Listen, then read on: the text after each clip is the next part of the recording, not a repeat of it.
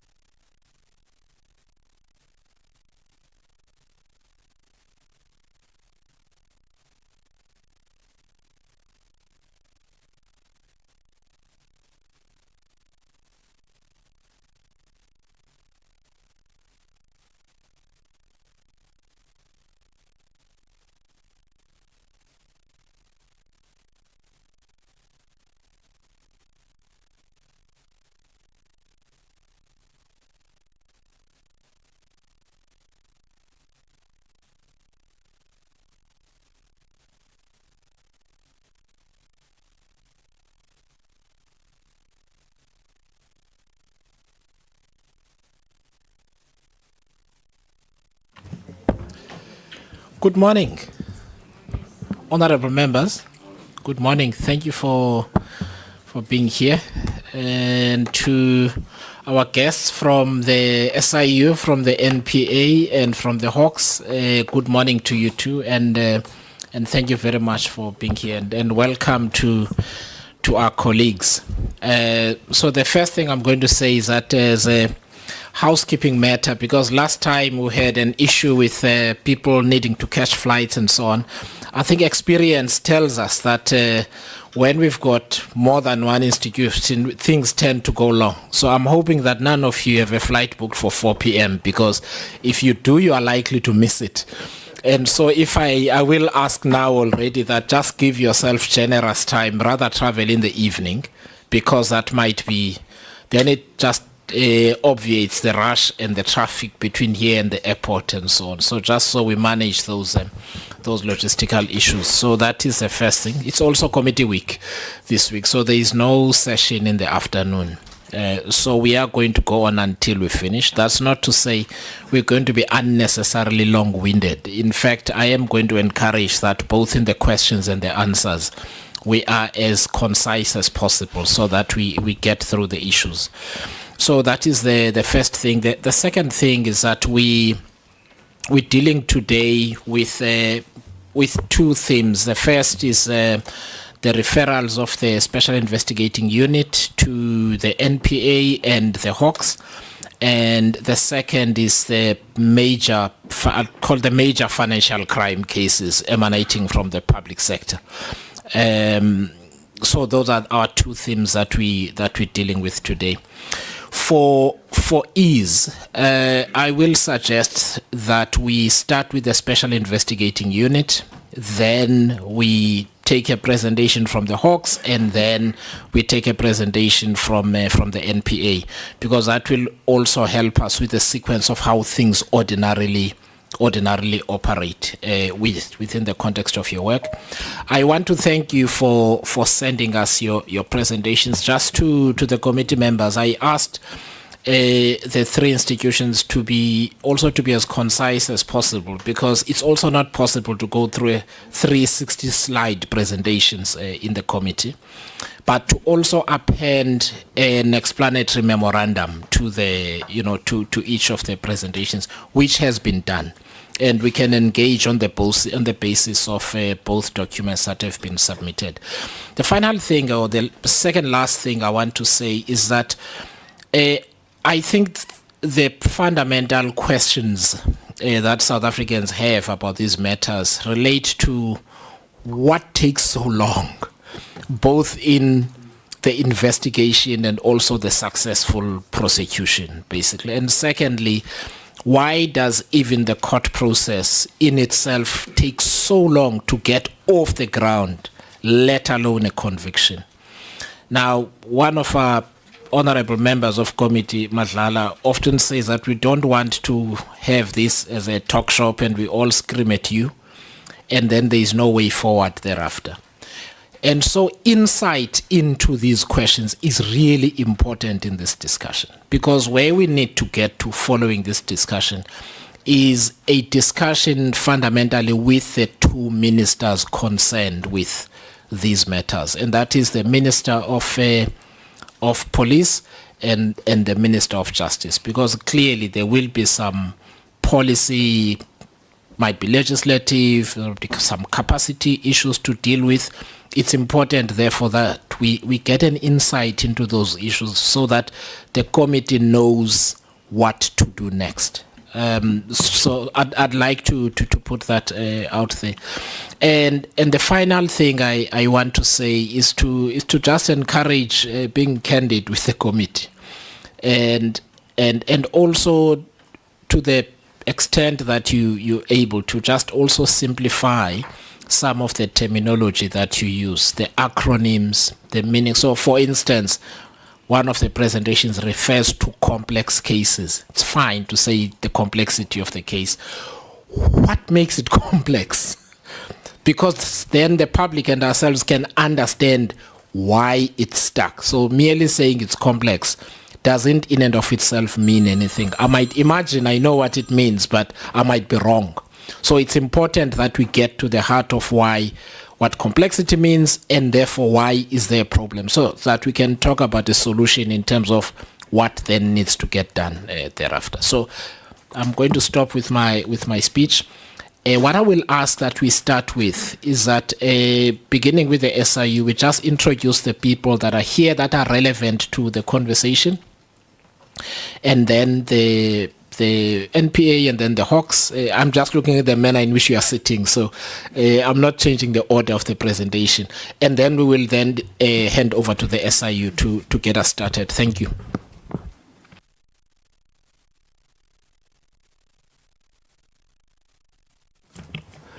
No, thank you. Thank you, Chair. I've asked my colleague to connect the presentation, so we'll present as requested. I thought Chair, you wanted to stay as far away from the members as possible. No, Chair. Chair, I'll start off with myself from SIU. I'm Andy Mutibi. I'm the head of the SIU. I'm joined by my colleagues. I'd like them to just introduce themselves quickly, and then we can proceed.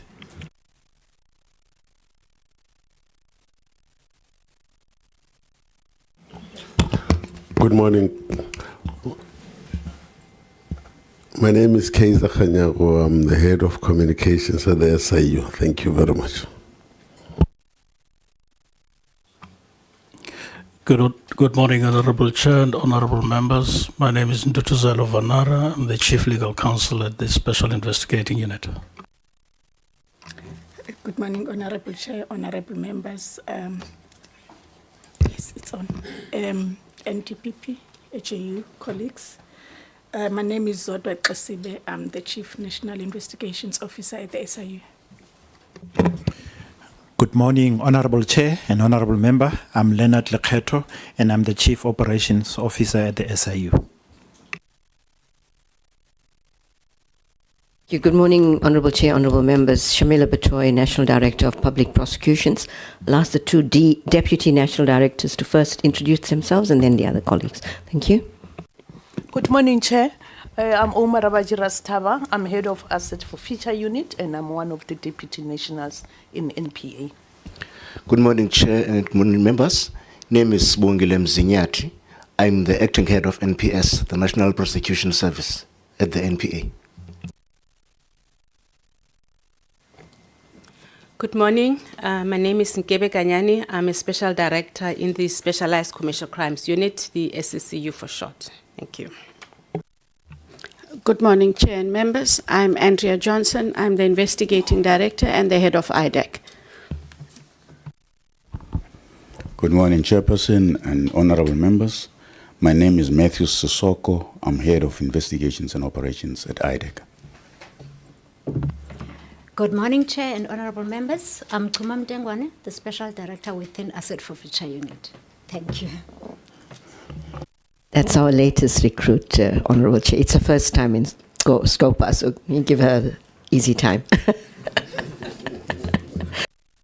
I wish to declare an interest because Kuma and I are cousins.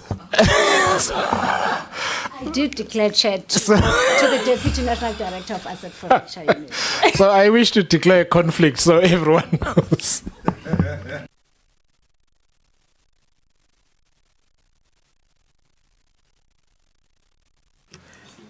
Good morning to the Honorable Chair, the Honorable Members, the leadership of the NPA, the SIU. I am Lieutenant General Mboto. I'm the Divisional Commissioner of the DPCI, and I'm with my colleague here, General Mbinya. Thank you. Good morning, Honorable Chair, and to the Honorable Members. I am Major General Meli Makinyane. I'm the Component Head for Serious Commercial Crime Investigation in the Directorate for Project Crime Investigation. Thank you, Chair. Thank you very much. I think we'll hand over to you, Advocate Mutibi. Thank you. No, thank you very much, Honorable Chair and Honorable Members of SCOPA. My colleague, the National Director of Public Prosecutions, and all the colleagues from NPA and SIU. Chair would like to proceed. As I indicated, the sitting arrangements with my colleague is because the connection is in front here. So I'll start off, and then where appropriate, he will take on.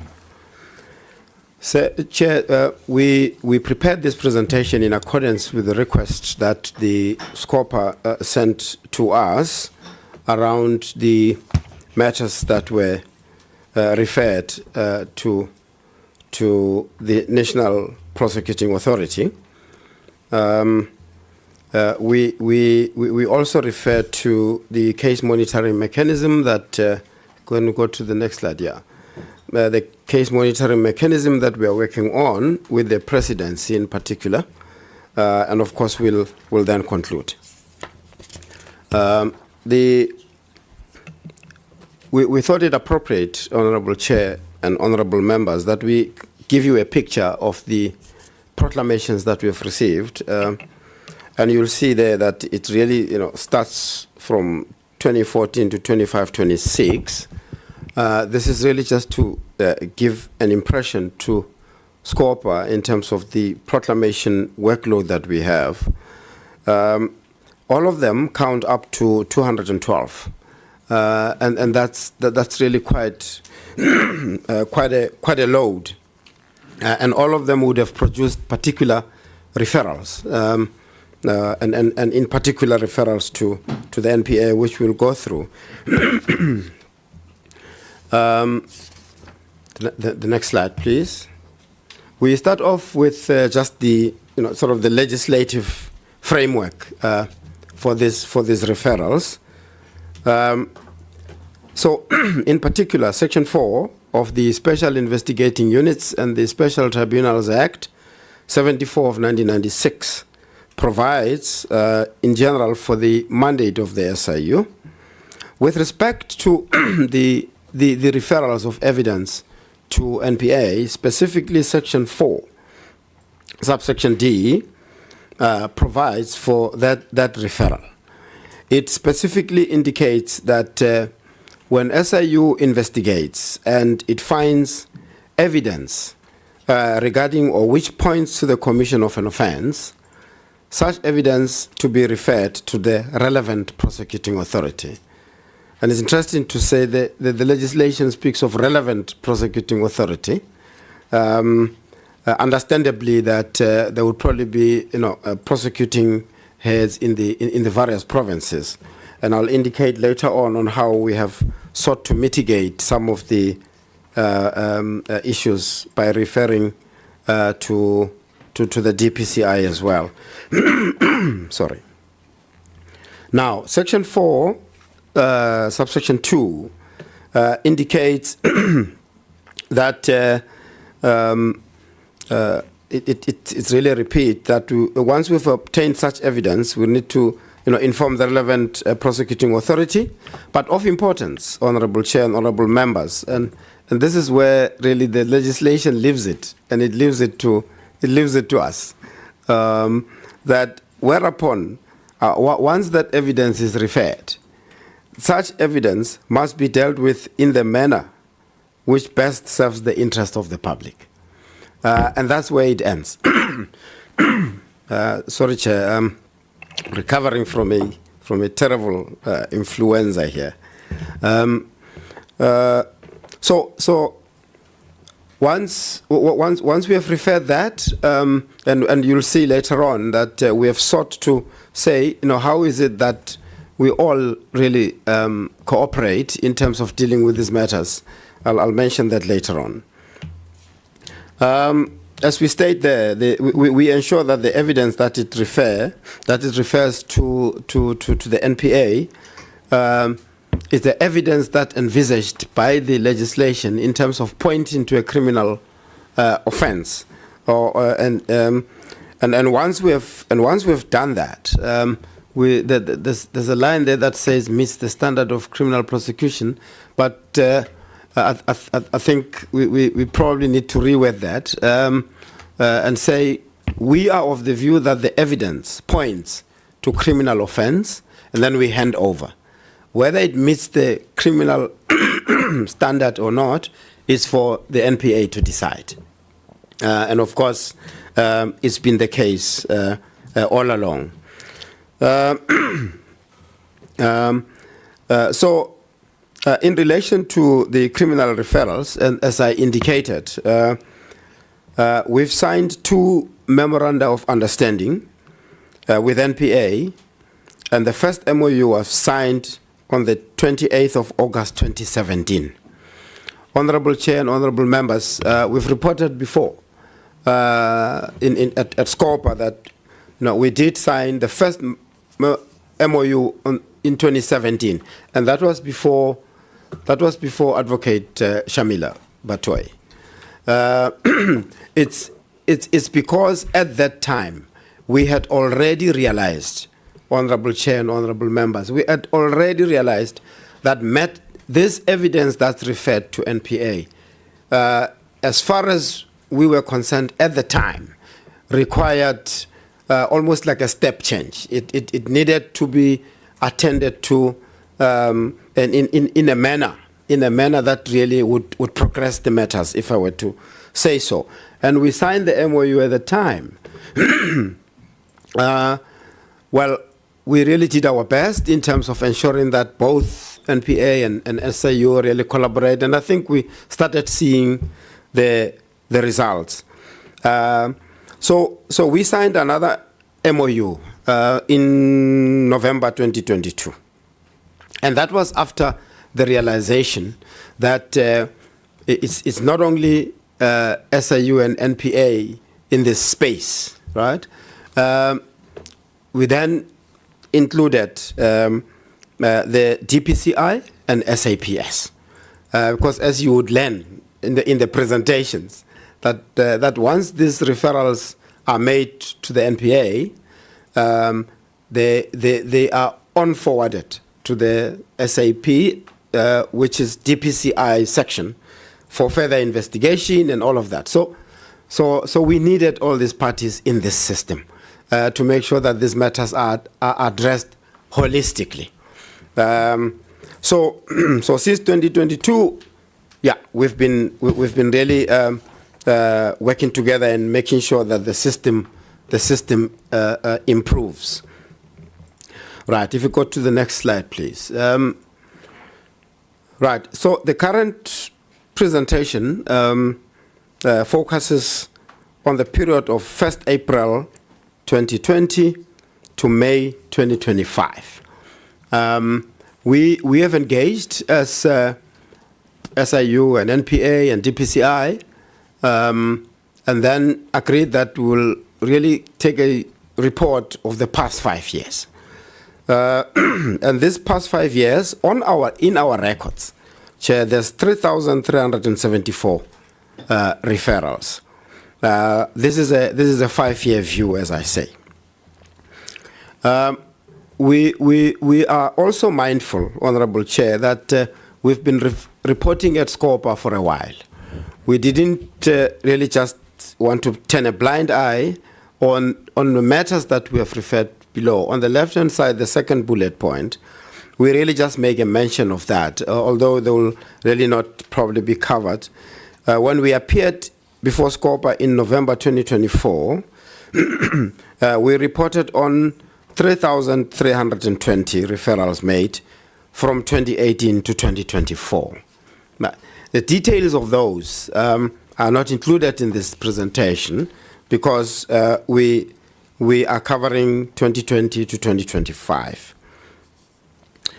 Right. So on the right-hand side, we really just make an explanatory note around these referrals. The SIU referral, as we say, may contain one or more individuals or juristic entities. So we count those referrals, referrals against those entities, each one. We count it as a referral. Now, we've learned from our colleagues at NPA that they may not deal with it on the basis that we have referred. They may end up clustering these matters for purposes of considering the matter whether for prosecution or for further investigation by the DPCI. As we have observed over the time, that this leads to what I would say. Well, we say difficulties there, but it's really issues of reconciliation, of the numbers, because our numbers would not be dealt with, in the same manner as we referred, and for understandably, because they will be looking at, how is it that the evidence points to each one, and how is it that they get charged, if they get charged. So, but we are saying there that going forward, the situation should improve, and we have seen some improvement because already there's a pilot with the case monitoring mechanism that has been developed with the presidency. If you go to the next slide, Chair, the next slides really just really show the numbers,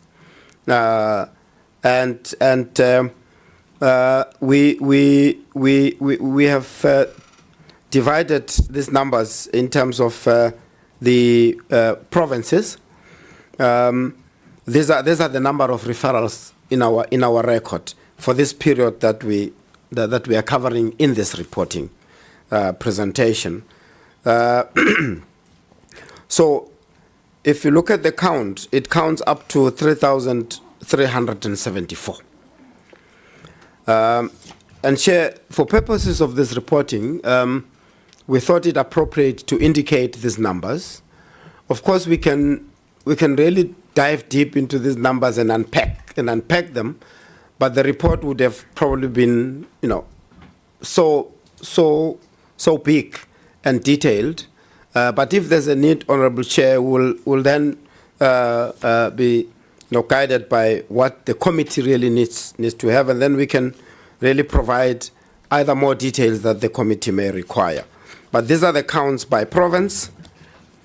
And the next slide is the count by year from 2020 to 2025. I really went through this and ensured that the count reconciles with the previous slides. It does. They all count up to 3,374. This is a count by year. And the next slide is a count by sphere of government. As you can see there, the national, which are the national entities, national departments, and national state-owned entities. They count more. And Chair, from our observation, most of the strategic investigations are really happening at a national level. This would include your REF investigations, lotteries, DINEL, and all those. And then you've got provincial sphere of government. There it would include provincial departments, it would include provincial state-owned entities, and so on. And then the local government, which are in the main municipalities. Again, I did a check. It counts up to 3,374 referrals. All right. The next slide, Chair, as we prepared, we really tried so that the committee has a sense of all these numbers. It's well and good to give the numbers, but what do they really mean and say? And as I said, if need be, we can really go back and say each and every number, which offence did it point to. But we thought it appropriate to give a picture of the evidence that was referred, pointing to which the nature of the offence that would have been pointed to by the evidence.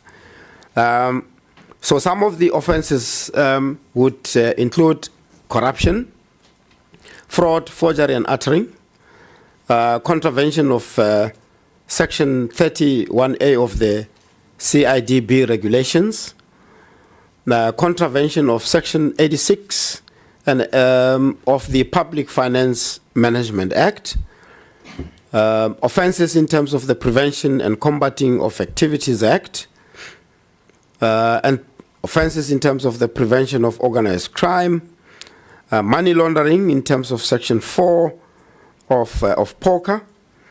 We also look at contraventions of the Municipal Finance Management Act and contraventions of those sections referred to of the Medicines and Related Substance Act, and these were quite rife during the COVID-19 investigations. I've mentioned already about fraud and the thefts, in particular of funds committed by attorneys and matters relating to contempt of court. So may I just ask you to stay on this slide? I just want to clear a matter up. So first, second, third, fourth, fifth bullet 2, 3, 4, 5. Is that the Prevention and Combating of Corrupt Activities Act? Is that Corrupt PRECA? Activities That's Act. PRECA, Yes, right? yes, yes. Okay, if we can make that correction, so that the public version contains the accurate information. Thanks. With the Prevention and Combating of Corrupt Activities Act. PRECA. Thank you, Chair. Thank you so much. Right, Chair, we now really come to what is called the case monitoring mechanism. At the time when we sort of first raised these issues around 2017, when we signed the first memorandum, and we kept on presenting to SCOPA from that time, the matter was also taken up with the presidency. And SCOPA also, called the presidency to really come and say, how is it that the referrals of SIU are monitored for implementation by various state institutions. So following that interaction, a focused project was put in place where a mechanism had to be developed. So as we speak, there is a mechanism that is in place, but as we say there, the presidency previously reported to SCOPA that a case monitoring mechanism was being developed, which will allow the presidency to track and monitor the implementation of the SIU recommendations for remedial action. Chair, we're reporting this because we are part of the project. I'm sure the presidency can present in so many ways on themselves, but we present as much as we are part of the project. Significant progress has been made, we say. CETA, which is the State Information Technology Agency, was contracted, and they've developed a proof of concept in respect of the SIU referrals to NPA. NPA is also part of this project. So officials of the SIU and NPA have been trained in the use of the proof of concept system. The system went live on the 1st of April 2025. So data has been uploaded for the tracking and monitoring of the SIU referrals as a pilot for the North Gauteng office of the NPA. We will monitor how that proof of concept really progresses and then obviously report on. So we have ensured that each SIU referral gets a unique system reference number, and this will now really make it easier for SIU and NPA to reconcile the numbers. Next slide. The proof of concept will be evaluated next month, where after a decision will be made as to whether or not the system should be further developed or expanded to include the remaining NPA referrals as well as other SIU referrals. That is disciplinary referrals, regulatory, administrative, and other systemic referrals. This system really it's going to prove so worthwhile to really make our reporting life in this space easy. A steering committee has been established, which is chaired by the Department of Monitoring and Evaluation at the Presidency. Of course, the terms of reference of this steering committee have been drafted and have been circulated to the members. There's a technical operations committee that has been established. The next slide. So in summary, the proof of concept really would deliver the following capabilities. We'll be able to track cases from a motivation for a proclamation through to implementation of the criminal recommendations. It will provide integration between SIU and NPA systems for criminal referrals. It will also ensure complete alignment on numbers and reporting between SIU and NPA. It also establishes the foundation for expanding to other recommendations types like disciplinary, regulatory, administrative, and systemic. We've actually, as a project team, also observed that it could really serve as a capability for monitoring the state capture cases, but they would be included in the system at a later stage. A recommendation is made that upon the conclusion of this proof of concept phase, the presidency and NPA and SIU could be invited to SCOPA so that we give a detailed presentation of the capability that this system is bringing. Indeed, we do welcome the interaction with SCOPA. But here we need to, as I conclude, that it is really our view and that this area, over and above administrative cooperation, interaction, system improvement, we are of the view that it might be served well by the amendment of the legislation, and as part of our legislative amendments, we'll possibly consider that. And why do we have that view? It's because really to obviate this issue once and for all. And I think we've said this at SCOPA before, that the legislative referral process, I think needs to be reviewed, because the referral to NPA and onward referral to DPCI, we are of the view that it doesn't really, it's not efficient. It's not efficient at all, because it results in all these delays that we have observed. So as a result, there's really a need to review this so that the efficiencies are brought in. Such efficiencies could be, for example, that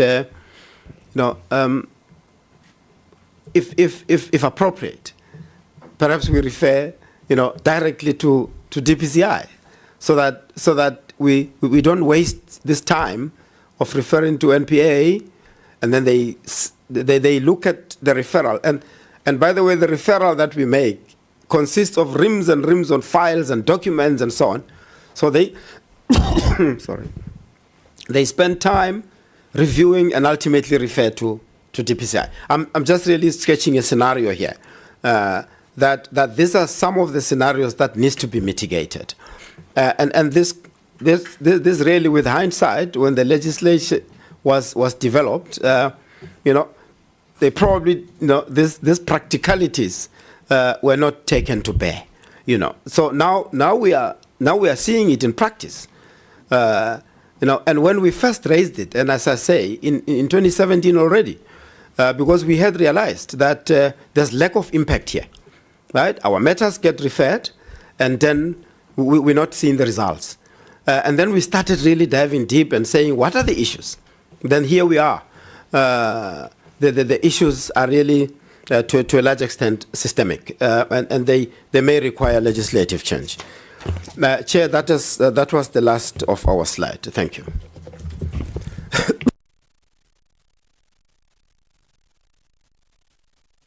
Thanks, Advocate Motibi. We'll take the presentations in turn, if that's okay, and then we'll get to questions, because I'd like our questions to be across all three institutions. So we'll give an opportunity to the DPCI. Thank you, Chairperson, and the honourable members and the honourable Chair. Chair, the one aspect that we wanted just to bring to your attention is that the reconciling of the figures has been a serious challenge. What made it difficult, Chairperson, is that, as you must have heard from the head of the SIU, was that the way they calculate, they will calculate individuals and juristic persons, while they might be having 10 of those. When we have the actual case, we find that it's one case for us with those 10 individuals and those juristic persons. Also, the other challenge that we had was that it's not centralized, meaning that while some may go through the head office of the NPA, some may go through the regions of the NPA and get referred to the DPCI in that region. And we might not have that figure to reconcile. And then we thought if we were to get those, it would have taken us long. But what I'm just trying to say is that we might not have, as we speak, a correct figure that speaks to how many have been referred and where. And the other aspect that the Honorable Chair and the members need to take note of is that when it comes to the NPA will not refer everything that they've received. They will refer to us those that they've assessed and identified that there is a criminal aspect that the DPCI needs to investigate. Thank you, Chair. General will present that. Sorry, can I just, and I'll ask the members to note this because it's one of the things I want us to discuss at question time, because there are clearly issues here. So we've discussed the issue that, let me clear this up first. Isn't it that the assumption for the SIU, and I'm asking all of you, so SIU, NPA and the Hawks, but NPA in particular, isn't it the legislative assumption that the reason the SIU, in the conception of the SIU Act, was supposed to refer matters to the NPA was prior to the, I think it was the Hampepe Commission, where the Directorate of Special Operations was in the NPA. Things have subsequently changed, and the Directorate of Special Operations is no longer in the NPA. It is now the Hawks under the SA Police Service. And therefore, that's what legislatively needs to be cured. That's the first thing. So let's note that. The second question, therefore, that arises is, how does this work in respect of the investigative directorate? Right? How does that decision making work? So when it comes to your turn, Advocate Bato, you don't deal with the matter now. When it comes to your turn to present, please deal with that matter, because we kind of need to come out of here with some conclusion. I have alerted the chairperson of the Justice Portfolio Committee to these questions that Parliament and the Executive will need to do something about to resolve. The last thing I want to notify everyone that we need to discuss, there are clearly issues relating to both at the DPCI and at the NPA in terms of where appropriately you're supposed to refer matters, either for investigation or for prosecution. As I understand it, and correct me if I'm wrong, if something happens, so the provincial directors of public prosecution have the primary responsibility for following up and basically making prosecutorial decisions around those prosecutions. So one of the things we need to deal with is, at which point does it roll up? And in most of the instances that we're talking about, if cases do so, where are most of the decisions made? Because if we're going to deal with those questions, we need to have an understanding and what kind of supervision takes place at that level, so that we get an insight. And that is for both institutions, because they've now left the gate of the SIU and they reside with both of you. So can we just note those for discussion later on, and also to the members? Thanks.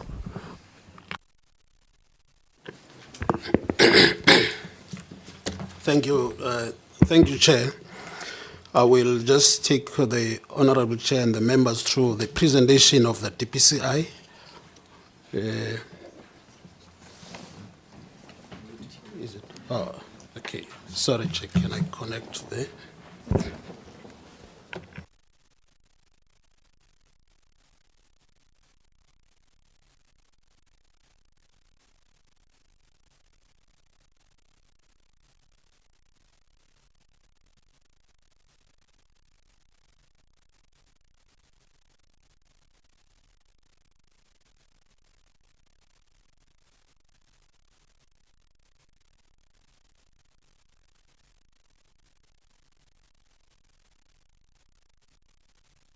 Apologies, Chair. I thought maybe the copy that we sent is plugged already. Sorry, just a few seconds.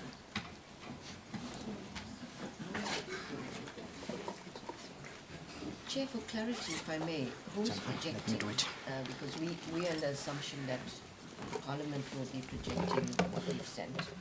No, I think the little mistake that's happened is that we hardly have more than one institution here, and therefore whoever is presenting brings their laptop and we use it. May I suggest that for next time, so let's wait until this is sorted. So what I'd like to ask is that the NPA's presentation gets sent to this machine.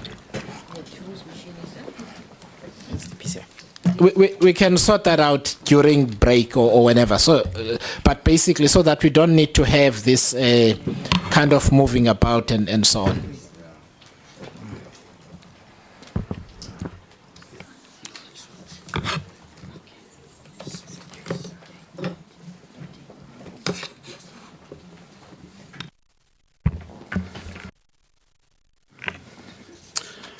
Thank you, Chair.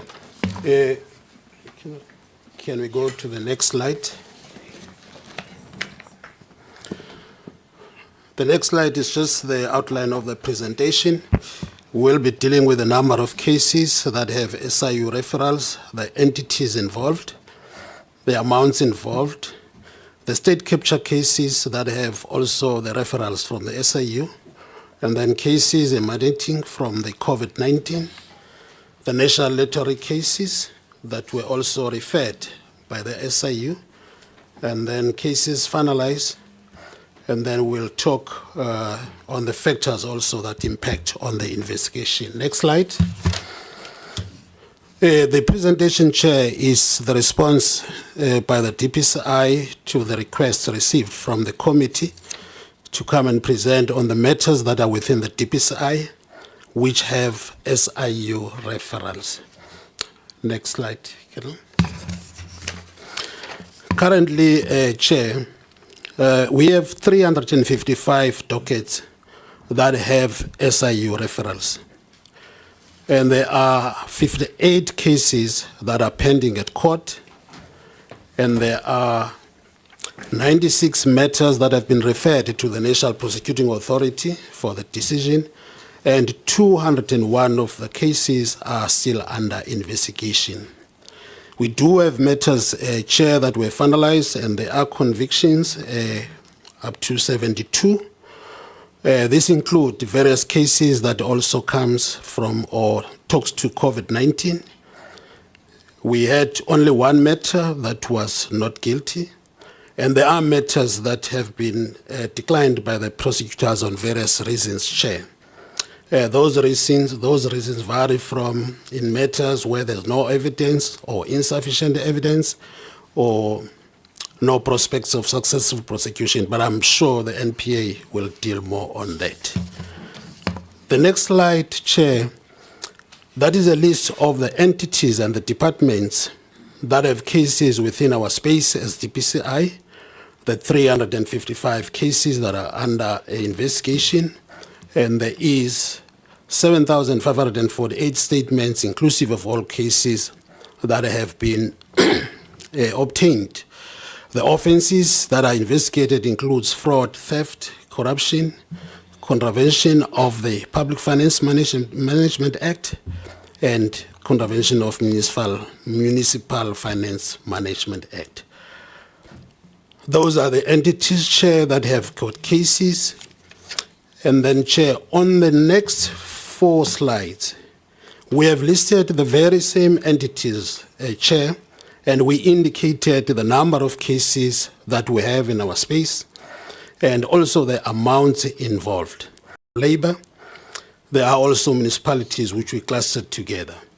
The Department of Education, if I can just give an insight there, there's more cases referred that talks to NSFAS where there were fraudulent applications for the funds by the students. In the Department of Health, also the number is influenced by the matters that talk to COVID-19, which were also referred. Same applies to the Department of Labor. There were applications and claims, fraudulent claims, for temporal employment relief scheme. Now, the amounts that are reflected there, Chair, is the amounts that sometimes talk to the tenders. If the case talks to the tender, if I can make an example on that, is the amount that is recorded when the investigation starts.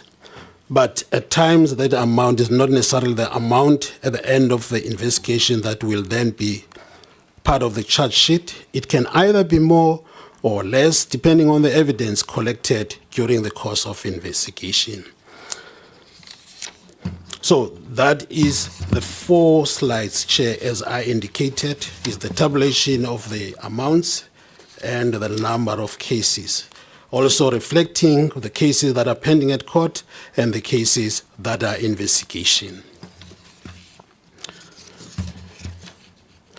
Thank you, Chair. And then the next slide, Chair, where we talk about Garsfontein case 47 of 7/2020, is just one matter where there was a conviction of a company that misrepresented to the Construction Industry Development Board, CIDB, for the purpose of being upgraded, and they presented fraudulent documents. It's one of the matters that also have been dealt with by SIU and referred as such, and the accused there was found guilty and was fined to pay 100,000 rand, of which 50% of that was wholly suspended for 5 years. Then on the state capture matters, Chair, there are 4 matters that are within the space of the DPCI, which addresses 31 recommendations from the reports of the state capture, but also have SIU referrals. Those matters, 2 of those matters are before court. One matter was finalized with a conviction, and the other matter is still under investigation. So those are the 4 matters that the DPCI have, which have both the recommendations from the state capture and also the SIU referrals. Then on the COVID-19 matters, Chair, the DPCI has 93 matters that are under investigation that are within the DPCI. No, just to correct that, Chair, 93 is the referrals from the SIU. And then there are 22 cases that are before court, with a total of 73 accused persons that are appearing on the court. And there are 12 matters that are referred to the NPA for decision, and 59 matters are still under investigation.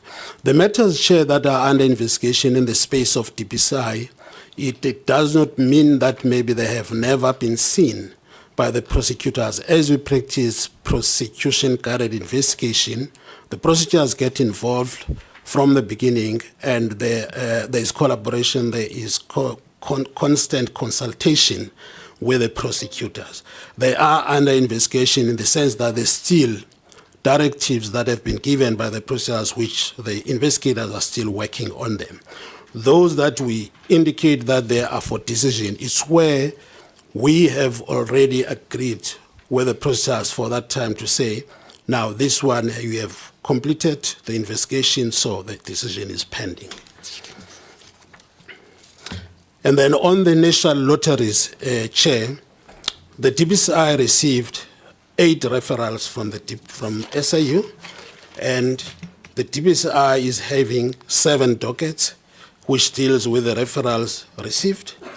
And I think my divisional commissioner have already indicated that at times the case, and most of the times, will not maybe have 1 referral. So the number of referrals does not necessarily translate to the number of cases. So on the National Lottery matters, 6 of the number that are under investigation in the docket is 7, and 6 are under investigation. 1 is pending at court. That is basically our presentation, Chair. Thank you.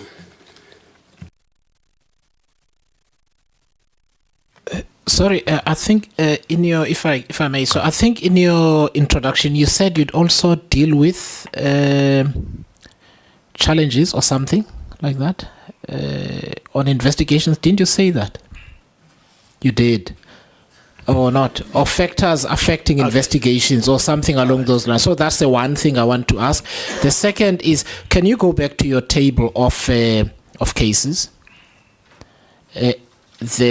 Yeah, just keep going and then go to education. I just want to be clear because it says Department of Basic Education, but you refer to NSFAS. Shouldn't that be Department of Higher Education?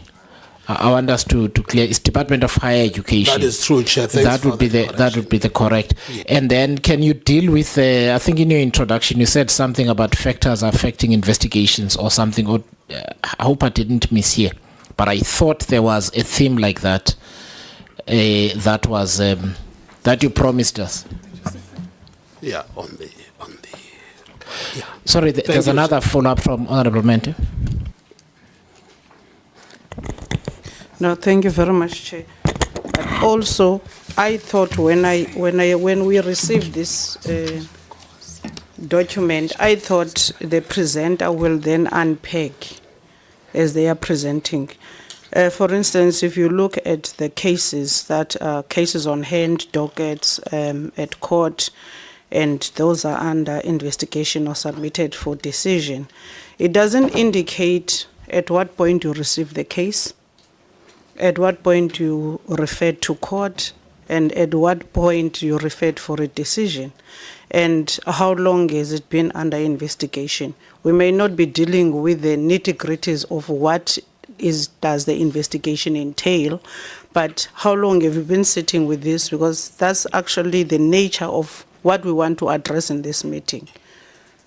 And your presentation is silent on the actual work we are looking for. You just complied with giving us the cases, but you're not telling us anything. As far as I'm concerned, I'm not hearing anything you are actually saying, because you are only telling us what the SIU referred to you and how you categorized it. But as far as everything else we need to know, there's nothing there. Thank you, Chair.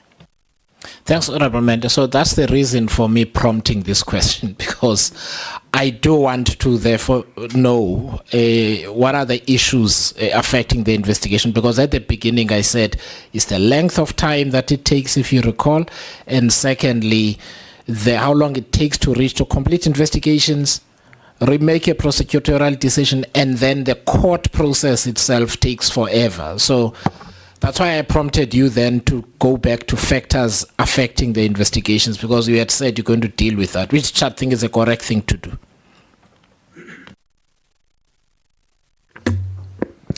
Thank you, Chair. Chair, what the honourable member is indicating is true that it is not reflected in our presentation. But let me indicate, Chair, that the matters that we have, which have SIU referrals, there are matters that are dating back as far as the presenter from SIU indicated that we are talking about matters from 2020. But the cases of referrals that have been there prior to 2020, we have included them, Chair. And they date far back, some of the cases like maybe 2018, 2017. The cases, Chair, that we have, some of them as much as today we are indicating that they have got SIU referrals, we do have matters that when we receive the SIU referral, they were already in our space under investigation. But when the referrals come, then not new matters that are opened. So that detail, Chair, unfortunately, as it is not appearing on our presentation, but it is true that there are matters that have been with us for some time. And as the Chair indicated from the beginning, that maybe when we talk about complex matters, we need to indicate what do we mean by complex. Some of these cases, Chair, they refer to multiple transactions that have taken place over a period of time, and all those analyses, that is the investigation that needs to be done. And at times, Chair, some of these cases, they need skills that we do not necessarily have with them within the DPCI, where we have to outsource those kind of skills to make sure that we get to the bottom of the case for the NPA to have proper evidence for getting those matters to be enrolled. So the presentation, Chair, unfortunately didn't get to that deep information, but the issue which Chair have raised, where there is an indication in our layout of the presentation that there are factors that also deal, that talks to the delays or the inhibiting factors within our space, though we may not necessarily like to deal with them deep on those, Chair, as if maybe we are putting an excuse. But the issues of the resources, Chair, always come and hit us hard when we get to the time that we take in finalizing our matters. I am not sure, maybe my divisional commissioner would want to add something on that. Thank you, Chair. Thank you, Chair.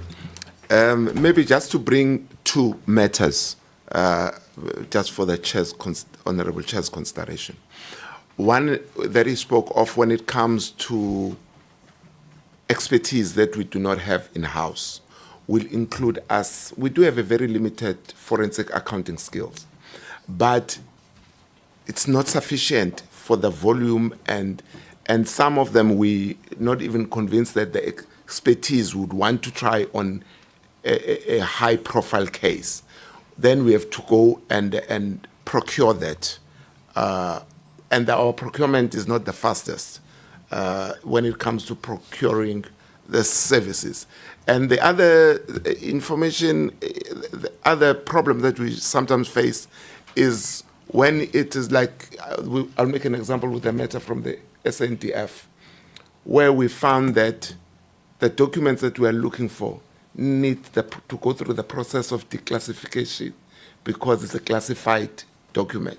So these are kind of challenges that we sometimes have. Thank you, Honorable Chair. Thank you. So you were helpful enough to give us a memo. So can I try and help this answer by going to point number 7 on your memo? The members have it. And then let's go there. So let me, for ease of reference, I will read it because it's short, right? Factors that impact on investigation. So when I asked, I was looking at it, and I was hoping you'd go there yourself. The DPCI is currently operating at just 50.41% of its approved staffing structure, of 5,332 positions. I am assuming you are sitting at 2,160 something odd. So you are short of literally half of your people. So the shortfall is 49.6%. Our current operational capacity is impacting on the workload, right, which has necessitated prioritization of certain matters over others. While we strive to maintain high standards, the reality is that resource reallocation to address emerging priorities can compromise the quality and illustrate the challenges we face in delivering optimal results under these conditions. Bullet number 3, although recruitment efforts are ongoing, the DPCI's incremental gains in staffing are continually threatened by the daily risk of attrition due to various factors. So I don't want to say that goes to the heart of the matter, and I don't think you were helpful to yourselves and to us. I accept the issues that you raised. Bottom line is, if I were to read these 3 bullet points, the number of cases that you get, not just from the SIU, but basically financial crime type cases, arrive at a DPCI that really has to choose which cases are going to get investigated and which ones are you're going to look at later. And some of those cases that fall under we're going to look at later are some of the cases, therefore, that we end up asking about why it takes so long. So is that the correct characterization? Because it sounds like what the hospitals have to do, which is, they're all sick, but I'll pick the ones that are about to die. Okay, so is that what we're dealing with? We can have this discussion later, but I think what Honorable Mente wants to get to is this question, and which I raised in the beginning as well. Why does it take so long? What is the issue? We need to get to the heart of those issues. Okay, but we'll have opportunity for a discussion.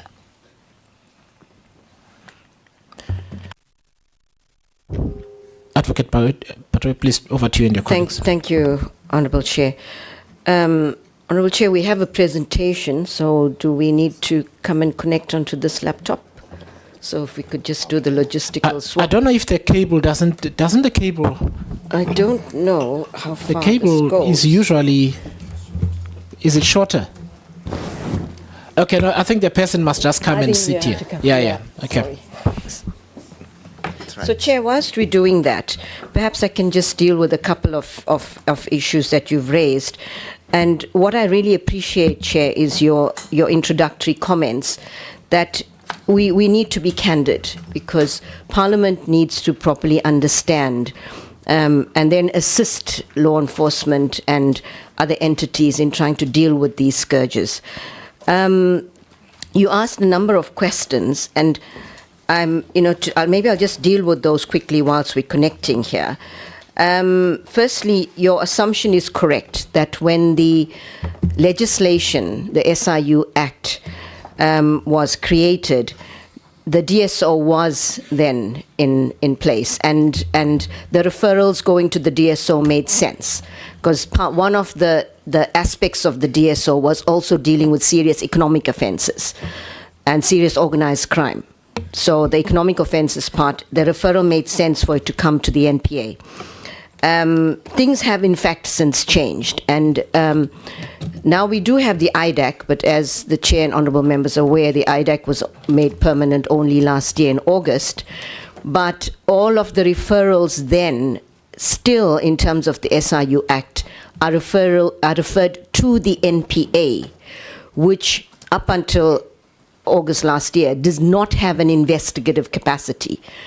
And so it's necessary, it's as of necessity, the matters have to go to the DPCI before the IDAC. And IDAC is a very small part of the work in any event. There's still a large number that goes to the DPCI. So you are actually correct that there's a need for an amendment to the legislation so that the referrals can be to the relevant investigative authority. Or we can talk about what language, but there is a requirement for an amendment. Perhaps in the NACAC process, which is now the creation, which they are recommending the creation of this Office of Public Integrity, and there will be an opportunity to amend SIU legislation that this matter should certainly be addressed. And to deal with the issue that was raised about the Act itself, Section 41D, which says that when evidence points to the commission of an offence, does not establish the commission of an offence. And I would ask that, that the relevant slide of the SIU be amended to reflect that the criminal standard, as Advocate Motibi had explained, is whether it meets the criminal standard. The slide says it does meet the criminal standard. And I ask that be amended because the criminal standard is very different from the civil standard. And so there's still investigation that needs to be done in order to meet the criminal standard so that we can make the decision to prosecute.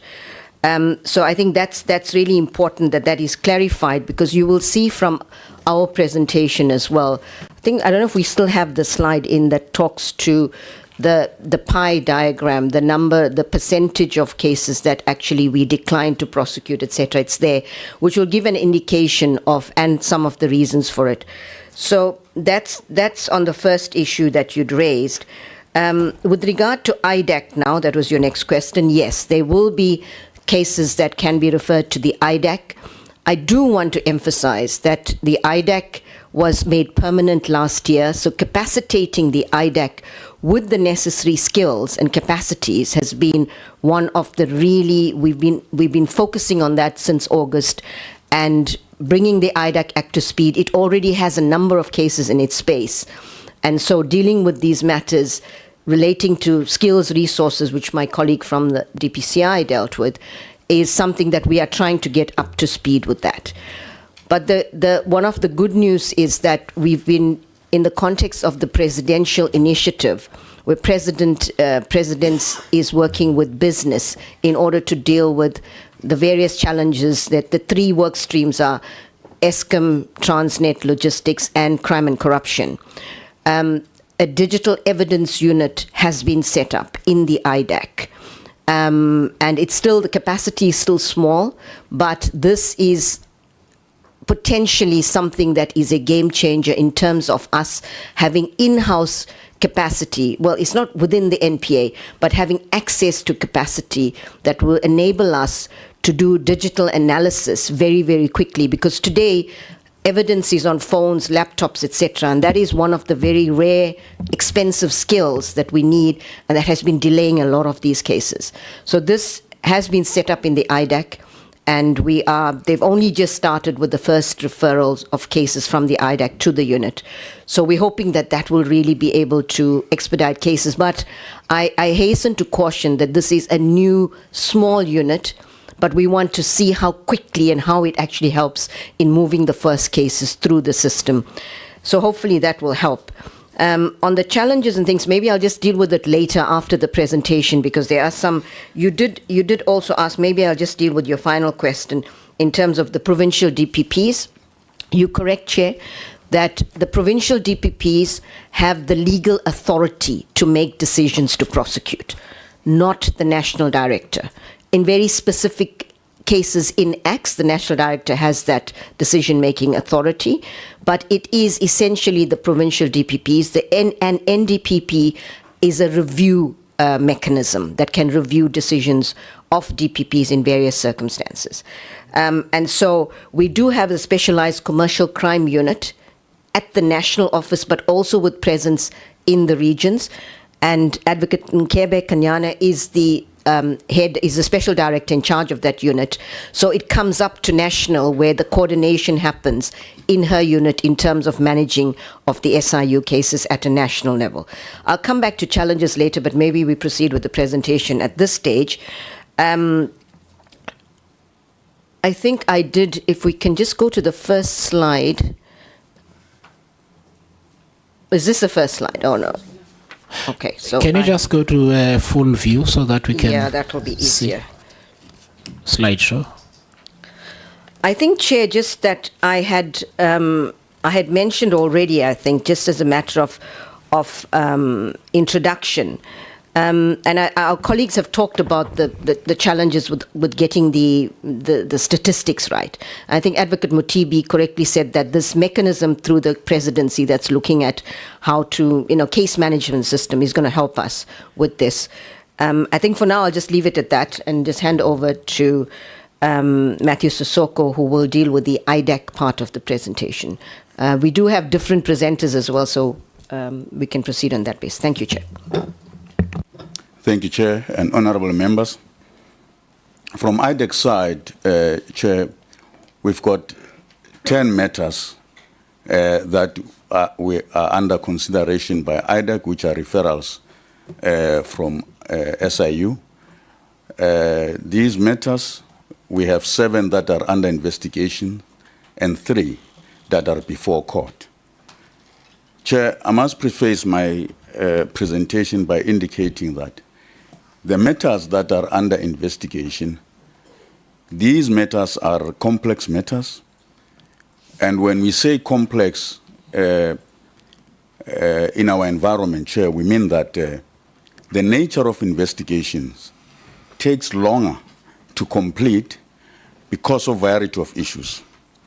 The kind of matters that we're dealing with, they straddle through different jurisdictions all over the world. So we have to contend with MLA applications and extradition applications, for instance. We also have a situation where we've got to do judicial forensic investigations where we don't have in-house capacity, so we have to outsource that investigative part. And you find that there are terabytes of data that we have to contend with, that experts have to look at in terms of downloading the data, in terms of analyzing the data to enable us to conduct these investigations.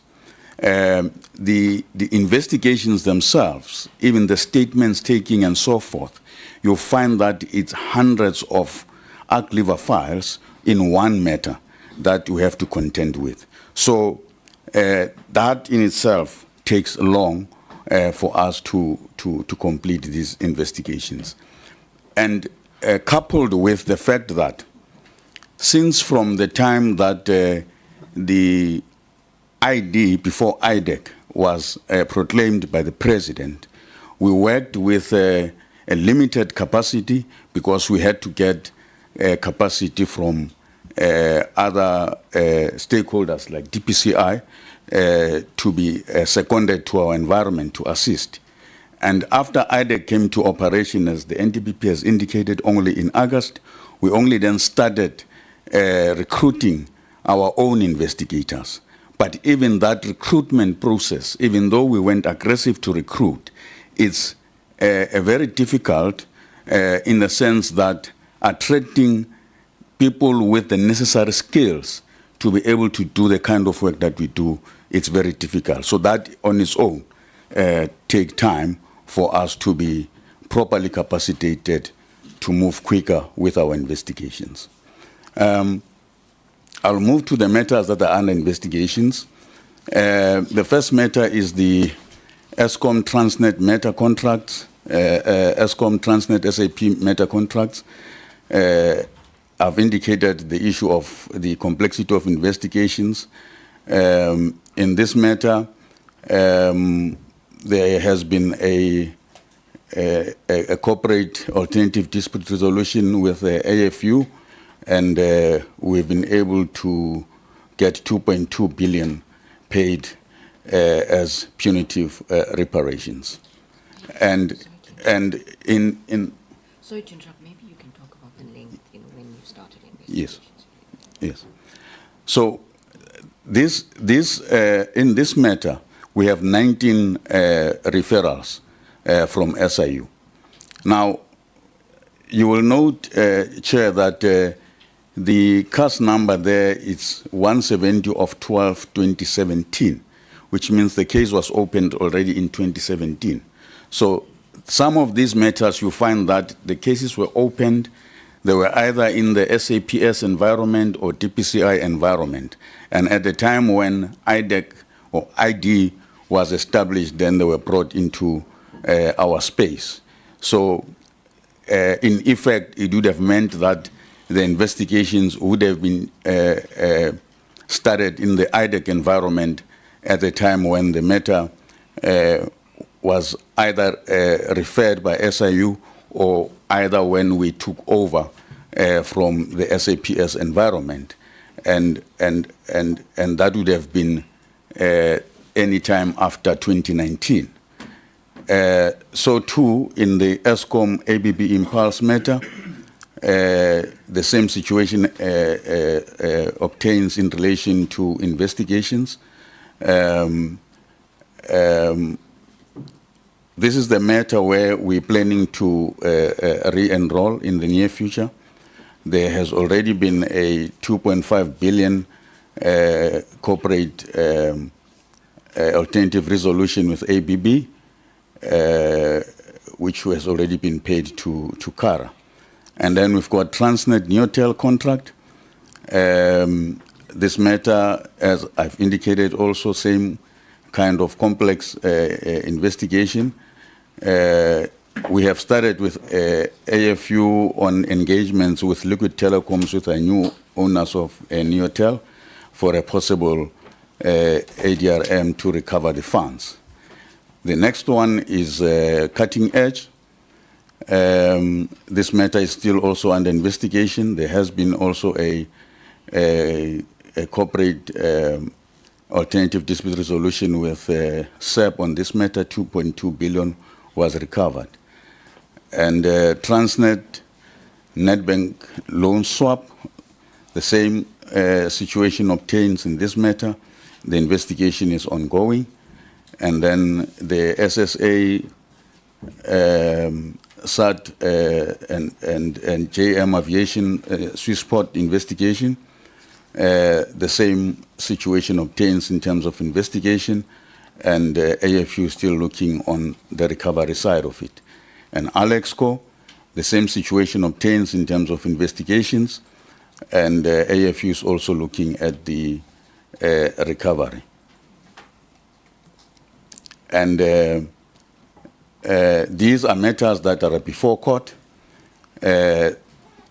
On this one, the ESCOM ABB gratification, the matter was enrolled on the 12th of July. The matter now has been postponed to the 8th of July 2025 for pre-trial. Now, just to speak on the issue that the chair has raised on why these matters take long after enrollment. Part of the difficulties we have in these matters, because of their complex nature, and we have in most these matters a number of accused persons and entities. In most of our matters, we have no less than 10 accused persons and entities. And you find that the accused persons will lodge interlocutory applications, which we have to respond to, and that in itself lengthen the cases. The accused persons will, from time to time, change legal representations. That also delay matters moving forward. We do, from our side, when those things happen, do our own applications in terms of Section 342A of the Criminal Procedure Act to force the defense that we must go to trial. And sometimes we are successful, sometimes we're not successful, and that results in the delay in these matters. So these matters, as I've indicated on the APP gratification, is going back to court on the 8th of July for pre-trial. And the next one is the Kusile matter, which is going back to court on the 20th of July to 18th September for trial. And the AFU has already got a freezing order there of 1.4 billion. And then we've got a Dinel matter, which we recently enrolled, and it has been postponed to the 30th of July for a pre-trial date. And AFU is also looking there on recovery potential. I'll hand over to my colleague.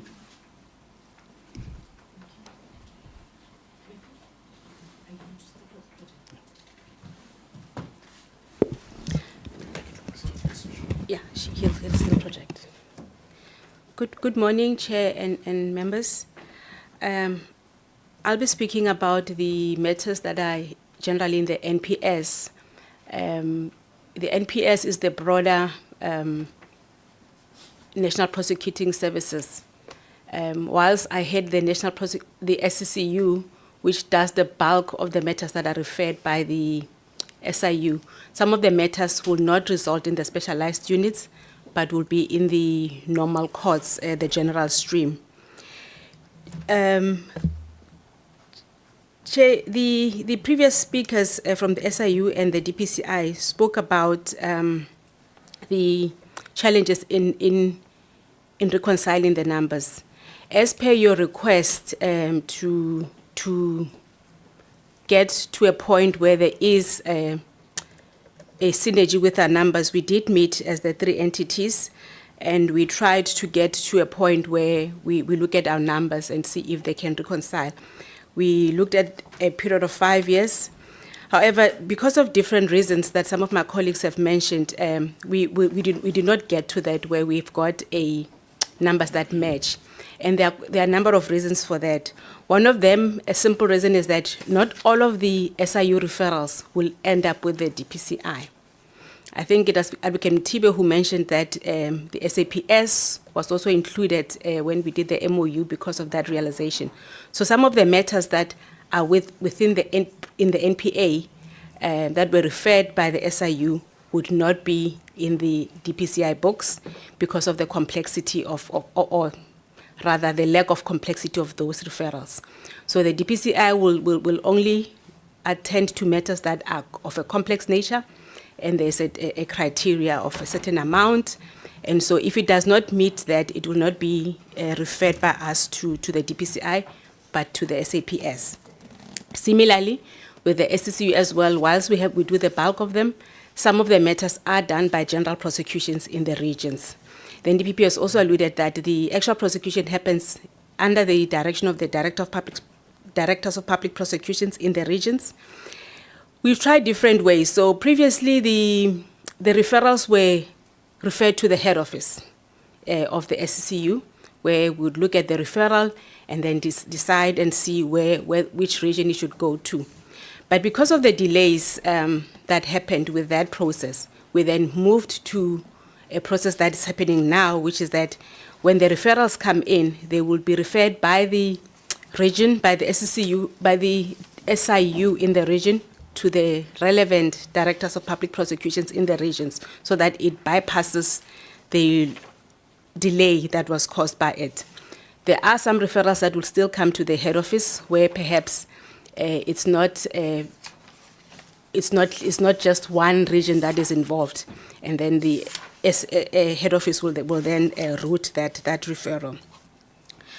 The other reason why the numbers do not match is that there is no central database at the moment, and they've all spoken about the current matter, that the current project that we are undertaking under the assistance of the Presidency and the Department of Monitoring and Evaluation, and hopefully this will be a matter in the past where we don't have where our numbers don't match. We'll have one version of the truth, as the SIU puts it. On the first slide here, I've put in the number of referrals that we have on the left-hand side for that period. It's just under 3,000 referrals that we were able to match. So we received the master copy from the SIU, and after deleting the duplications and things, that's the number we came to. And from there, we have in our books 1,695 matters that were then referred, that are under investigations in the different divisions. And 81 of these are matters that where a decision was taken already that there is a case, and then they are before court. 83 are matters where they were completed with a conviction and sentence. And then 229 is where we declined to prosecute. Some of the matters that are referred back would be, on merits, where I'm still on the first slide, please. So the nolly prosecute would be where we found that there isn't evidence to sustain a criminal prosecution, where prospects for successful prosecutions are low, and so we would then decline to prosecute. In other instances would be where we don't have the documentary evidence and the like to support the case, and so we would refer it. In some matters, it would be where we believe that the matter should not be dealt with criminally, but then there is merit for a disciplinary hearing, for instance, to be instituted, and some are, Okay, we can then move on. These are the matters that relate to the COVID-19 investigations.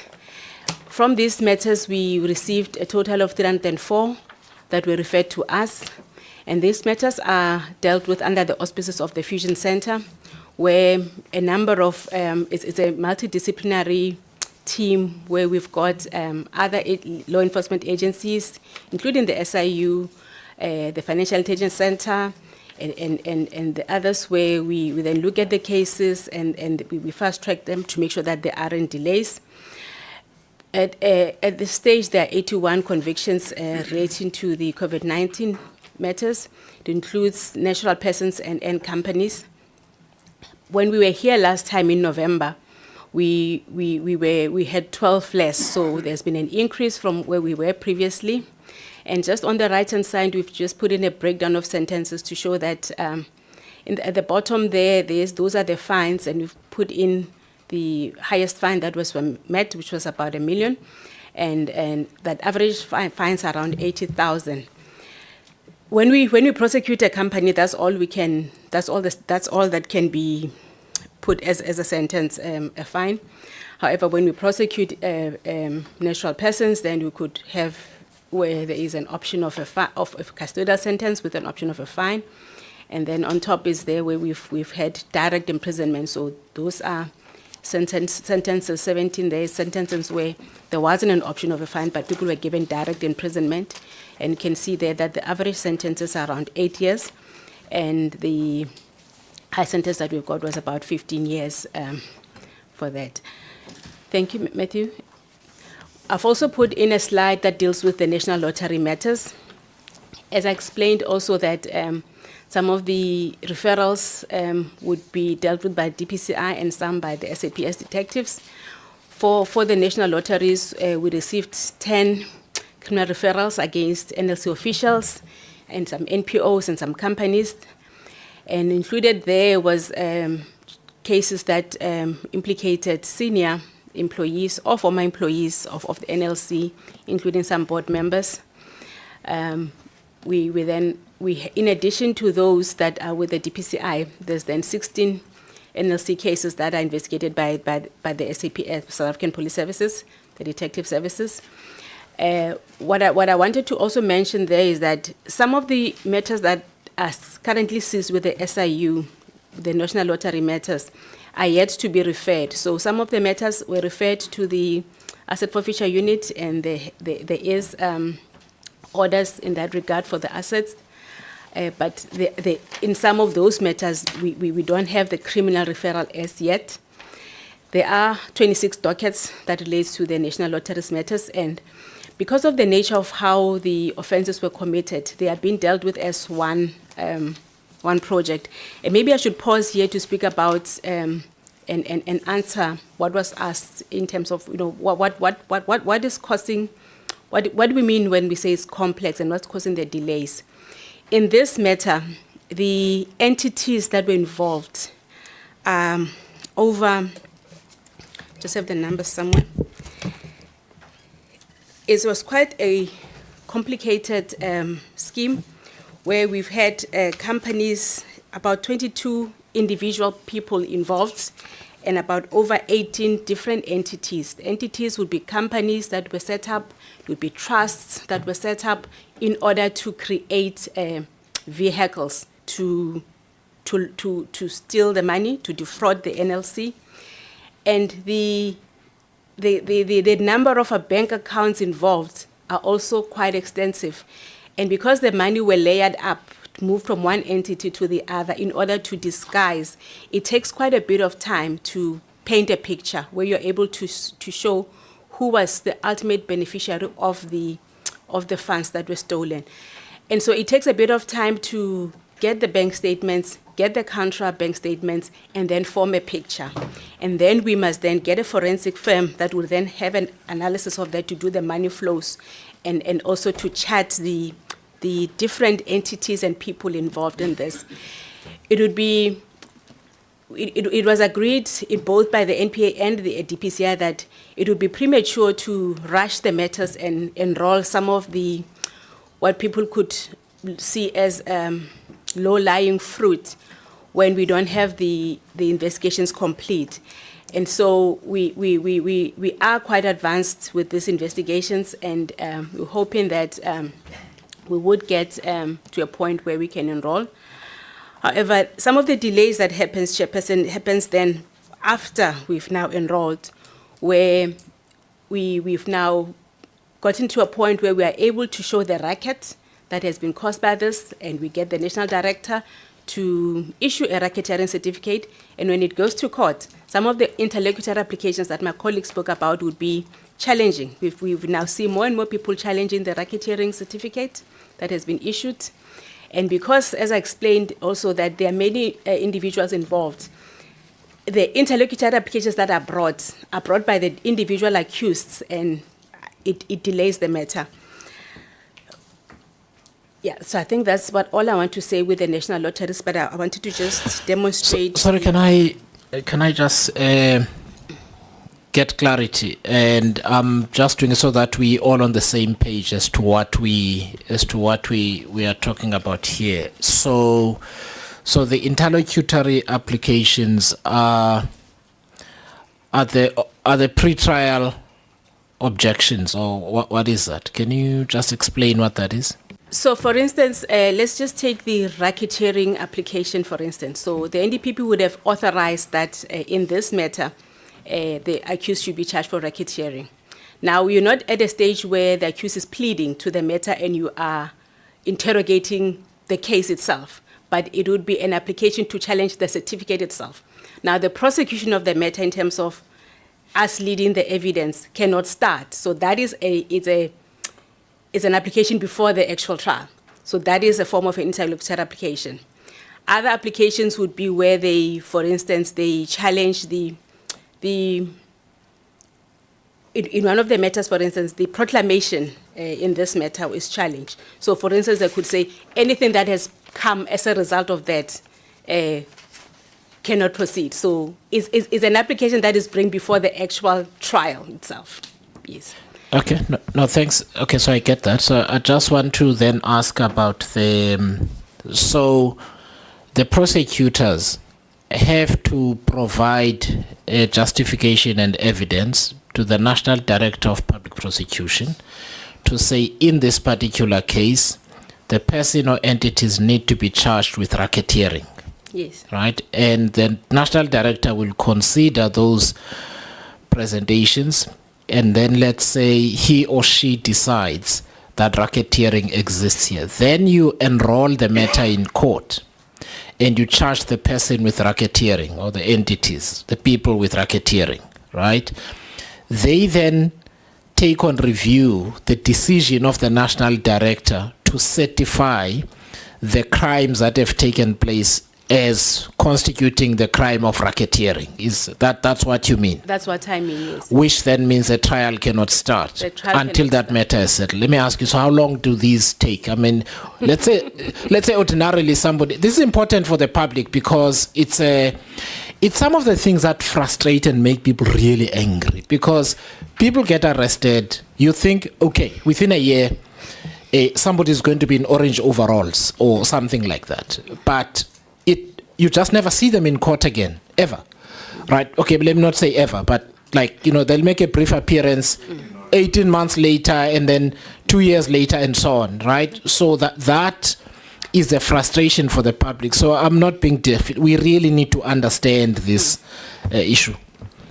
Yes, so Chair, it's a matter of how long is the string, It differs from matter to matter. It differs from division to division. So it drags the matters. It can be a matter of months. It can even be a matter of years. And remember now, because you're not dealing with one accused, so one might bring a particular application. They might bring a particular application, and that might be decided on. And then another accused brings up another application. And I think perhaps because of where we come from as a country in terms of how people's trial rights were trampled, the bench is very accommodating, of all these, because they do not want to trample against people's rights to fair trial. But this is why at some point we also stand up as the NPA and say, we're going to bring that 342A application, which is where we're saying that there is undue delays that are being caused, because justice is a two-way street. It's not just about the accused's rights to defend themselves, but it's also about the state, as the people's lawyers, right to bring matters to court fairly. So we are also able to bring the 342A applications, and we do that. Sure. If I may help as well, the Senzo Meiwa matter that's in court at the moment, there's been an application that's been brought to do with regard to something relating to his teeth. So that's an application that must be dealt with. Sorry, which matter is this? Senzo Meiwa, which is in court. It's not one that we're dealing with here, but it gives you and there's another one is a very famous case of where Billy Downer has been they challenged the authority of a prosecutor to prosecute the case. That matter's been going on for about 20 years. So there's a number of cases that we can give you examples of applications. And because we have so many layers in our system, the court system, it can go right up to the Constitutional Court. And so those processes take a long time. And where we have dealing with accused persons, particularly with means, then, these cases are delayed. Thank you, Chair. Okay, I don't know. Now you kind of need to finish your presentation, but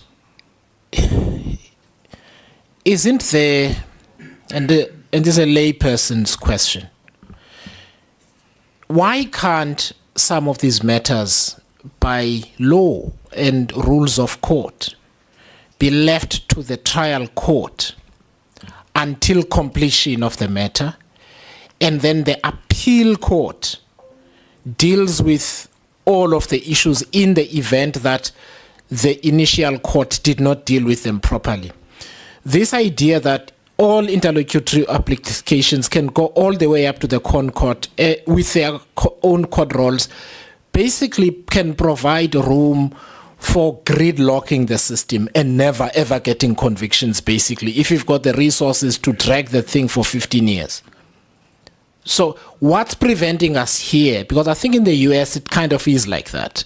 They're quite strict about what you can take to federal courts if it's a charge in their state system and so on, so that the trial court deals with as much of these as possible, and then later on, upon completion, you can deal with it. Or am I getting it wrong? Chair, you're right. And I think there's a hand. Advocate Mzanyati can maybe give to him to say something quickly to address before I say it. Thank you, Chair. Just on that point, and I think Chair is raising a very, very pertinent question.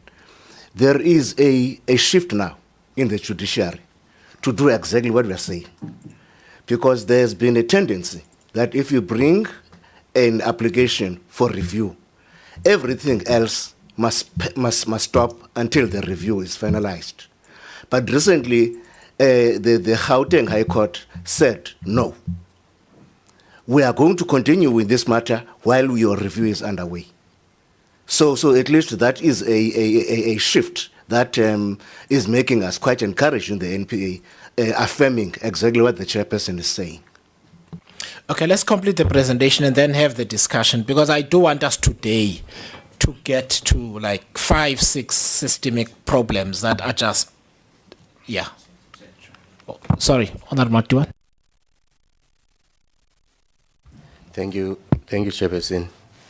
I just wanted to follow up on this matter because I think it's a crucial matter which delays some of the court processes that the NPA is currently involved in.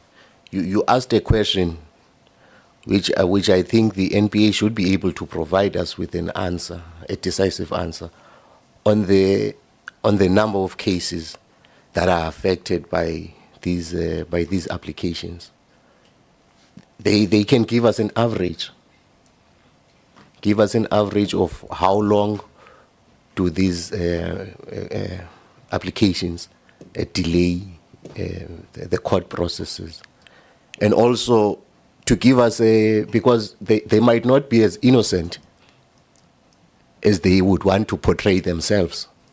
Maybe there are defects in their certificates, or there are defects in the proclamations. Hence, the number of applications that are done by accused persons. So they should be able to give us the details of what is causing the matter. Because there's no point, as you're making this point, to take a matter to court, whereas there are defects where that judgment might be, you might give a judgment, and then it will be overturned over something that could have been prevented in the first place. Because we're dealing with specialized units here. The SIU is a specialized unit, the NPA is a specialized unit, the Hawks are a specialized unit. So you in a way, you expect that the expertise and the skills to deal with complex matters are there, and that when something goes before court, they would have exhausted all the challenges that might arise. Because when you do scenario planning, when you do a scenario, you play out the scenario, how is this thing going to play out? So if you see from the onset that it's not going to move, they must be able to give us, from their part, what are the defects in their certificates, what are defects in the proclamations of the SIU, because there is a challenge. Thank you. Can I simplify the matter this way, because I think it might be easier to give the committee an idea of the nature of the issues, right, or the extent of the issues.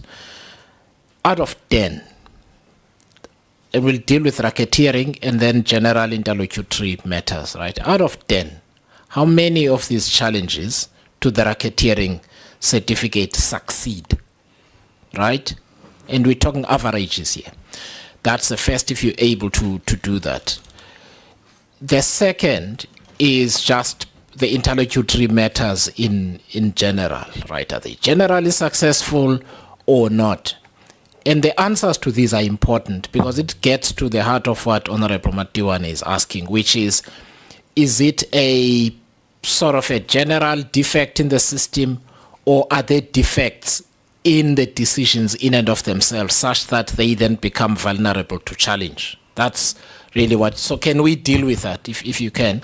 If you don't have the data now, you can deal with it when we get to questions, but it's important that we address this. Yes, I don't have the numbers, so I can't punch in the computer and get the numbers that the member is asking. But what I can answer, Chairperson, is that we did an exercise, right? We did an exercise in the NPA where we took data from the courts, from all the courts in the country, where we calculated, we kept data of the reasons for postponements. So it was different categories, like, for instance, infrastructure reasons. So where cases could not proceed because of load shedding, no water in the building, and the recording machine not working. So infrastructure problems from justice, we have data on that. We then looked at reasons for postponements where it's at the state, where the prosecutor is not available, the prosecutor is sick, the prosecutor is not ready. And we looked at reasons for postponements where the presiding officer is not available, where it is at the defense instance, where the defense says, I want to make an application for further particulars, or further and better particulars, as they do. So they look at the charges and say, this and this is not clear to us. They ask for further particulars. So that's part of the other applications that come through. And so where the accused is sick, where the accused is still to find money to put the attorney in funds. So these are now the defense at the defense instance. So we looked at all the merit reasons there could be for asking for postponements over a period of time, and we looked and we looked at that, and the majority of the causes for postponements was not at the state's instance. There were, of course, cases where the docket was not in court, so that is the state's fault, where the investigations are not complete. But the instances where the matter was delayed, where the trial is ready and everything is ready and it could not proceed, most of them were infrastructure matters where the court cannot sit, there's no water, there's no load shedding. In the past year, it's been better, but this is now historic that we've done for a period of time. And so that answers the picture that was painted. And these are things that we take to the different fora that we meet with stakeholders. The PEEC, what does it stand for in DPP? Performance Enhancement Efficiency Committee, where we sit with the judiciary and the court managers, and we in the different divisions. And there's also a higher level where NDPP sits. And we looked at these things to say, you know, the bulk of the causes for postponements is elsewhere. And that's why we say, you know, sometimes we need the bench to be a little bit firmer to say, no more. We've given the accused enough time for them to get an attorney. We're not going to entertain a change of attorneys, because that also causes a lot of problems. They change attorneys midway. And because, as I said, from where we come from, they are very accommodating, because you don't want to trample on the accused's rights, because tomorrow it's a cause for appeal, because then you didn't afford them enough time to get the attorney of their choice. So I accept that, but you are the guys who introduced interlocutory applications. I didn't. Yes. I accept everything that you are saying. What you have not answered is the interlocutory issues. If you don't have the data to hand, so two things, and I'm glad you've mentioned this other report. If there's no legal issue, can you please provide that to the committee, a version of that, so that we understand? I would imagine it's a statistical. It's a statistical. It's a statistical report. Please provide that to the committee, because that will give us a sense. The second thing is, even if it's later, can we then just get a sense of, because we'll get a sense of the extent to which the interlocutory applications cause delays and that kind of thing. One. Secondly, whether there are defects, because earlier on we were talking about resource constraints in the case of the DPCI. So I'm not asking this question, and Honorable Matiwan, and we're not just asking them. There are real issues that we need to deal with as a committee, so we need to understand whether what is presented to the NDPP on the whole suffices to sustain the case, or it doesn't, in the sense that it falls apart under challenge. But I want us to finish the presentation, so can we just note I'm right note at the end. the issues here? Yeah. We can move, Matthew. So this is just a slide that I'd put in the previous session we had in November. I'd gone to details to explain the mechanism, the tracking mechanism that the colleagues have spoken about, and I also then spoke to this to just demonstrate the point. But I'm happy that the SIU has also alluded to this in their presentation to say, like in this one, in this proclamation of the rural development, there were 51 separate referrals that we received from one proclamation, one project code, and this related to 3 properties. And there were 17 suspects that were involved and some juristic persons. It's one case docket, and it will be one court case. That's just to demonstrate the point that I spoke about earlier when I opened. The next one. This is a slide that just shows the different reasons for us declining to prosecute. We put it in a form of a pie chart, because it's just not possible to come and deal with each and every case. So we did it number based to say the bulk, almost half of the decisions reasons where we decline to prosecute is where there are no prospects of successful prosecution. And this is the standard that we need to meet in order for us to take a matter to court. So if there are no prospects of successful prosecution, be it that we don't have witnesses that we can call, the evidence is not going to prove the case. We don't have documentary evidence that we can use. In many of these cases, we rely on documents that we can introduce to court to show the fraud. And the second part is where the evidence is there, but it's also insufficient. There's the bigger part, and then the other part is where the suspect has passed away, and so we cannot prosecute them. And then the next one is where there is some transgressions, however, we're not going to be able to prove criminal intent, and so we then recommend that disciplinary action should be taken. And then the small part is where we are then going to use some of the people as Section 204 witnesses to prove charges against others, and so in those instances would then not prosecute those people. So the last one is just, I just put one finalized case, a Battlefield case of 2020, where the accused was, Matthew passed, a bookkeeper who defrauded the UIF of more than 11 million, and they were given a 135 jail term. Thank you, Chair. I'm going to hand over to Asset Forfeiture for the last segment of our presentation. Thank you, Chairperson. I'll be brief. Some of the AFU cases were dealt with by our colleagues from IDEC. So if we move to the first slide, I just want to explain terminology quickly for the benefit of members who were not here previously. So where I refer to a restraint or preservation, that's just a freezing order. And then where we refer to confiscation or forfeiture, Chair, we refer to the last stage of making sure that it's monetization, basically. It's realization of the assets before the money is paid into the criminal asset recovery account, or it's paid back to the victim. Now, so right at the beginning, the Divisional Commissioner Mboto made the point around there's no central referral system. So in AFU, we get referrals from everyone in the room. We get referrals from IDEC, SCCU, broader DPPs in the provinces.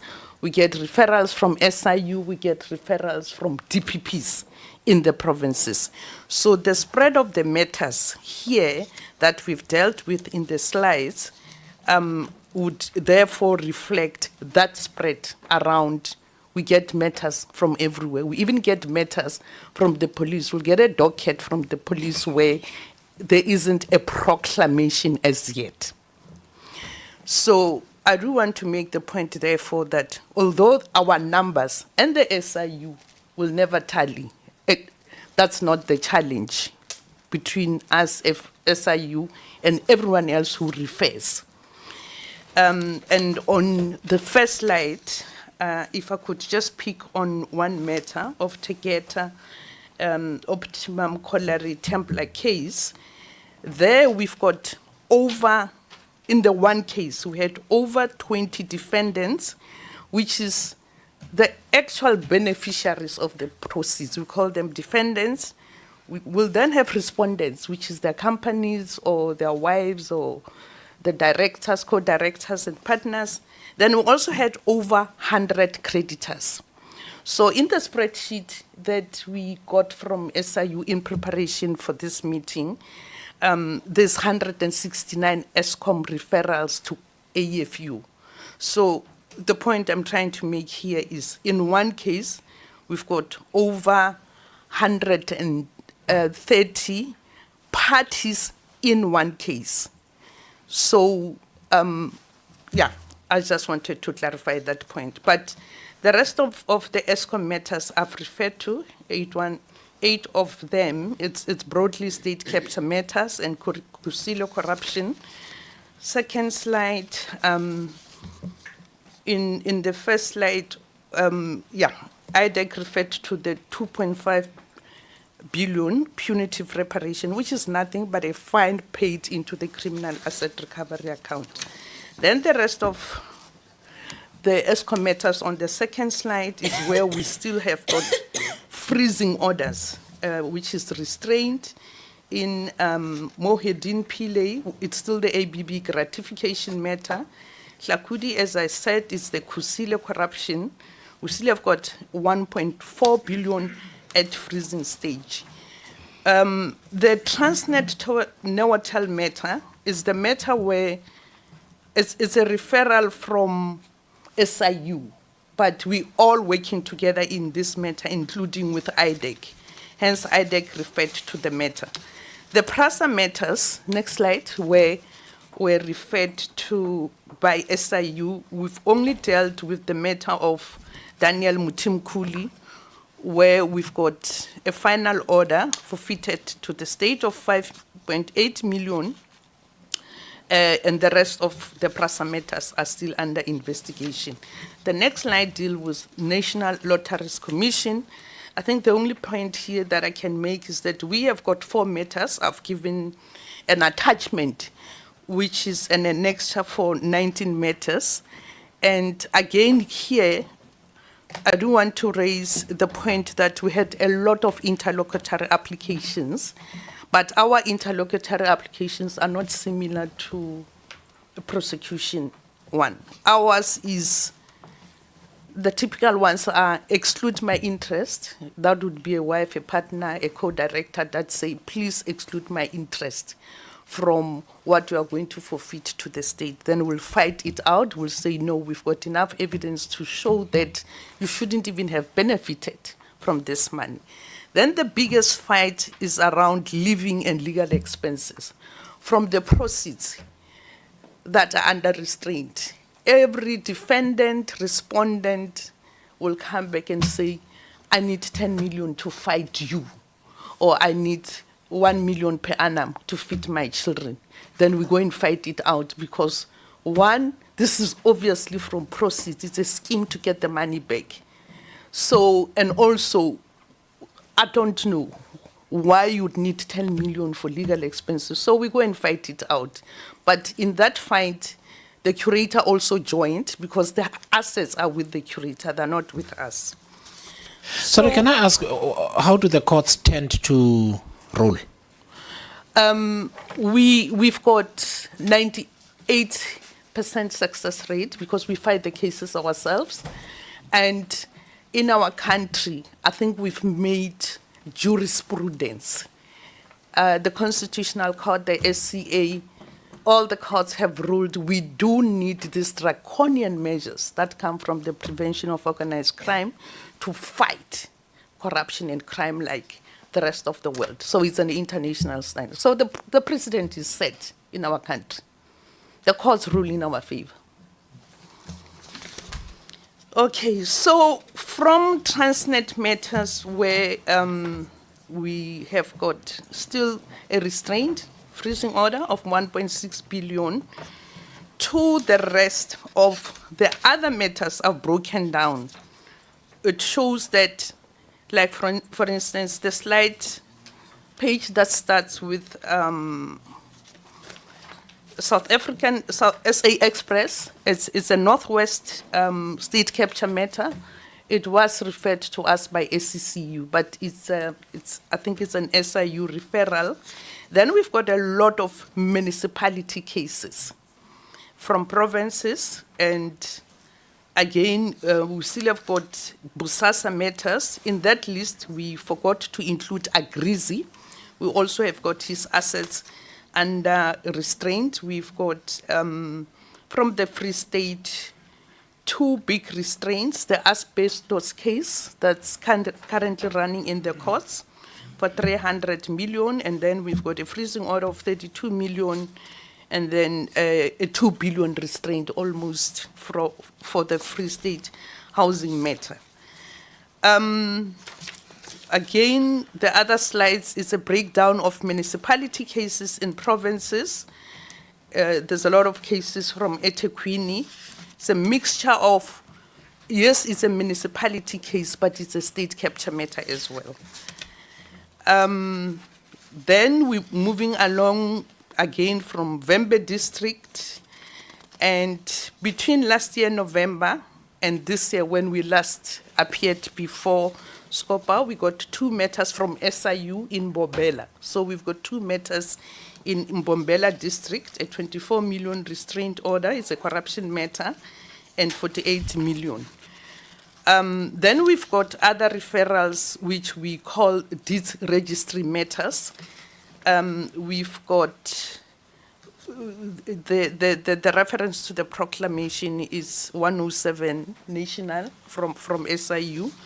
So we've gotten those 2 additional matters from Mbombela. Just on the last slide, which is the summary slide, asset forfeiture unit. I think the instructions were that we needed to show the difference or the improvement between when we were last here and date hereof. So I've shown the increases there. For the finalized matters, confiscation and forfeitures, we've got 2 since last year. Preservation of freezing orders, we've got 9 and the values have increased, and some of the referrals are still under investigation. So that's the end of the presentation, Chair. Thank you, Chair. That's the presentation on the NPA. Just in conclusion, to address some of the issues raised, and it's a pity Honourable Matiwane is not here, but he's raises very important issues. And the point is, are we as the state, in fact, the ones that are the problem, to put it quite bluntly? The racketeering authorizations, challenges to that is new. So we've only have 2 at the moment where the national directors, and we don't have a decision in those matters. So they are before the courts. And we will, in terms of the percentage of the interlocutory applications that we win as opposed to lose, we'll try, but I think it's going to be very complex to try to get those numbers. But we'll certainly do what we can to give the committee an understanding of what, whether the state is at fault in most of them, we're losing these cases or not. My understanding is that we're successful in the majority of them, but we'd like to have some, if we can give you some empirical evidence, which is going to be a bit tricky, but we'll see what we can do to give you that. I just want to, on the asset forfeiture point, the last points we're making, I think it's important for the committee to understand the importance of the work of asset forfeiture in the fight against corruption, and because it is all about money. And so we have a 2-pronged strategy to dealing with corruption. One is prosecutions and getting people, as you mentioned, in orange overalls, Chair, which for various reasons takes very, very long time. The other prong is asset recovery, to take away the funds. And in terms of the Act, Prevention of Organised Crime Act, you can have civil recovery or you can have criminal, conviction-based recovery. And to explain so that people know, the conviction-based recoveries are dependent on a successful prosecution. So those recoveries will take longer because prosecutions take longer for various reasons that we can talk about. But the civil-based recovery is in terms of Chapter 6 of POCA, which is not dependent on a conviction. But there we can move quicker, and that is where the AFU has been doing exceptionally good work in terms of trying to recover monies in terms of Chapter 6 of POCA, utilizing a very innovative corporate alternate dispute resolution mechanism that we have put in place. And to explain, we have guidelines, and this is where, and I want to be clear about this because there's some misunderstanding about this mechanism. This is where only the corporates, the companies, can come forward and disclose their involvement in corruption, and we reach an agreement with regard to a settlement damages that they can pay back towards the state. But it does not include individuals. So directors and individual persons are still subject to prosecution, but the benefit of the resolution, one of them is that the corporate agrees to actually work with the investigators to provide evidence against individuals who will still be subject to prosecutions. We've had some very, very big settlements, and just to indicate to the committee that the illegal mining initiatives of government to tackle illegal mining, which was about 2.2 billion rands from asset recoveries that funded the entire government's response to illegal mining. I think that was about 18 months ago or thereabouts, where we had a whole of government approach where the Zamas were an issue. And so money from CARA, the Criminal Assets Recovery Account, where when the final order is obtained, the money that we freeze is then deposited into CARA. That was used to exclusively fund that project. So to just give the committee an understanding of the importance of the work of asset recovery in terms of supporting various initiatives. Just on some of the challenges, Chair, the issue of, I don't think we can underestimate what happened in terms of trying to weaken institutions during state capture, the Hawks being one of them. You raised this issue, Chair. General Libya, who's now retired, has often said, and the 50%, the fact that they are working at 50% capacity is simply unacceptable. the challenges with skills in those critical specialized areas is a huge problem for a number of these matters, including in the big PRASA matter, which is a challenge that there's a lot of challenges in that investigation. Chair, I also want to bring to the attention of, and as General Makinyana said, we don't want these to come across as excuses, but the committee needs to understand the real challenges that we're facing. Witness protection is a real challenge. People coming forward to speak out against corruption, they put their lives at stake. So to get witnesses to come forward to testifying in a commission is very, like the Zondo Commission, is very different to testifying in a criminal case, where there are consequences to people's assets and their freedom. So putting your life and that of your family at risk is one of the challenges we're facing, where people are scared to come forward and testify. Dealing with the issue of salary, and as the General said, we're trying to, and the IDAC, we have experienced it now, where we recruit these specialized skills relating to particularly forensic skills.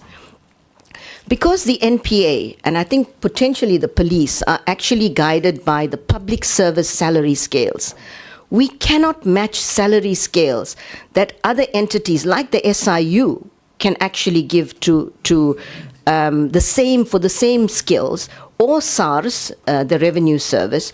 Forget about going to the private sector.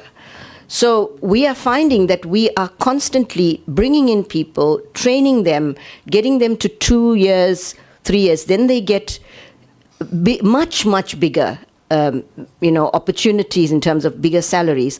So I've raised this matter several times and said, unless we can find some way of getting the NPA and the police out of these, we will constantly be the recruitment ground for other entities within government and in the private sector.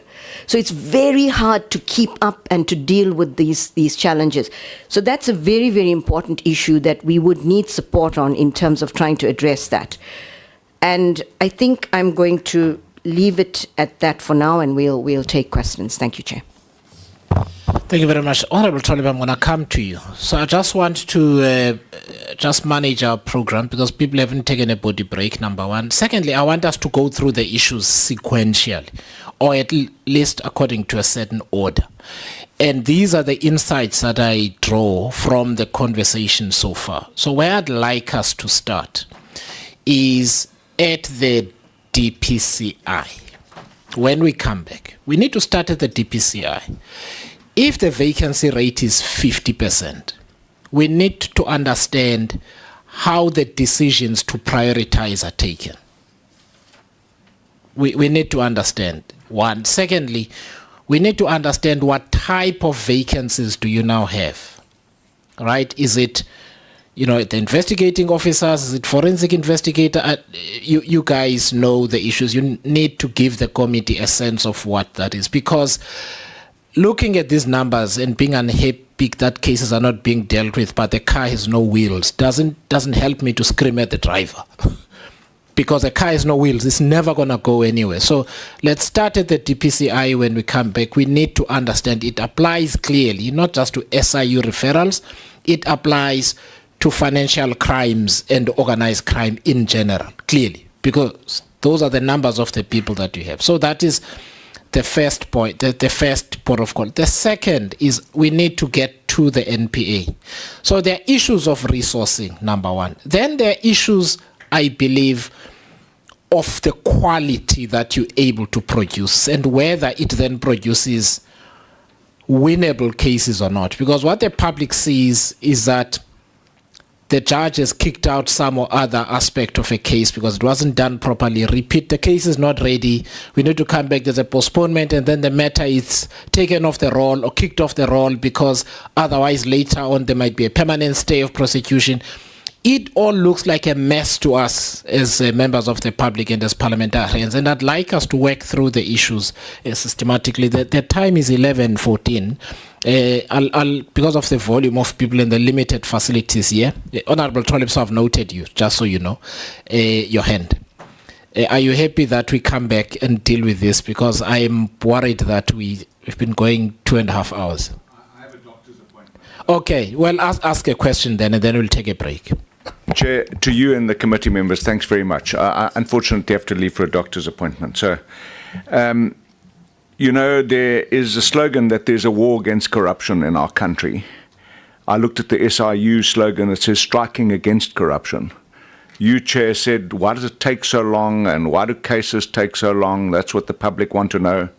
We've heard the stories about Stalingrad tactics. I've also heard that the NPA also itself uses Stalingrad tactics. And I hear plausible sounding reasons. Some of them I heard 2 months ago when the NDPP was here about attracting skills, retaining skills, all of that. We hear them, they sound plausible. But I can't reconcile the plausibility of those stories with the claims in the Justice Committee this week of how successful we are. You yourself are saying we don't see NPA prosecutions. But let me go to my question. Let's use one case, the Omotoso case. We've been told here that there's a mechanism that's being developed to track cases. We hear about reviews, all that kind of thing.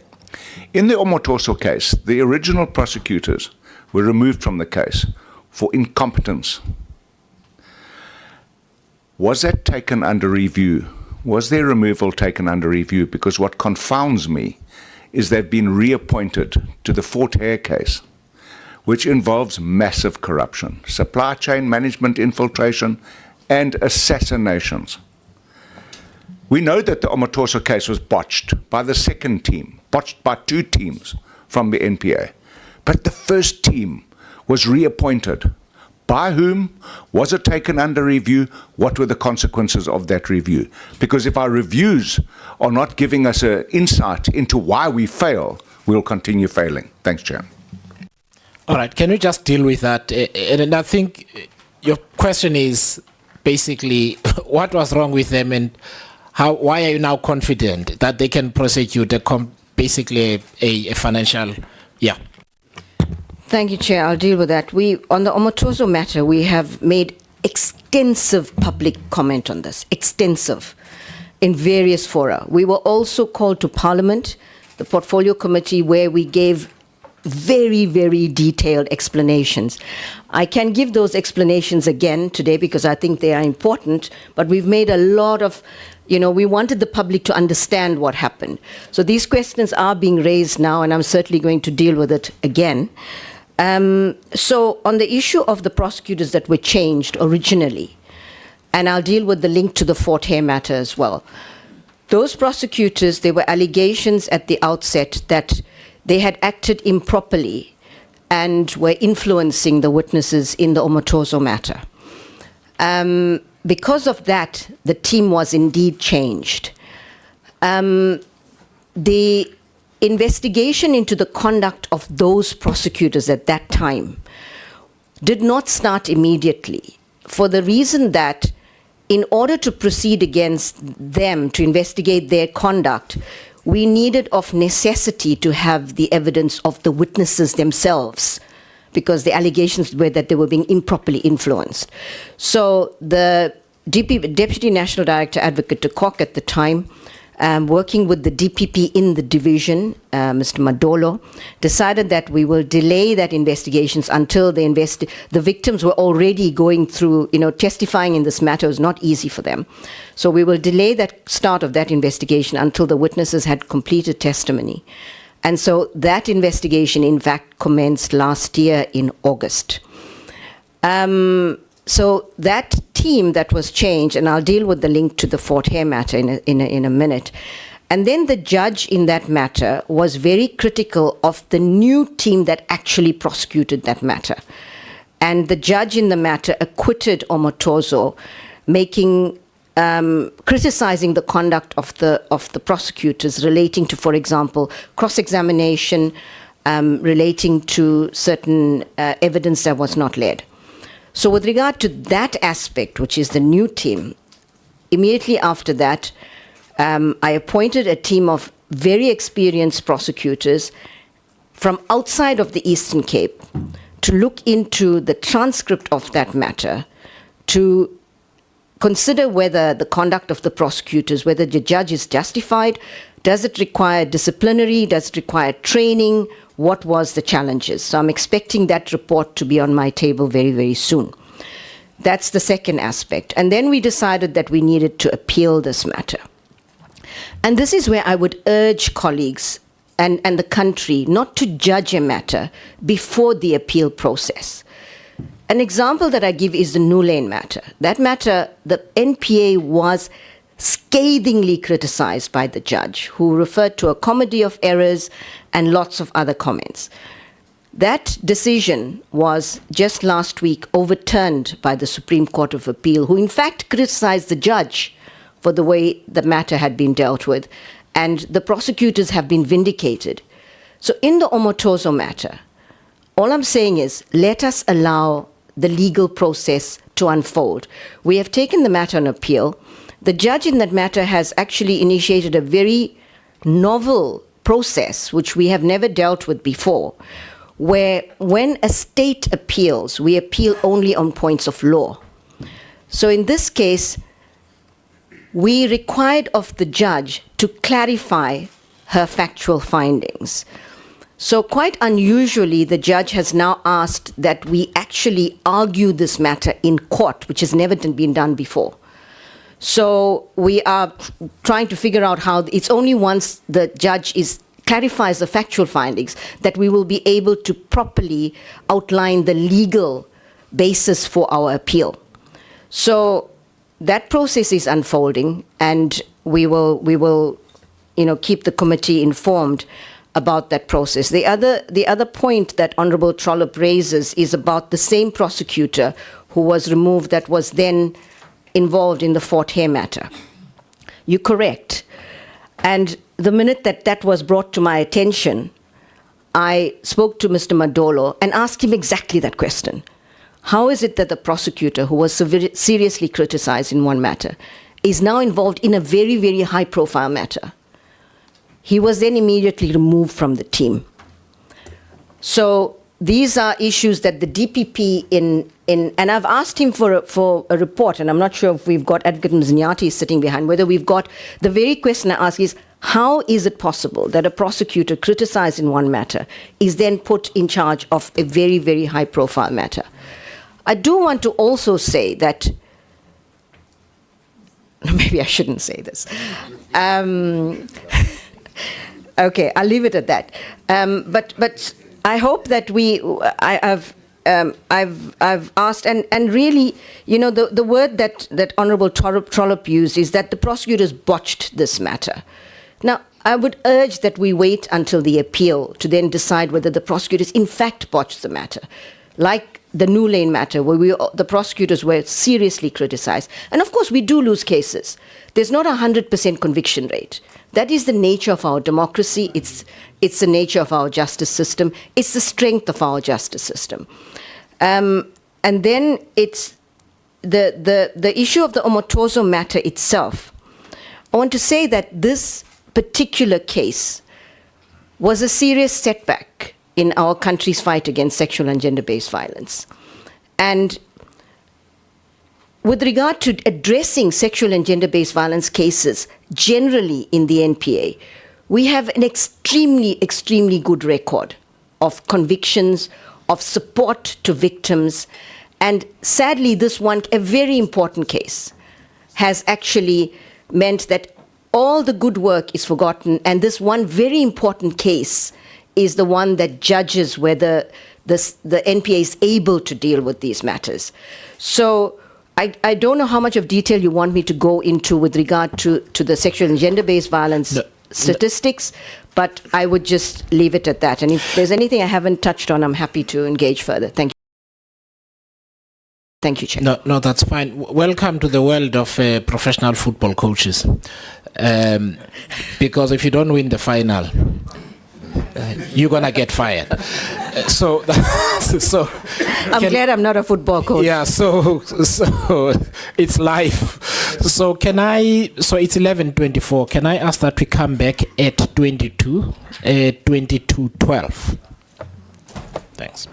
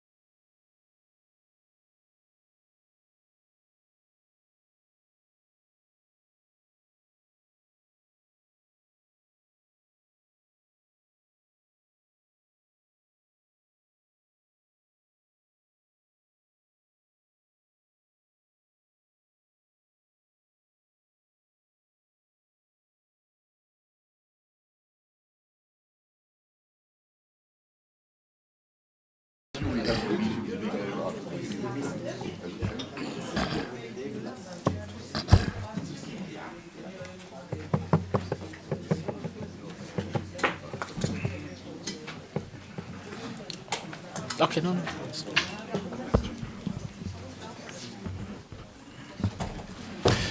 Welcome back, colleagues. So can I ask that we start with the DPCI's matters, and this is why it's important that we do that. If the investigative issues are a serious impediment, there is no point getting to the prosecution's bit without understanding what the problems are at that level. So my suggestion is that we deal with DPCI, we interrogate as many of the issues around the data that they've presented and the issues that arise. And then we move on to the NPA. So nobody's getting off the hook. But I do want us to interrogate the issues properly. One of the concerns I have, for instance, is the process of deciding which case becomes a priority. Because if your capacity is 50%, it follows that each detective probably has twice, each investigator probably has twice the cases that they should be handling, or whatever the measure may be. So that's a real material issue, for instance. So the process of getting there. I also, for instance, need to understand, when you say you're operating at 50 point something odd percent, what type of capacity is missing? So can you just take us through what you would consider to be critical to investigations, what is missing, the impact thereof, and so on, right? And for all of you, one of the questions I were to ask, for instance, and we can have the discussion, I mean, what's your budget allocation now? In an ideal world, how much should it be? Because it identifies a shortfall, right? Otherwise, we're going to have a discussion that's all over the place and we end up nowhere. So, members, can I ask that we do that? So let's start with the DPCI, and then we deal with the NPA, because the referrals from the SIU are what they are. They are already there. So let's start at the investigations phase. Honorable Atkinson, sorry. Yes, no, but I do want to ask these foundational questions. So it might be secretaries that are missing, not investigators. For instance, I do want to know, when you say 49% vacancy rate, what are we talking here? How many of these are investigators? How many of these are forensic accountants? How many of these are whatever the case might be? So that we know what we're talking about. We don't talk in generalities.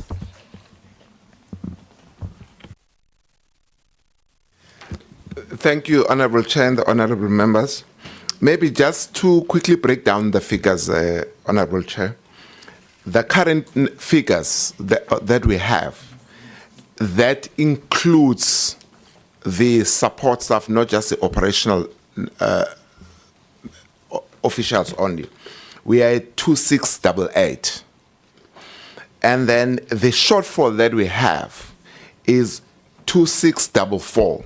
And the two figures, if you combine them, they give you the 5332. Now, in this financial year, that is 25-26, this financial year, the police management and ourselves have agreed that we are going to prioritize 500 posts. These 500 posts, we are going to divide them into two. 300 would be the posts that we advertise internally. That will be for the posts, the kind of posts that we can find, that we can source internally within the police. That will be the investigators mostly. But then the 200, we have reserved it for external advertisement. Now, the external advertisement will talk to those posts that we do not have the capacity internally, like your forensic accountants. We are also in the process of capacitating the cyber crime, the cyber security environment, and we think that if we can enhance our capacity within the cybercrime space, and we enhance the forensic accountants, because maybe when I explained earlier, Chairperson, I mentioned that one of the things that delays our investigation is the outsourcing towards the forensic accounting, but also my colleagues from the SIU mentioned the digital world, because a lot of our things are now, or crime now is in the cybercrime space. So we, with the 200, will focus on the skills that we don't have internally, your forensic and the colleagues in the IT environment. And then the question that the chairperson asked, where our critical shortage is. Our problem is not necessarily within our support space, because even if there is, we can survive with those. Through natural attrition and some of our colleagues poaching, we tend to fish in the same pond, and we take from each other. But the critical aspect for us is on the operational environments. The investigators, particularly those with a specific skill that is required. When I joined the DPCI chairperson, I was coming from a murder and robbery environment. I didn't think that investigating murder could be shorter and quicker than the cases that I find in the serious commercial crime space, where you walk into one place and you find the whole office is just full of one docket with the different files there. So the complexity is so vast that when we lose those, even if we do get replacement, it takes us time to bring him to a level where we can be comfortable that he can build a case that the NPA will find suitable to take to court. But those are the figures that we have, Chairperson. Thank you so much. Okay, so let me ask thank you for that for that answer. Let me ask the question in this way.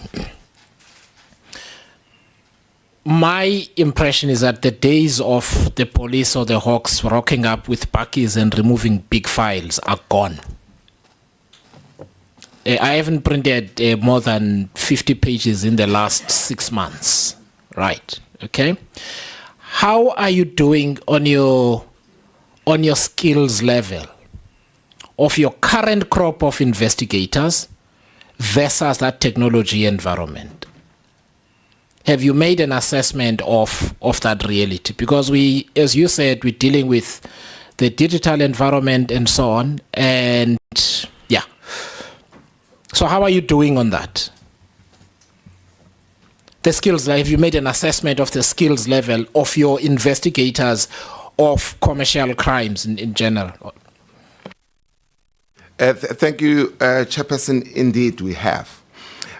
But what we realized, Honorable Chairperson, was that it might take us longer to try and convert your traditional investigator into a competent person in the cyberspace. Hence, we created a support environment that supports him irrespective of his skill level. Hence, the cyber capacity that I spoke of, the forensic accounting that I spoke of, are people that support that not very skilled individual, but they themselves are not the one that are investigating, but they create a capacity for him. So meaning that if he has your device, he might not know how to access those items there. But when we send him to to your office to pick those up, we'll send him with an expert who will make sure that it's handled correctly, the evidence in a correct way, and then he analyzes it and then gives him a report that he will then file to take to the NPA. Thank you, sir. No, thanks. I understand how you're mitigating the issue. But what I need to get as a general impression is whether, maybe given the age and the training that your investigators have received, whether they are up to speed. Forget the vacancies, because we're still coming to that. Are these people who are au fait with the technological environment in which we live? Because even calling on the capacity to assist you, you need to understand the implication of what you're looking at. And I see even here in committee where people don't understand the implication of the very thing that they are looking at themselves. So that's why I'm asking the question, because we can get to the fundamental issue. And it's not a criticism. Not a criticism. The teaching profession is dealing with the same. And I can go on. So I just want to get an understanding. Do people need training, or you feel that you actually just need to get as many new people as you can into the system who are able to work with these instruments? Thanks again, Honorable Chair. There's room for improvement. Definitely, we could do better with the training. But what we have tried to try and mitigate in another aspect, Honorable Chairperson, is that the new ones that we are recruiting, we have agreed with the management of the SAPS that if they give us a new recruit that has just been released from college, they will give us those that have specific qualifications, whether it's law, whether it is IT, and whether it's accounting, because those are the critical ones that we need. To answer directly the question of how's our skill set, if you were to remove the support environment that we have, there will be room for improvement that will be needed in that space. And although we do have a few individuals who will be equal to that challenge, but you might not have the two in one place, residing in one space. The capacity to investigate and the skill set, whether it's the forensic accounting or whether it is the cybercrime investigation. So hence I've then said to the Honorable Chair, it is therefore that is why we are prioritizing the capacitation of those environments. There is hope that with the infusion of the new people that are joining the DPCI, as I've just said, that we've already agreed with our HR at head office that those that will be sent to our space will be those that possess that specific skill that we're just going to train them to investigate. Thank you, Chair. Now, this is my last question. Then I'm going to hand over to the members, and I will give my impression, and you tell me if I am incorrect. I think that someone with a BCom law would be extremely useful to your capacity, because they're not just looking at the transaction as an accounting entry. They're also able to look at it relative to what legislation allows or does not allow. They can look at reporting, they can look at statement of assets, and so on in an income statement, and see that something doesn't make sense here because this is not supposed to be classified here, it's supposed to be classified over there, right? A direct question. Are you able? Well, two questions. One, in your current ranks of investigators, what is the proportion of people with that level of skill and education? And the degree is one thing. Then you need to go and work somewhere, either for a law firm or for Deloitte or whatever the case is. So one, how are you doing on that capacity? Because I think that is important. the second thing is, in terms of your current salary resourcing, are you able to hire those people? Let's say it's somebody with a BCom law and honors 5 to 7 years working experience, let's say in a particular environment. Are you able to hire those people? Thank you, Chair. We, as I explained earlier, we are in the process of initiating this forensic accounting. So we do have chartered accountants. I think we've got 2. And then those that are a level lower than chartered accountants, just that I didn't get the records with me, but in that space, I think we've got 16. And as you might see, Honorable Chair, the numbers are quite low. Because if I'm talking, I think as of now, we are around 16 in that space of forensic accountants. So the number is low. And are we able to attract the required numbers? When we advertise the post, not a lot applies, as my colleague here has said from the NPA. And not only that, even those that we have, sometimes they leave within a year or 2 after being there. But I don't think it's a hopeless situation, though, because as I speak to you now, we do have 2 chartered accountants in the office, and they've been with us now for, I think, 3 or 4 years. 3 or 4 years. So they've been with us, and they came with a reasonable experience. And I agree with you 100%, Chairperson, that a person with a qualification such as the one that you've mentioned adds value, and will see things different than an ordinary investigator that would be there. Hence, we agreed that going forward, we will only bring in capacity. It might not always come with the experience of workplace experience or exposure to the workplace, but at least we will bring in someone with the qualification on which to polish would be easier.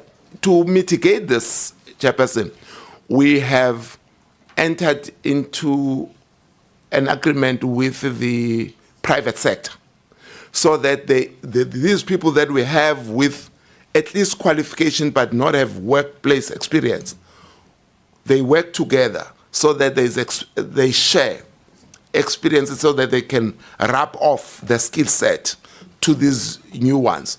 And we do have a program that is run from the presidency, this joint initiative, where in this financial year, we have put in place between ourselves as the police and the private sector, 75 million each, which gives us 150 million. From this 150 million, we are going to use it to fast track these investigations that are moving very slowly.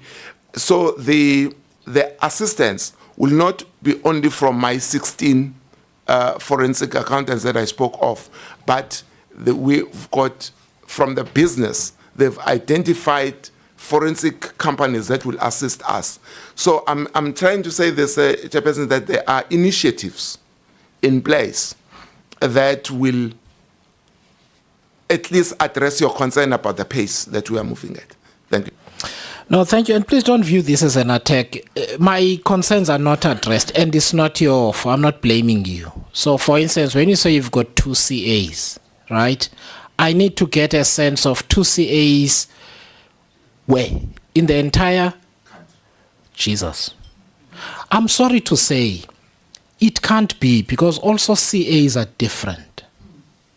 Others specialize in auditing, others specialize in cost accounting, others specialize in management, finance, and so on, right?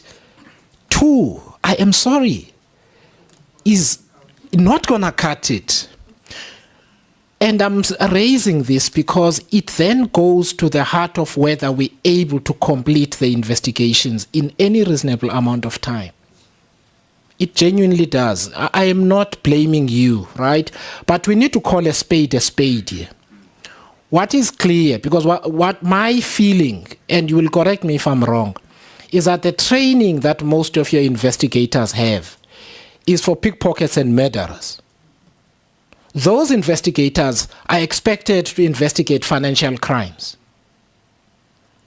And basically we're sending people to a gunfight carrying a knife. That's the picture that emerges for me. And we are going to come to the prosecutors, but the reason I am interrogating this at this stage is that if there is very little prospect of a complete docket getting to a prosecutor, we are wasting time as a country, basically. So that's the sense I wanted to get. And please, again, I am not attacking you. 2 CAs is not. And let me just say, and this is a comment, this is a fundamental problem with doing away with the DSO. And this is what has occurred, because the DSO could hire people from auditing firms, from banks and this kind of thing. That capacity was taken away by law. It has never been restored, either in terms of the financial support that is required, because then you can't hire the people. Right? It's a comment that I'm making, but it's clear to me that unless we are able to hire people with the kind of qualification so that you are sufficiently capacitated. Because my next question is going to be, of your top management structure in the DPCI, does anybody have accounting as a qualification? I'm asking seriously, do you know? Yes, we do. We have 2 senior managers. This is a chartered accountants that I spoke to. They are both in senior management. So, but you see, so in Gauteng, for instance, you probably need 30, 40. Indeed. Given the size of the economy, the number of companies and so on, right? Just in Gauteng alone. So if we have 2 nationally, we have a problem. Clearly, right? And we will wait forever for people to get arrested, and they never do. Because of, anyway, so let me give the members an opportunity. But anyway, I felt that was important to establish, because I think we all playing it. Let me go with in sequence, right? So that we'll start here this time. Honorable Mende, Honorable Matiwa, and I don't know if you want a second bite, and Honorable Esak. So let's do that, and then we'll take in 3s.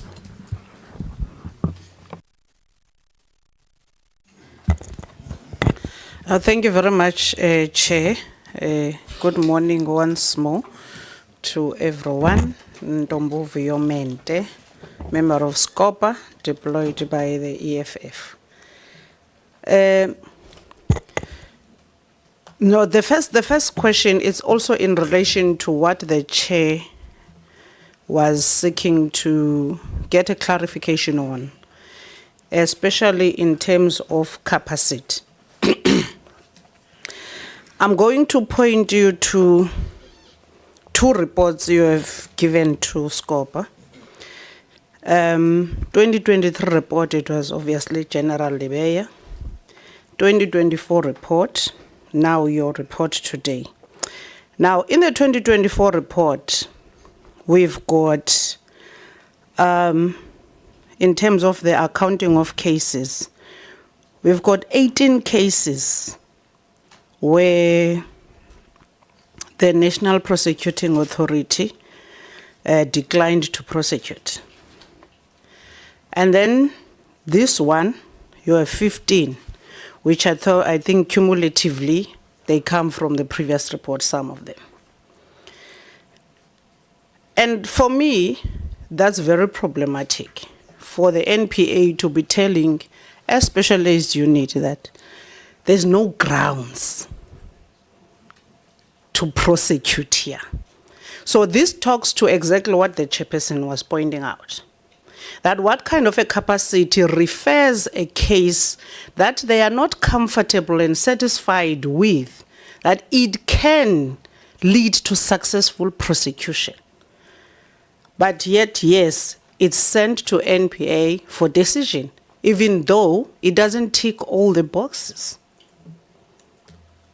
with the hope that for some reason it will be conveyor belted to the court roll, and then a judge or a magistrate says, but this is a nonsensical case you brought here. Then it comes back to prosecutors that they fail.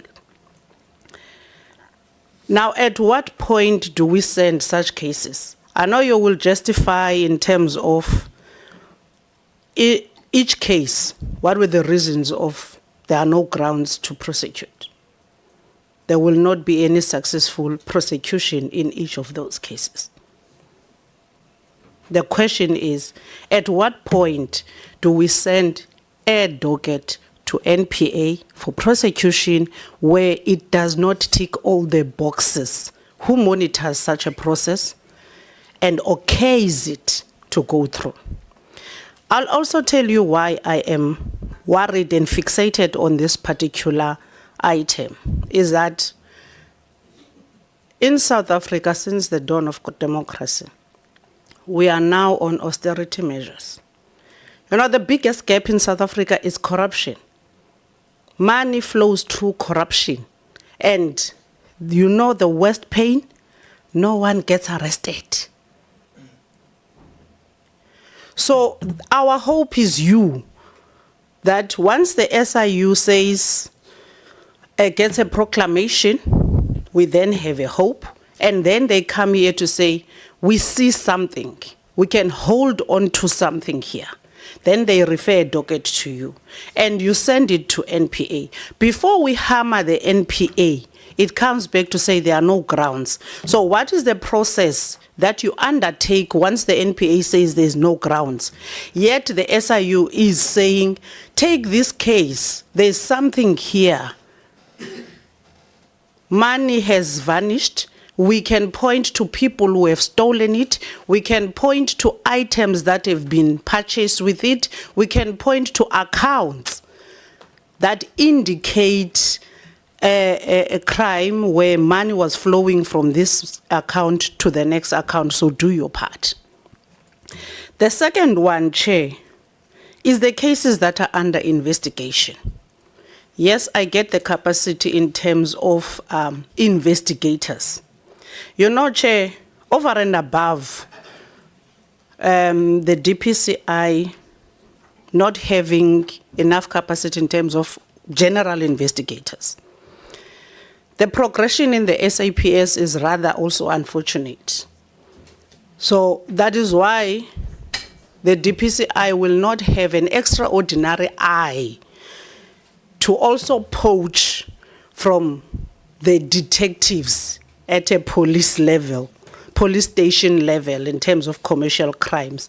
Because I think it's the issue of regulations where everyone is at a lowest rank, not easily picked up, not easily shine, to a point where such units can start taking very progressive detectives from police station level to push new recruits in so that they can go and close the space. However, we have universities which I believe produce the prerequisite skills now. And the question becomes, what's your relationship with universities in order for you to capture those that have that skill from the level of universities to such an extent of maybe some of the colleges that may produce some of the required skills on your unit. Then the last one will be, there's this one case which is, it was in your last report and it's still in your report now. It was finalized, but a person was found not guilty. I'm interested to know what was this case and why was the person not found guilty. It doesn't have amounts attached to it, but the fact that it went through from SIU to yourself to NPA, went in front of the magistrate or maybe a judge, but the person was found not guilty. It's related to what my colleague was asking. The judge will then say the NPA botched the case, but it went all the way through, gone there as a certified case that there's something to answer. Yet a person walked or people walked. Well, I would like to know what was that case about. Thank you.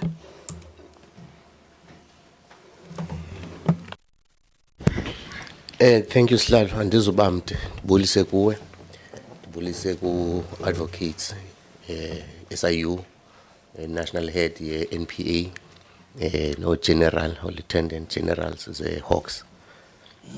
And besalfumani ithuba lobulisa eqaleni.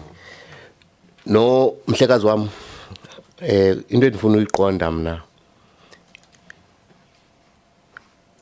on the operational challenges that are linked to the high vacancy rate within the Hawks. If we can be provided with the statistics on the cases per investigator, the success rate, and other operational things that are affecting the work of the Hawks, I think that would be of assistance to us. Because we came to look at the briefing was not on operational issues, but we find that now that the issues might be operational that are affecting the work of the Hawks. Thank you. Thanks, Honorable Matwan. In fact, added to that is just the length of time each docket takes to complete. Linked to it. So thanks for that question. It's very pertinent. Honorable Isaac.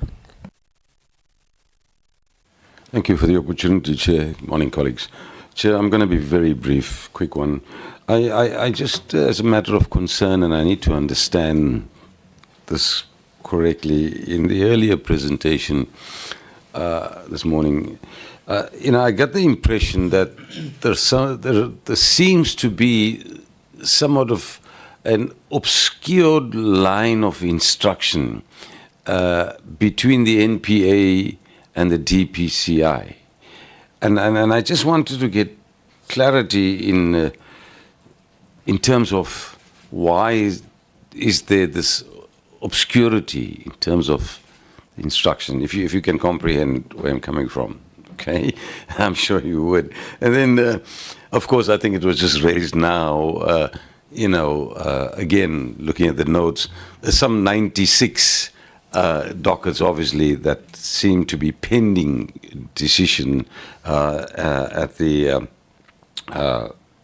NPA that are outstanding. Now, I just wanted to understand again, the timeline around that. I realize your explanations earlier, etc., but somewhere along the line, Chair, through you, I would, ask that we try and bring some finality and some conclusion to these issues instead of sitting back here in 6 months' time and say, well, we're down to 86 from 96. So I just wanted to get some clarity on that one. Thanks for the opportunity. Thank you very much. I think from my side, there was a question that I had asked. What is the guideline for choosing which case is going to get prioritized? Because I had asked that. Thanks. Can we then deal with the questions from the honourable members, and then we'll take more members afterwards.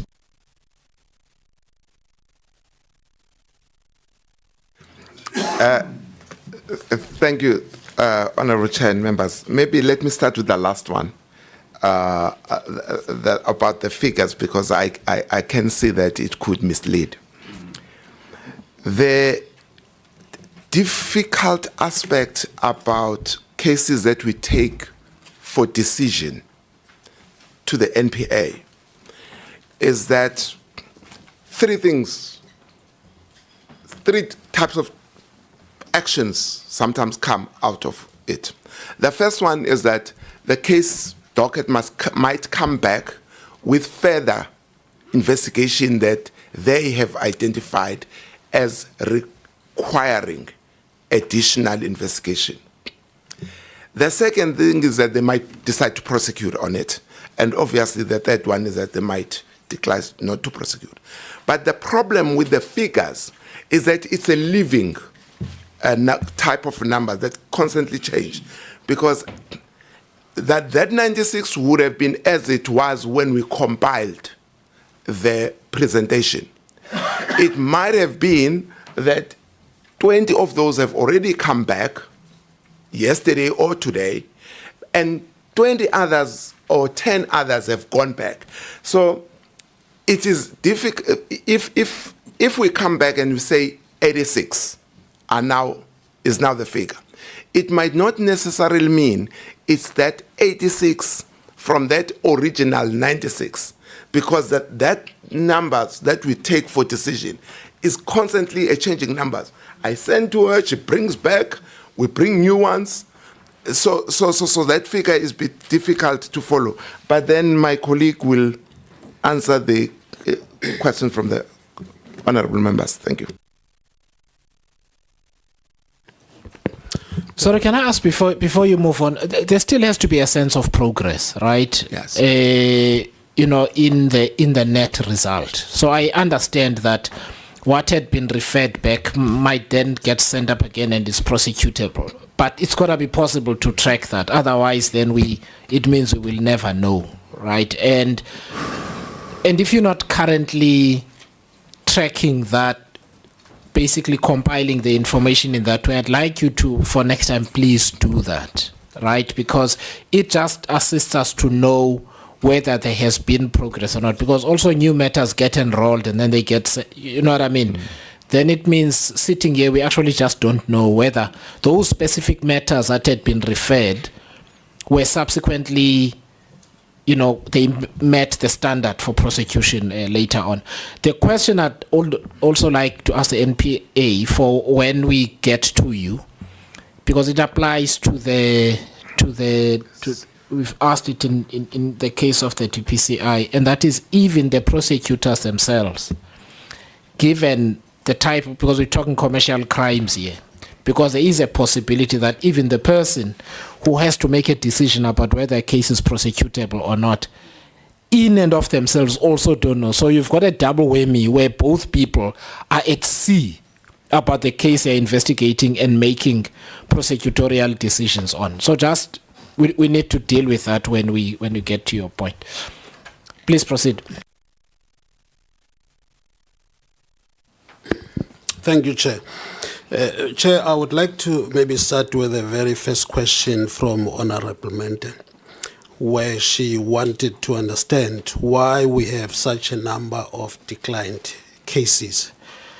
At what stage do we submit the cases? Who check if these cases are ready to go to NPA? Maybe in responding to this question, Chair, I would like to indicate the PGI, that's what we call Prosecution Guided Investigation. So the prosecutors in our matters, Chair, they don't get involved when only the case is finalized, the investigation. They get involved from the beginning of the investigation, and the prosecutors would also, as much as the police do the investigation plan, the prosecutors also contribute to what should be done in that particular investigation. And when both of us, we are now satisfied that the investigation is complete, every aspect that needed to be followed up has been followed up, then the decision comes. So it is not matters that we decide as police to say, no, this one, there's no merit. It is already in the table of the prosecutors. And the prosecutors will then make a decision to say what we have collected does not take us further to court. Hence, those cases are then declined. We are not submitting the case on the completion. We moved away. That was the situation before, where the police would investigate and finalize and then send to the person for decision. But now they get involved from the beginning of the case. At the end of the day, it is the NPA who should make that call to say this matter cannot be taken further to court. Nobody can be charged. So that's how now we have that numbers. I think I've tried to cover all the aspects which the honourable member have asked on that. Now, the second issue was also I think there was a question whether in the recruitment, I think there's a mention of the detectives. I just want to indicate that the DPCI still appoint members, investigators from the detectives. However, the recruitment strategy have a little bit changed to cover what the chair have been talking about and what the honourable member have talked about. There are members who are now appointed directly from outside, externally so, to the DPCI because of the very qualifications that we talked about that are relevant to our cases of investigation. However, as my divisional commissioner indicated and the NDPP indicated, we are not able to keep those people for a longer period because of the other competing agencies that are able to pay more than what the government is paying. But the detectives still move from the detectives to the DPCI.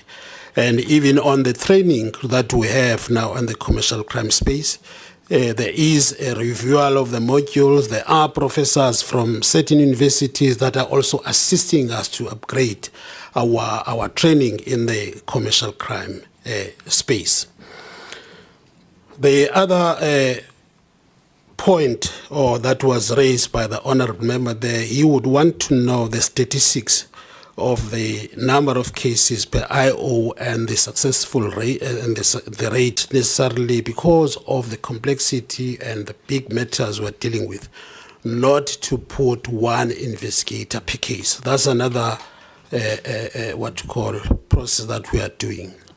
Now, we end up now some of the matters investigating them as teams.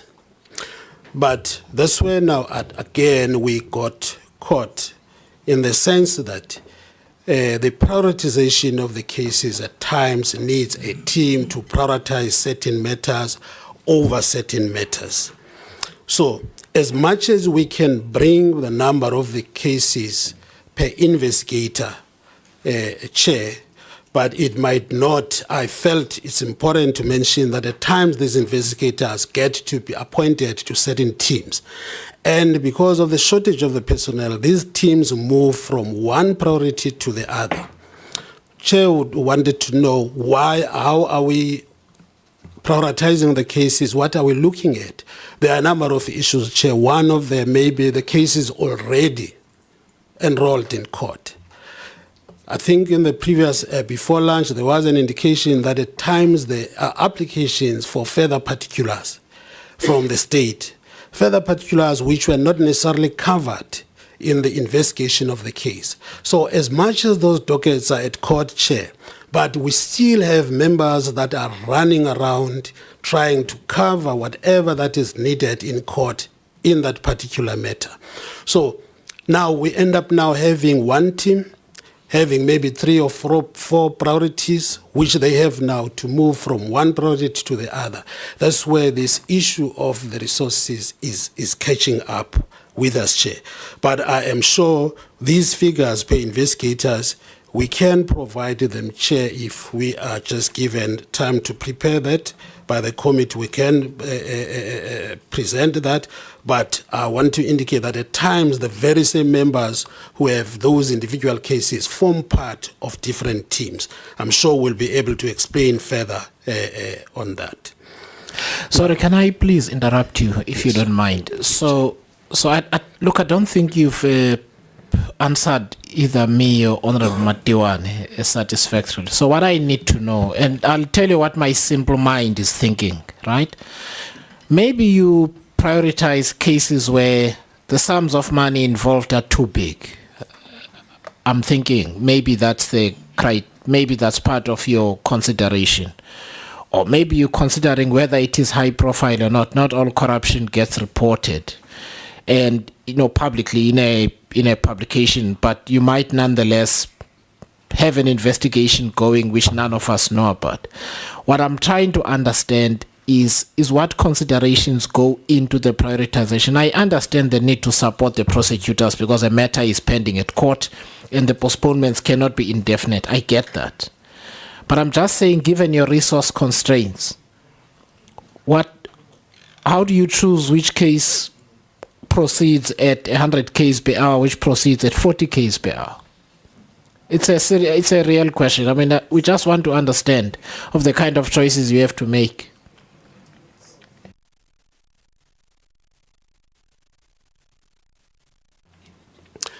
Thank you, Chair.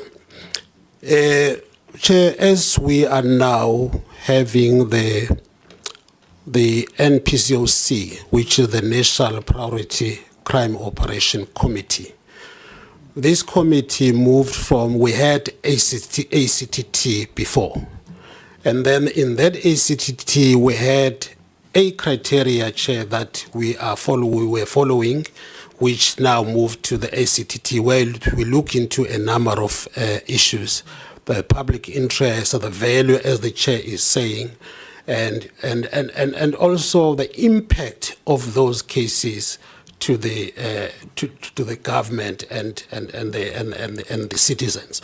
There are a number of issues that we are looking at, Chair, and those, at the end of the day, once that case passes that criteria, then it becomes a priority matter.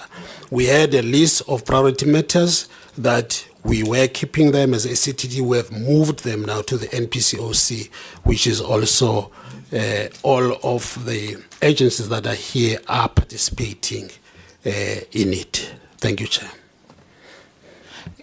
Thank you. Can I just give my impression? I think it depends on the detective or the investigators which case is moving by way of witness cooperation and availability of information, because you have not answered the question. I think what you are telling me is that there hasn't been a specific macro level guideline on how you prioritize cases at your level. There is now going to be, because that's all I wanted to know. Is it the amount of money? Is it, what is the issue? Advocate Batoy? I'm just going to emphasize what General Makinyane just said, that when the ACTT was in place, there was a very specific initiative to address exactly what you're saying. How do we prioritize? How do we decide which cases will be dealt with in what order? And it's a that document took months to get together, and it deals with a whole lot of criteria, whether it's the value, whether it's the profile of the person concerned, the impact that it could make, and then there's even weightings that are attached to it in terms of the weightings and in order to determine the prioritization. So that is what in fact guides the prioritization. So it's a very clear, detailed document that assists the SAPs in prioritizing investigations then that the other entities get involved in. So I just wanted you to leave you with that, and not to think that there's no very structured approach to it, because it is there. Hopefully it's being applied in that way, but there's definitely a lot of thought that went into this very issue, and there is a guideline to address this very issue. All right. No, thank you. Honorable Member. No, thank you, Chair. No, Advocate Batoy is mentioning the work of the ACTT. I thought she was going to continue explaining to us what happened to that ACTT, which used to come and give us monthly reports. But in addition to the question which is being explained, I'm going to make an example now. You said there's about 500 new recruits you are going to look for, 300 internal, 200 external. I'm already seeing a danger, because yes, you're going to do 300 internal, and that internal is going to upgrade all your entry level that are dealing with the collection of data, compiling of documentation, looking for whatever information that's not very serious. And you're going to take 300 people from that space to the top. You're going to leave 300 spaces open, which is going to take another process to fill it up. That talks to the systems that are not in sync. You don't know how to fill, where you're going to be filling that gap from. It's not coming from college. Hence, I was asking, is there a relationship you have with universities or institutions that are producing the skill we are looking for, so that you can quickly fill in that 300 you're going to lose. The 200 that's going external is fine. It's people that are looking for jobs, good thing. We're welcoming it. But the 300 internally is going to create much more chaos for your prioritization, because you're not going to have the person who's collecting information from the ground. And the last one was on what you were responding in terms of the cases how you are prioritizing. I want to give you an example. You have Department of Health that the case is above 1 billion in terms of the amount you are investigating. It's 89 cases. We don't know how much each case has, but cumulatively it's above 1 billion. You have cases in court. It's 50 cases, and then 49 is still under investigation. You know what is happening now? Clinics, hospitals, and everyone, corruption is taking place because these 89 people are not being prosecuted. We have heard about someone being arrested somewhere, briefly appeared, then was gone. Then the others are continuing. By next year, this time when you get here, we may be finding 2 billion in the space of health. But more than that, people are dead because it looks like nothing is happening. So we need to understand your prioritization so that we are able to even say, Chair, in a social cluster where a basic service delivery is affected, we can't leave this space open. It has to be prioritized. I'm just making an example with health. If you don't find a certain machine in a clinic where a tenderpreneur was supposed to have procured an equipment and procured a substandard, now an operation can't take place in a theater because the equipment is not up to standard, that person dies. And then when the case gets to DPCI, it's not prioritized because of whatever. That we don't know. That's exactly what the Chair and Honorable Matuana are asking. How are we getting to a point of saying we look at the importance of the case to make sure we nip every corrupt element in the bud and not open a room for it? Thank you, Chair.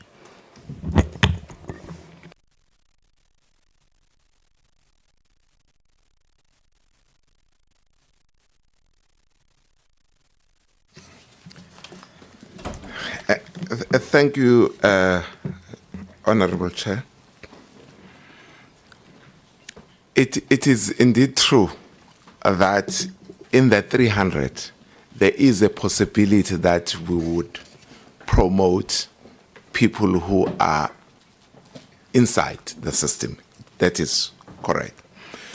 There was a question, Chair, that was asked about the universities, the relationship that we have with the university. We do have a relationship with the universities. The team that I spoke of earlier from our forensic accounting goes and do some career expo or similar thing at universities to attract the young interested, the student that might be interested.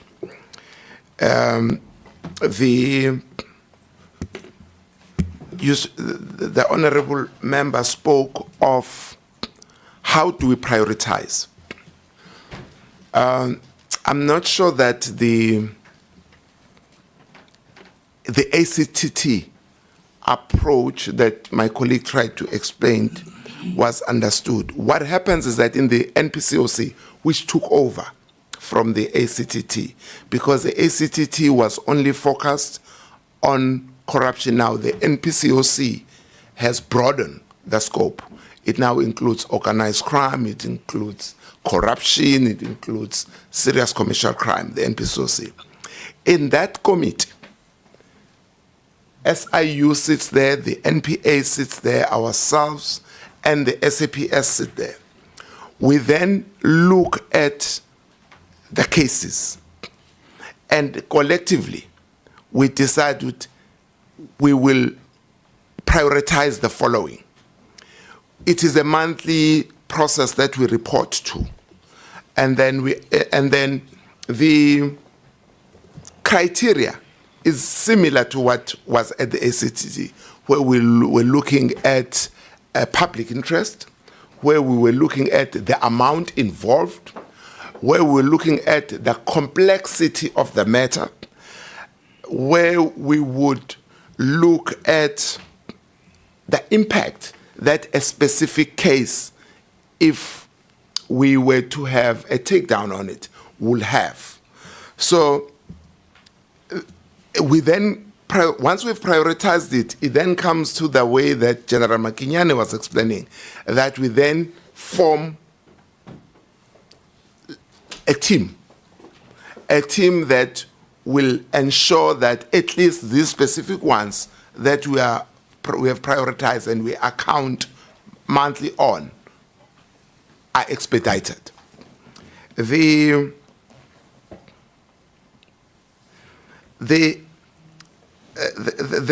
last aspect that I thought it is important also to mention is that we do not leave any case behind, but those that we say we are prioritizing, we then put more resources to them. Meaning that you might find that the one case is still investigated by a single investigator. But those that we say in the NPCOC that these are priority, we then put a team on, but all of them, whether they are in the team approach or single investigator, they will still be guided by the prosecutor. I hope you got that. Thank you.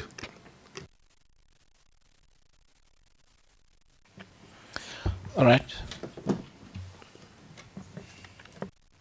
Chair, maybe to touch, I think there was a question on the matter that was found not guilty, and then there was the honourable member wanted to know what case. It is a case that involves employees of the department, the teachers of education in Limpopo, who then applied to the department for the scholar transport issues. It's just that now the details of why they were found not guilty, having been charged, is that what we are trying to get to those, because it can be either a technicality when there was evidence, but we are trying to get that maybe before the round of the questions is finalized, we can have those details to respond. Thank you, Chair.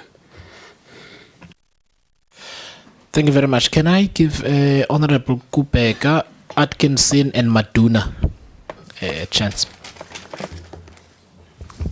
Thank you, Chair, and greetings to the House. Sorry, it looks like I've missed an answer. Sorry. No worries, Chair. I wasn't sure if we had answered Honorable Isak's question, but then to start with, I'm not sure if I fully understood the question. It was about the obscured line of instruction between the NPA and the DPCI. So I was just trying to understand so that I can properly answer you. Chair, through you, of course, sorry. Yeah, no, look, early on in the presentation, okay, so the impression that I got is that there seems to be somewhat of obscurity, exactly as my question implies. So I wanted you to clarify, are there no obscured lines? Are you comfortable the instructions are open and transparent, or do you sometimes have difficulty in having to communicate these instructions? Simple. Sure, thank you, Chair. So, General Makinyane has explained the prosecutor-guided investigation model. To be brutally frank, I think we need to properly interrogate whether this model is working the way it should. Because ideally the way it should work is, as the General explained, the prosecutor gets involved in a complex investigation, not all investigations, on very complex ones, at an earlier stage in the investigation. And ideally, that investigation should progress through, and prosecutors and investigators should also be on the same page, because they are meant to be working in a very coordinated way. But in General Lebia's time even, you'd find that the investigators are saying one thing to their line of command, and the prosecutors are saying something else to the prosecution line of command.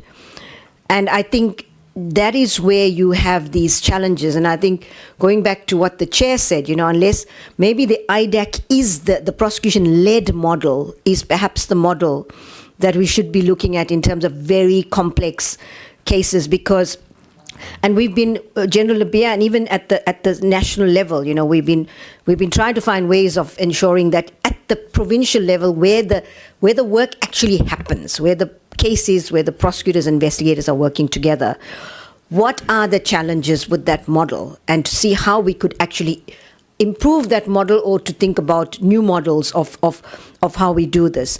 So we have incredibly good relationships. So that's no challenges with that. At provincial level, national level, coordination is good, working well. But I still do see a lot of challenges in the prosecutor-guided model, because you will have investigators and prosecutors having different understandings, yet if they are working in the team the way they're meant to be working on a case, all of them, everyone should be on the same page about this. But I think we need to interrogate this more, and to understand what are the strengths of this model, what are the weaknesses, and how do we strengthen the model if we want to get the best outcome. Fully understanding that prosecutors are not investigators.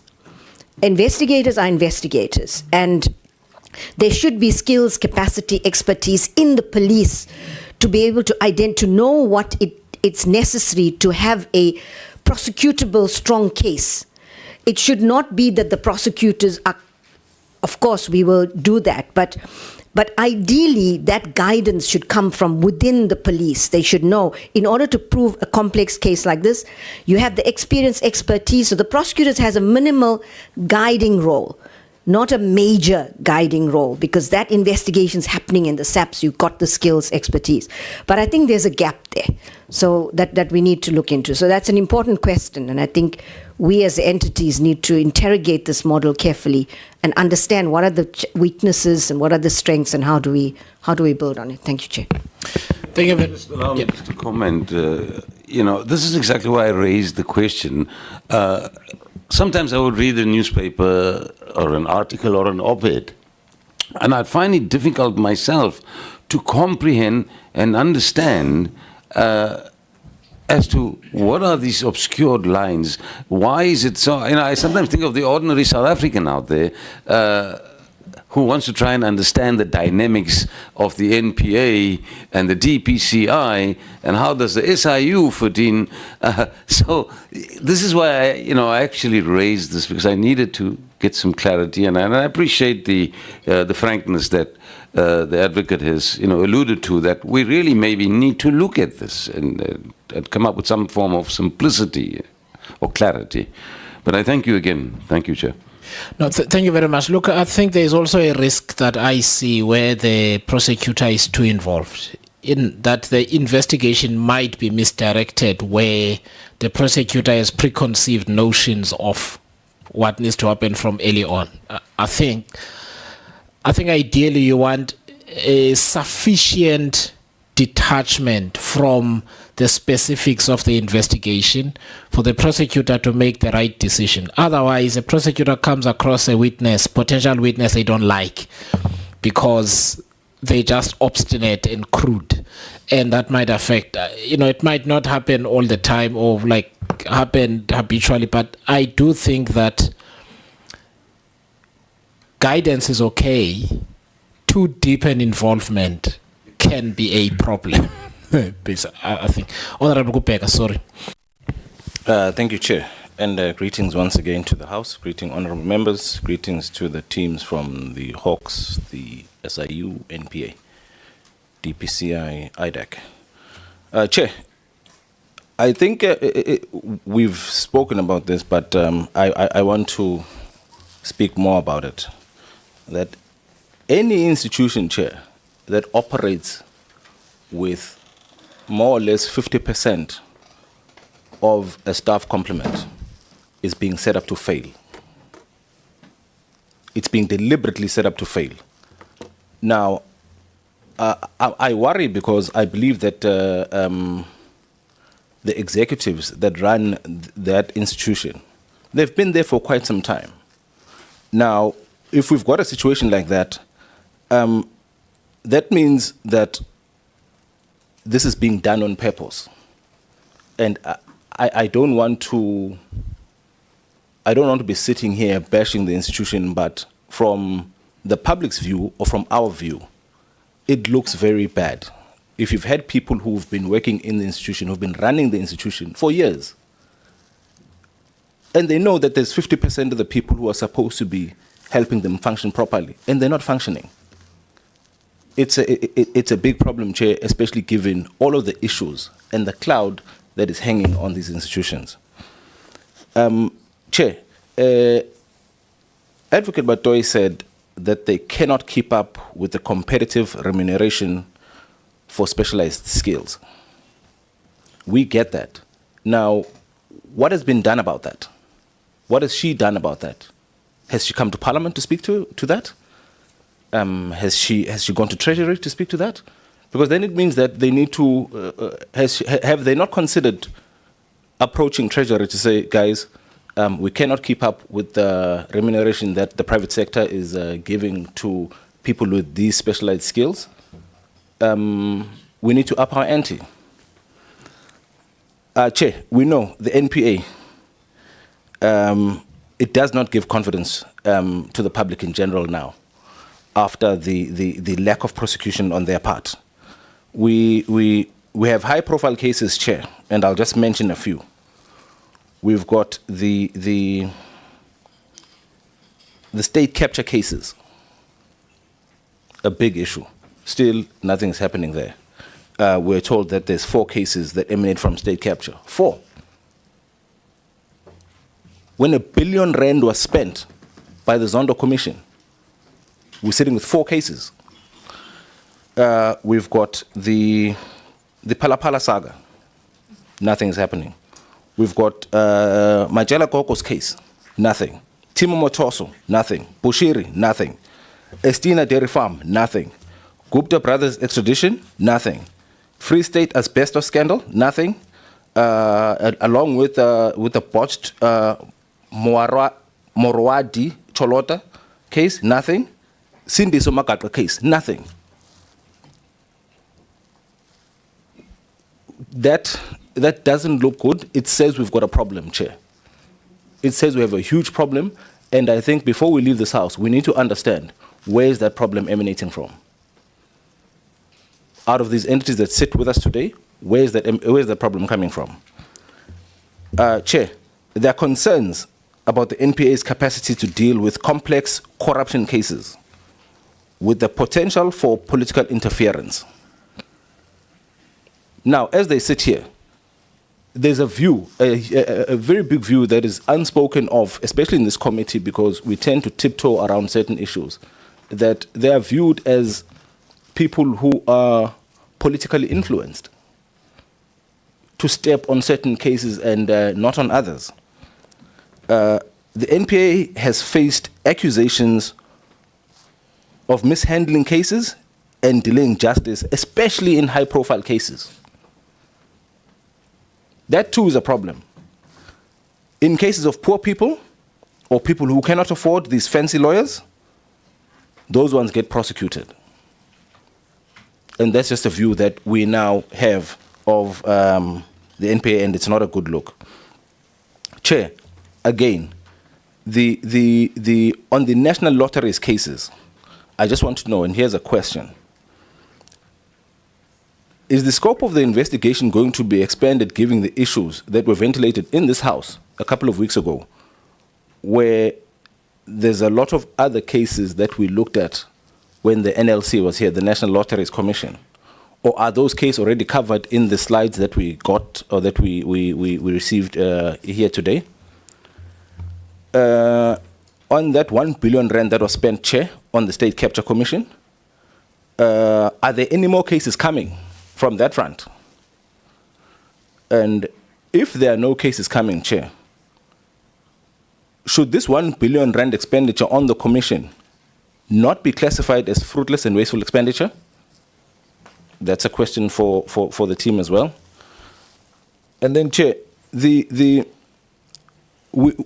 have to ask ourselves that what is the core function of the NPA as it stands right now? Are they following people or certain individuals instead of following the evidence? Because you can't tell us that with the high number of high-profile cases that are not being taken to bed, that all of them seem to have a problem. Before the case is taken up and thrown into the media, is there not enough investigative capacity to determine that, okay, this one will be able to see through, so we take it on? No, this one we leave it because we can't take it on. Before you take people and you ruin people's lives, you put them in the media, they are paraded in front of everyone as these corrupt people, and then at the end of the day, there's nothing. Case in point, Majela Koko. Majela Koko was picked up at his house with his family and they were taken in by, I think it was the Hawks, if I'm not mistaken, and the whole country believed that those people are corrupt. And then the Middleburg Commercial Crimes Court has just thrown the thing out, years later. Now, a lot of people they don't even know about what I'm talking about now because it's not been plastered all over the media the way it was plastered when he was being taken into custody. Because now everyone believes that Majelo Koko is corrupt, but evidently he's not. So again, I ask, Chair, are they following evidence or are they following certain people? And then lastly, Chair, I wanted to ask, how secure is, now this is for the IDEC team. I heard that... Members, please. I heard that... Honorable Kupega, Honorable Kupega is speaking, so it's not okay to speak while he is. Chair, I wanted to ask, how secure is any investigation, now this is for IDEC, that includes outsourced investigation capabilities? Do these outsourced investigating people, do these people sign NDAs? Do they have any security clearance? Do they need any clearance? Because if you are saying, okay, we're a specialized unit specializing in this, yet when we need to investigate that specialized item, we outsource. So when you're in that process of outsourcing, are these people vetted? Are they given security clearance? Are they made to sign NDAs? What is the process there?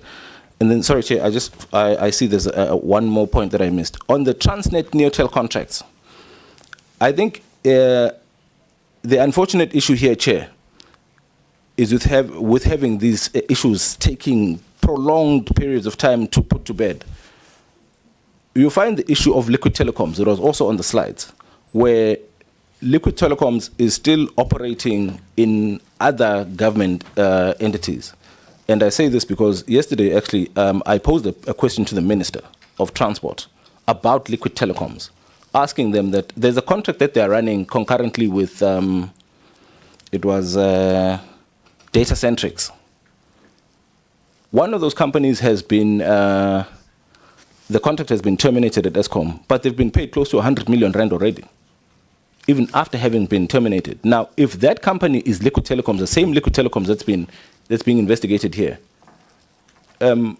we need to realize and appreciate that these cases taking long to get dealt with is causing a huge problem, and the ripple effect is big. Thank you, Chair.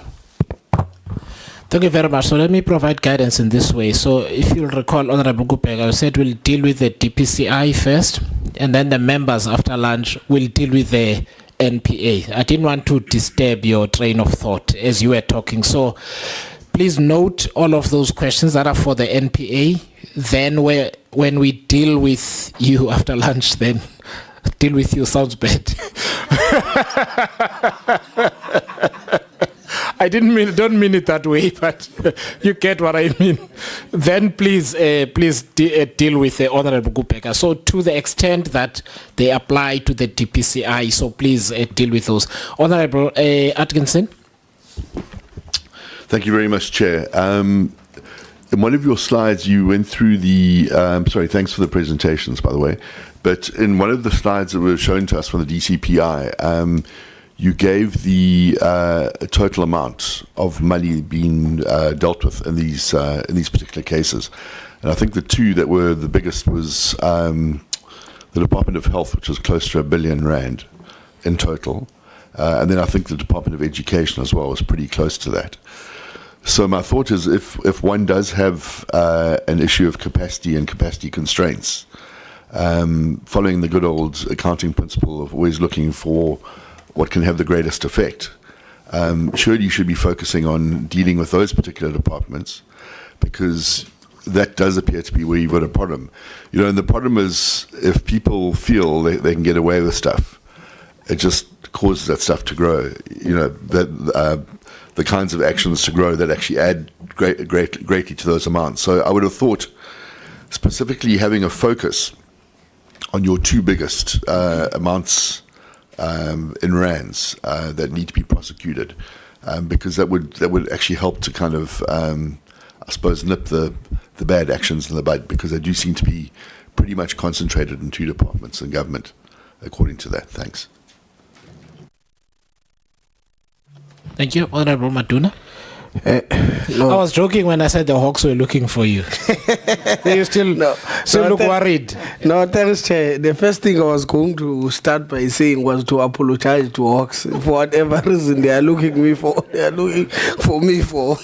So, no, thanks, Chair. Good day, Chair. Honorable members and colleagues from DPCI and NPA and so on. No, thanks. I will also follow suit and be very short. I just have, I think one question will emanate from the fact that I think they said that they are going to prioritize about 500 posts for the upcoming financial year. Now, 200 being from internal. Now, I wanted to check, okay, should you get this 200 internal, are you already having arrangement in terms of where the posts that they will be coming from to keep them, in terms of how you will fill them thereafter, after we've employed this one to this new a post that you will be advertising? I'm not sure if I'm making sense, but hopefully I am. And then, yeah, I think in line with what the chair was saying, I think it's very important that the Directorate have forensic auditors of their own. Reason being that, you know, once you involve external service providers in sensitive investigation, there's now an opportunity for some compromise, for some compromise and some biasness to take place in those investigations. So my first question would be, I think the chair would have asked it, but I would like to expand further, because I would want to understand really in terms of this, how do you sit down and decide that this should be prioritized from this? I think it's very important that I get that in a much more clearer sense. And my second question is that how do you measure the effectiveness of your investigations, and what metrics or benchmarks is it using to assess its impact on reducing priority crime? What indicators do you use to evaluate the success of your investigation, and how do you use this information to refine your strategies and improve performance? The second question, which will be the last one, Chair, I wanted to check what measures are you taking to ensure that your investigations are intelligence driven, and how is it? How are you using data analytics to inform your investigation strategies? What sources of intelligence do you rely on? And lastly, how do you validate and verify intelligence to ensure that it's accurate and reliable? Thank you. Thank you. Over to you.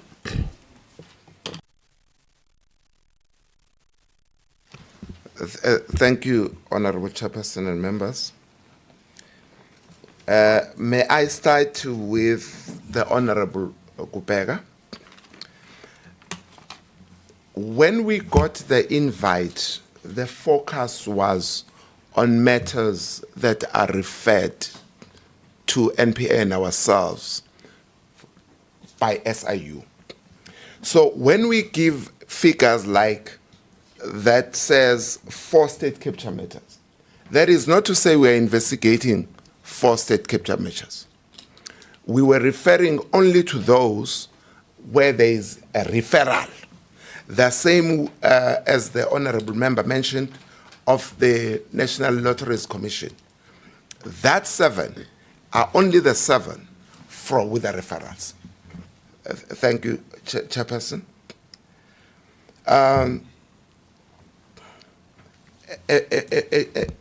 question was asked about the vetting when we outsource our investigation, when we don't have the resources in-house.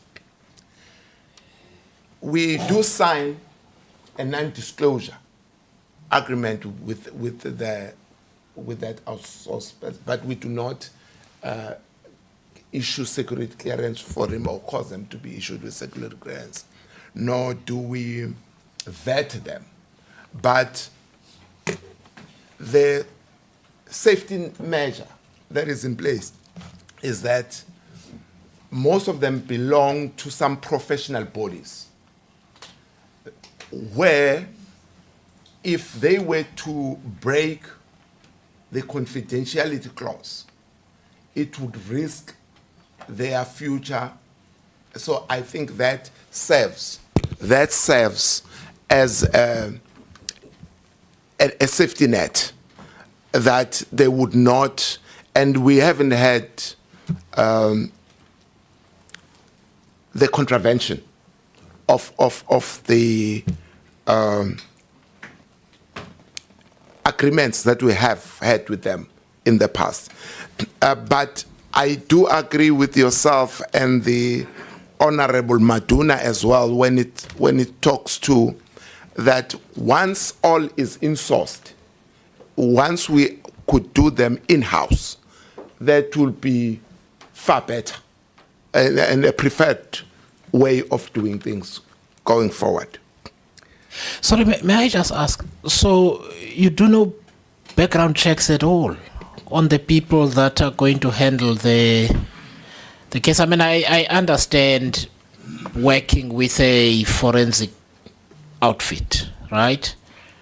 But surely you also want to make sure that the specific individuals that are working with it don't have other problems elsewhere. Let's say somebody has a gambling problem, and that makes them susceptible to being paid money to provide information or to, you know what I mean? You get the risk I'm trying to say. So it seems worrying that you are suggesting that the specific individuals that get forwarded don't then undergo any kind of background checking at all. You rely on the professional bodies to which they belong to punish them later if they happen to do something. It is something that we should really look into, Chairperson, but at the moment it is not. It's something that we need to Okay, so please do. Indeed. Then there was, I think my colleague will speak to the issues that talks to liquid telecoms, if it was in your presentation, sir. Then there was a question that was raised by the Honorable Atkinson that speaks to the value.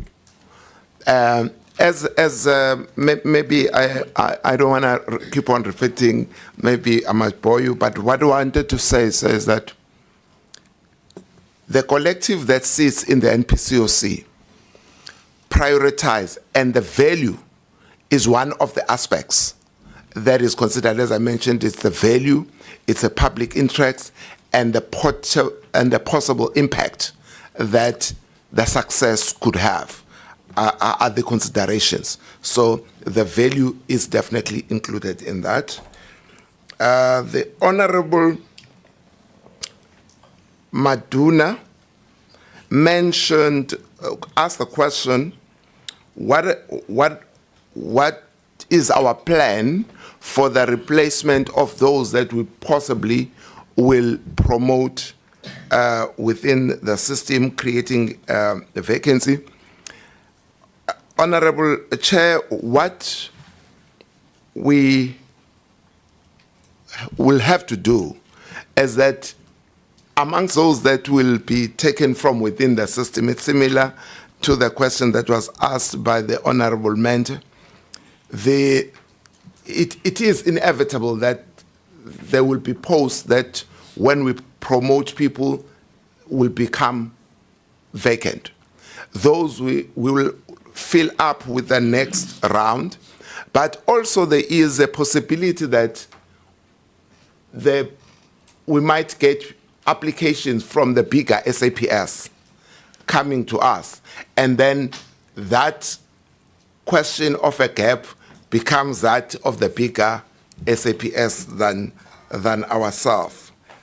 I think I've spoken to the prioritization and the external role players. I think the question there from the Honorable Maduna was similar to that of Honorable Gupega in terms of the risk that it carries, and we have agreed that it does.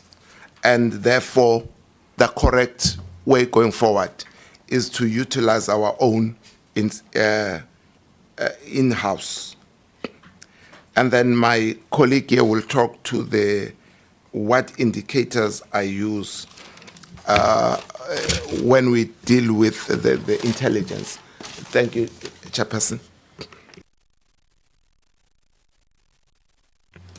Thank you, Chair.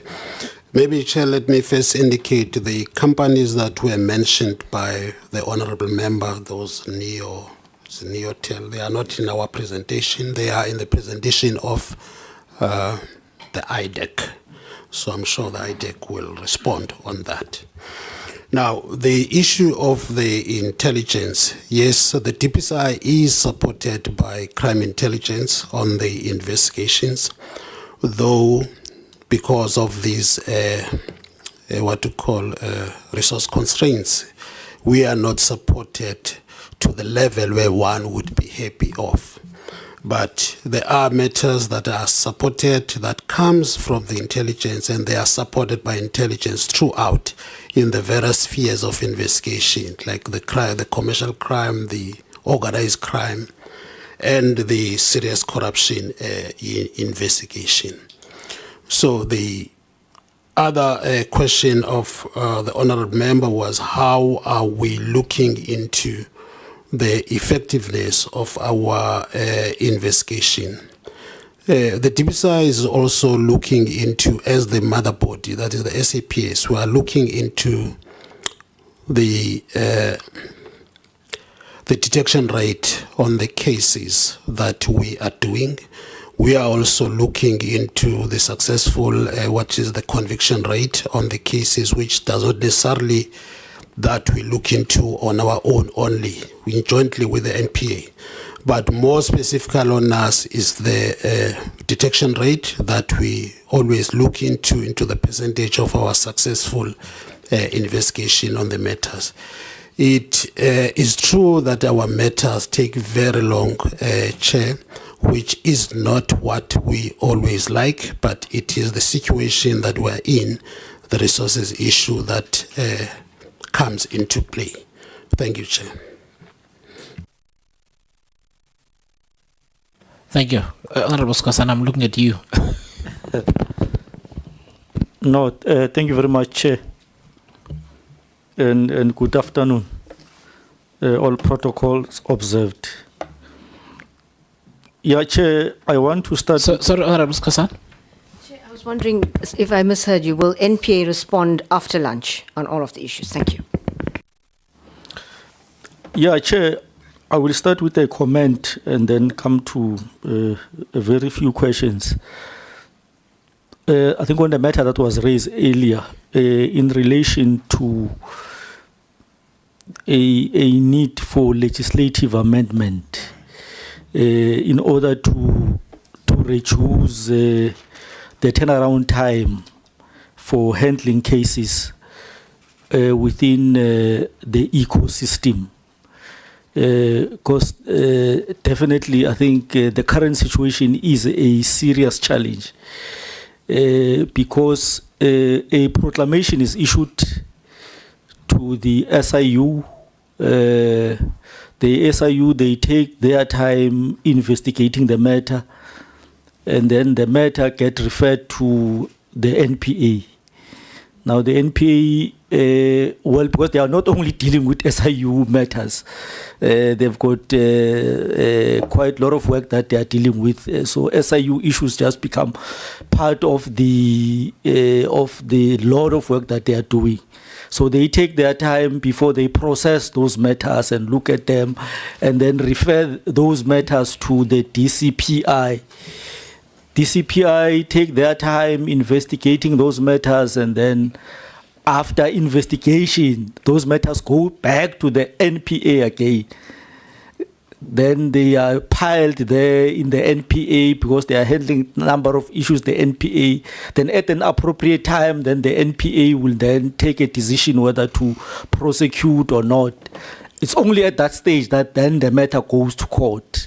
So it takes very long. And I think it's one of the reasons that in some of the cases which the SIU have seen a potential for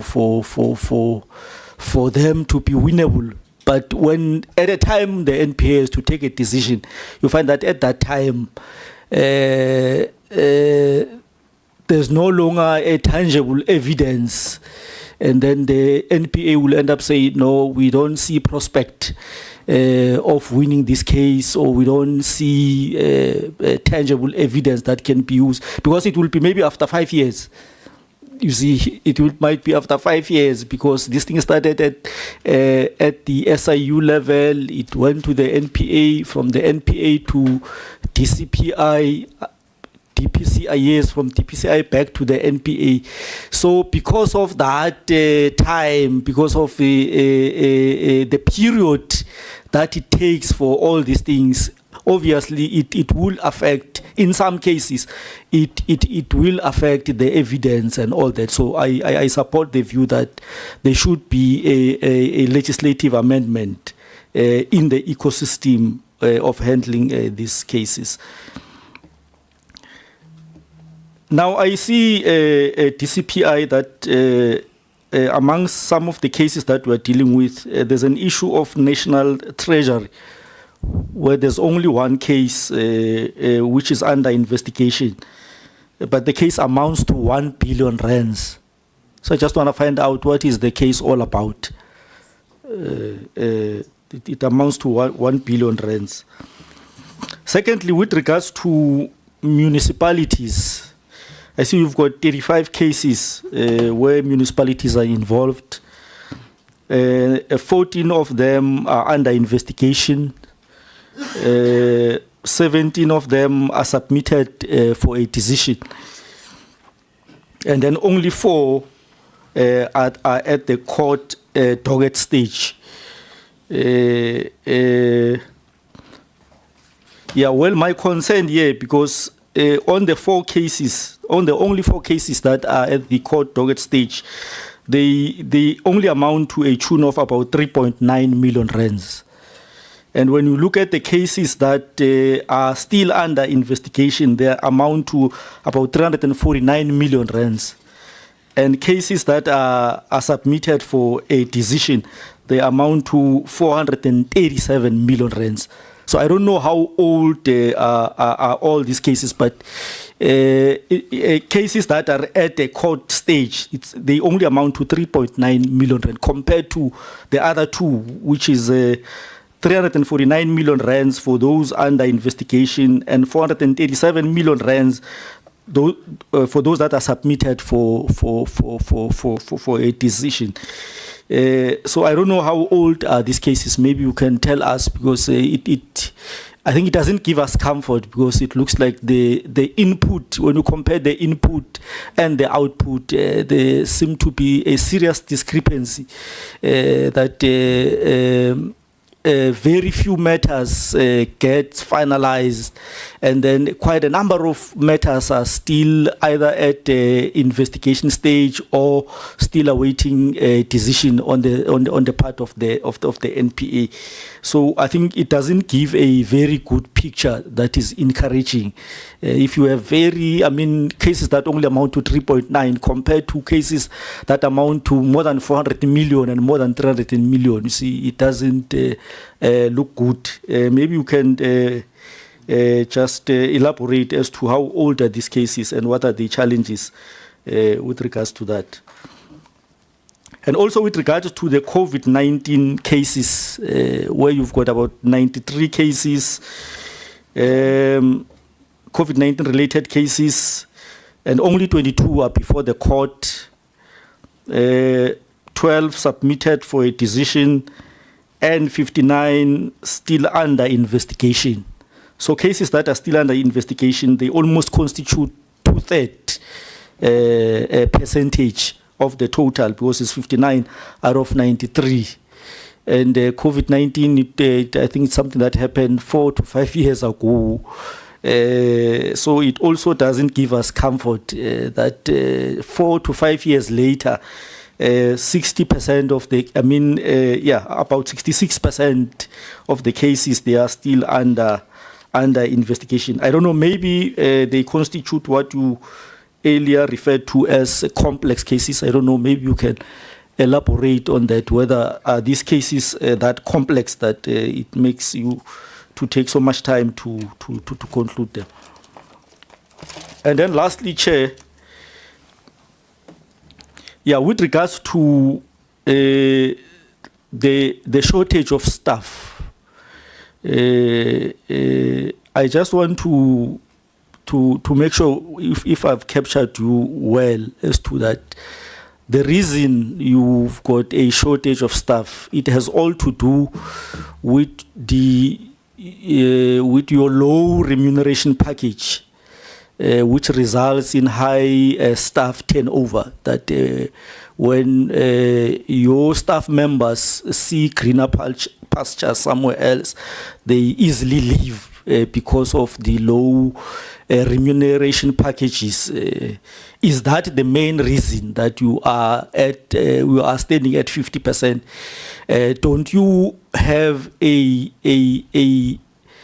resources challenge? Don't you have a budget challenge that you are unable to fill other posts because you don't have money? Is it just because of the issue that the remuneration packages are low and therefore people don't stay immediately? They see greener pasture somewhere, they easily leave. Thank you very much, Chair. Good afternoon, Chair. Good afternoon, colleagues. Good afternoon, advocates and the head of the NPA, DPCI, and all present. I have quite a few questions that I wish to pose to you. And one of the areas that I wanted to pose to ask is that I've not heard any word that says turnaround strategy. There's been collaboration between different departments, but one would have thought that you would have presented a turnaround strategy. And then my next question is, and do you have a comprehensive and cost strategic plan? Because if you are to collaborate with all the different departments, the different divisions, one would have then come together and said, look, let's draw up a master plan now with everything and all the different elements so that you can navigate your way forward. And with that plan, it then also tells you how you collaborate. Because my next question is going to be, if you have an MOU with the SIU, why are you not using their resources? Surely they have spent years, and I'm saying years, on gathering evidence. Now that evidence, first of all, they would have had information that would have got them the proclamation. From that proclamation that is signed by the President, it then that is giving you that there is obviously where there is smoke, there's fire. So that goes there. From there, it is investigated. It could take a few years, which we've seen. It is absolutely a lot of information. Why would you not then collaborate with them, use that information? Because it is obviously thorough. Because they would never have given it to you in the first place if they didn't think there was a case. And that is why you would then, why would you want to go and investigate? Surely you would take that information and then just add the missing pieces that you would want to go to court. So the other thing is that you said if the SIU also have facilities, or they have procured facilities to get all that information, which you talked about, the terabytes of data, they would give it to you. So they would be able to sit with you and unpack it. Because there is a directorate that has spent years gathering that information only for you to say, okay, now we start again. So I don't understand that. And then in your MOU, and maybe I'm missing something, why would you not collaborate more closely with the SIU? So that you are the springboard, because there's the triangle. The SIU is at the top, NPA is on the side, the information goes to MPA, then it goes to the DPCI, and all the other directorates working very well with the asset forfeiture, because after lunch I have some questions on that side. With your strategic plan, if you're talking about your cyber crime, would you not then, as SAPS, say that's the area crime intelligence would deal with? So that there's a collaboration, because what we are seeing is disjointed information, disjointed structures. And I come from public safety, so I know what I'm talking about. So the other area that I wanted to touch on is that exactly what my colleagues were saying, there's 200 internal posts. I have a problem with that, because I already see in the area that I come with, those that have come from the ranks to the Hawks sometimes are compromised, because one of the areas that you've got organized crime wanting to put their own in the Hawks, okay? And I can tell you now there's infiltration. I mean, you haven't managed to come forward with 180 cases of kidnapping. So if you can't even solve kidnapping, how are you going to solve these cases? And some of those cases are managed by the Hawks, some of the members have been compromised.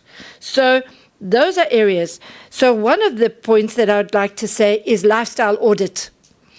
Have the Hawks themselves gone through the process of lifestyle audit? Everybody in there. Security clearance of your own. Do you, just because you are the Hawks, do you have a security clearance? It's different when you take officers, which I've seen in my own experience, from the ranks. They think it's great to be on the Hawks. They're like cowboys, because when you are in the Hawks, you need to be strategic. in the sense of the kind of criminals that you're dealing with. You can't have cowboys out there and thinking that they can go and just be loose cannonballs. You actually need to have strategic members in the Hawks that have the background, as we were saying, that have the CA in law, but at the same time, you would have those that are operational within your side, that are good at tactical operations. And we've seen some good cases, but it's been from SAPs who have actually caught the criminals, not so much the Hawks. It's when they've collaborated with SAPs, they've actually, unfortunately, those criminals, as soon as they shoot back, they're shot. But what I'm saying is the cases, we want to see a success. We want to see those cases prosecuted. My last question, Chair, which is my favorite one, is the cottage industry for lawyers and accountants. Are you now going to open another door for lawyers and accountants to assist in any of your, if you are going to be sourcing some of your work out, okay? Well, what we have seen here in Scopa is the cottage industry for lawyers that are now suddenly looking at coming into that kind of role. In the Eastern Cape, we have seen collaboration between lawyers and prosecutors, okay? So my question is, how are the collusion between your prosecutors and the lawyers coming to the finalization of a case? No, there's not much evidence here, when in fact, the evidence is there. It just possibly hasn't been unpacked properly because the SIU has done that homework. All you have to do is put the cherry on the top and go to court. And so those are the challenges and the information that I wanted to see. I have a lot of questions, but I'm sure it will then all feed into the NPA. Thank you so much. Thanks, Chair, and greetings, everybody. So I don't think I have any questions, but mine's just more a comment. And I just think there's a total lack of political will to fight corruption. I just looked at some figures now. In 2023, the VIP protection had a budget of 3.8 billion. It looked after 200 people. With the bloated cabinet, it's probably more now, looking after more people. And the Hawks, in the same time period, had a budget of 2.2 billion. So a budget of 60%, but it was to fight corruption for 60 billion people. So, Chair, until there's political will to fix this corruption, until the Hawks is properly staffed to fight an organization that is 50% understaffed, you're whistling in the wind, you got no chance. Your guys are overworked, you're understaffed, under-budgeted. You're fighting your tails and you got no chance. And our commitment as Action SA, we will do whatever we can do to ensure that you're properly funded. I mean, I've sit here in Scopa sometimes. The RAF, it's a 50 billion cesspool of corruption, yet the Hawks gets 3 billion. I mean, it's unbelievable. You could fund yourself, but there's just a lack of political will. Until there's political will, we're whistling in the wind. Thank you, Chair. Thank you. Over to you.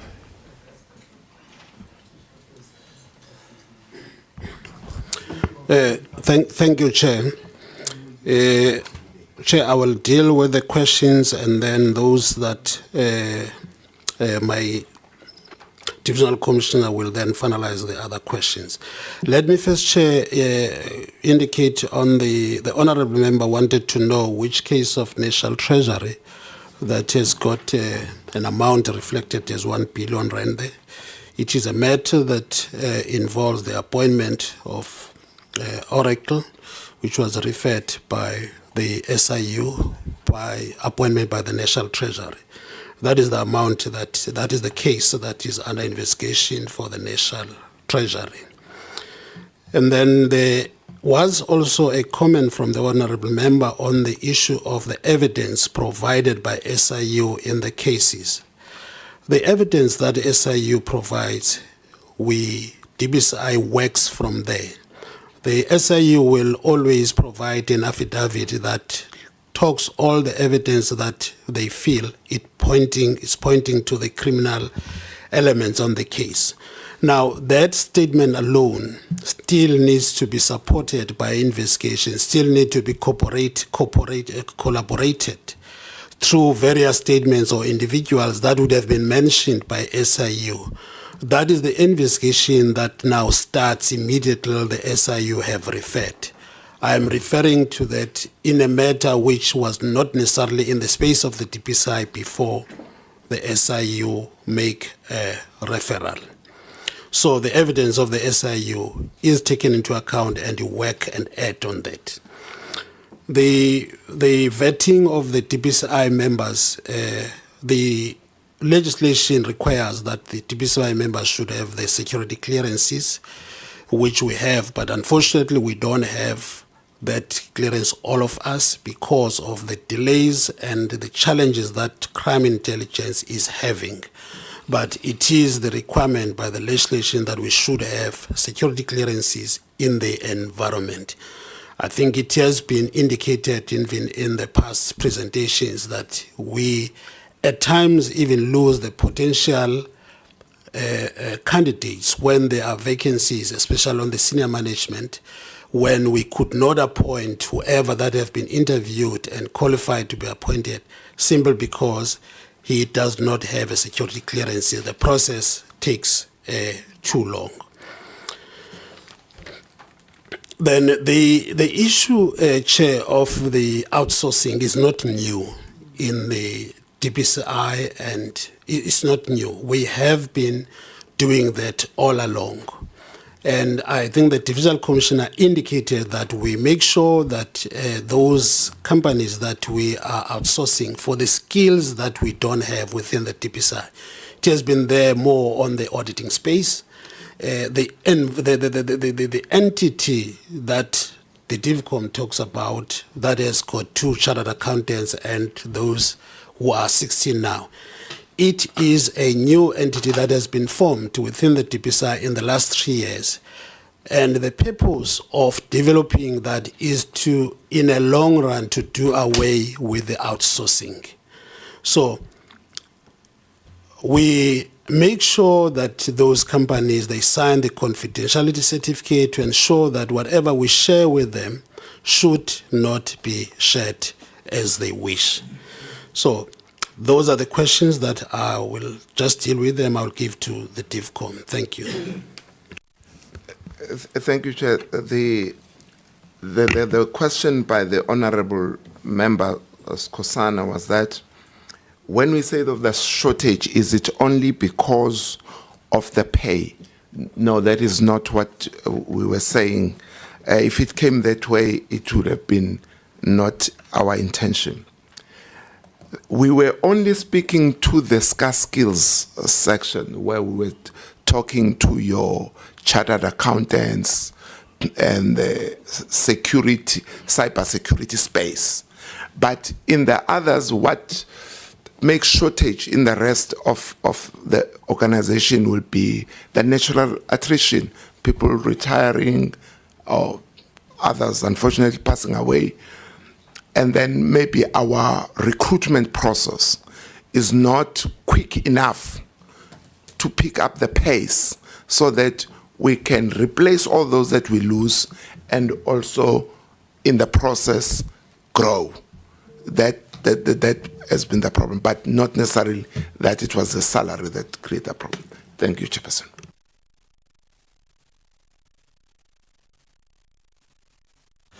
Nobody's volunteering to comment on whether the cabinet is bloated. None of you want to go there. Any takers, Advocate Motibi? No takers, no. It's career limiting, that one. Honorable Kupeka said we tiptoe here. We are tiptoeing now. Okay, honorable members, the time is 25 to 2. So can I ask that we are back here at 10 past 2 so that we can then take it home? It will be the NPA's turn But nobody's being let off the hook yet. You stay because the questions cross over. Thank you very much. Sorry, Honorable Beasley, they didn't answer your question.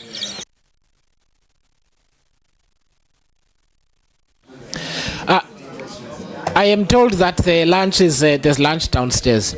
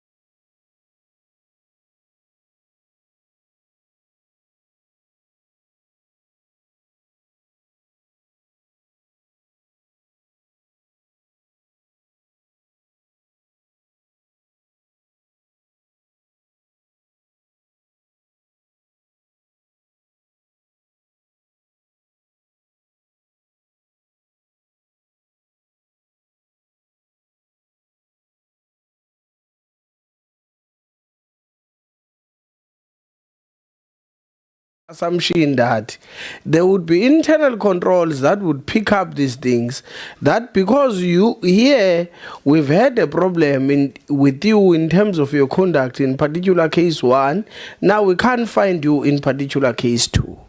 This chair is in line with the recently published affidavit in the case of Cindy Somakaka. A young man that died very young from a rural town in Mzumkulu. Cindy Somakaka, when he was shot, it was not only the only person that was shot. There were a number of many other comrades that were shot. Yom Tutuzi Chibas, the former speaker, the speaker of Mzumkulu municipality of that time, which was Kaya Tobela, Cindy Somakaka, there were many others who would have passed on during that particular period. Now, it's very sad when one of the person that would admit into taking part in the killing would make allegations that he tried making or depositing this affidavit into evidence as far back as 7 years back. But the investigate or the team that was the prosecution team from the NPA denied him the right to do so. It tells you that we have a problem. Now, I think my question is in line with the above. What internal controls do they have within the organization to ensure that people who perform these things that are either prostituted or part of their employees are dealt with and do not again form part of other high profile cases? And I think it's a really sad, Chair, especially in the issue of the former SG of the Youth League, Cindy Somakaka, because I think one of the things is that I'm told late last year there was a visit from unnamed people to his mother, even though the son passed on many years ago. That raided his house because they were looking for documents that he would have held in this position before he passed away, where he would have exposed particular individuals for corruption.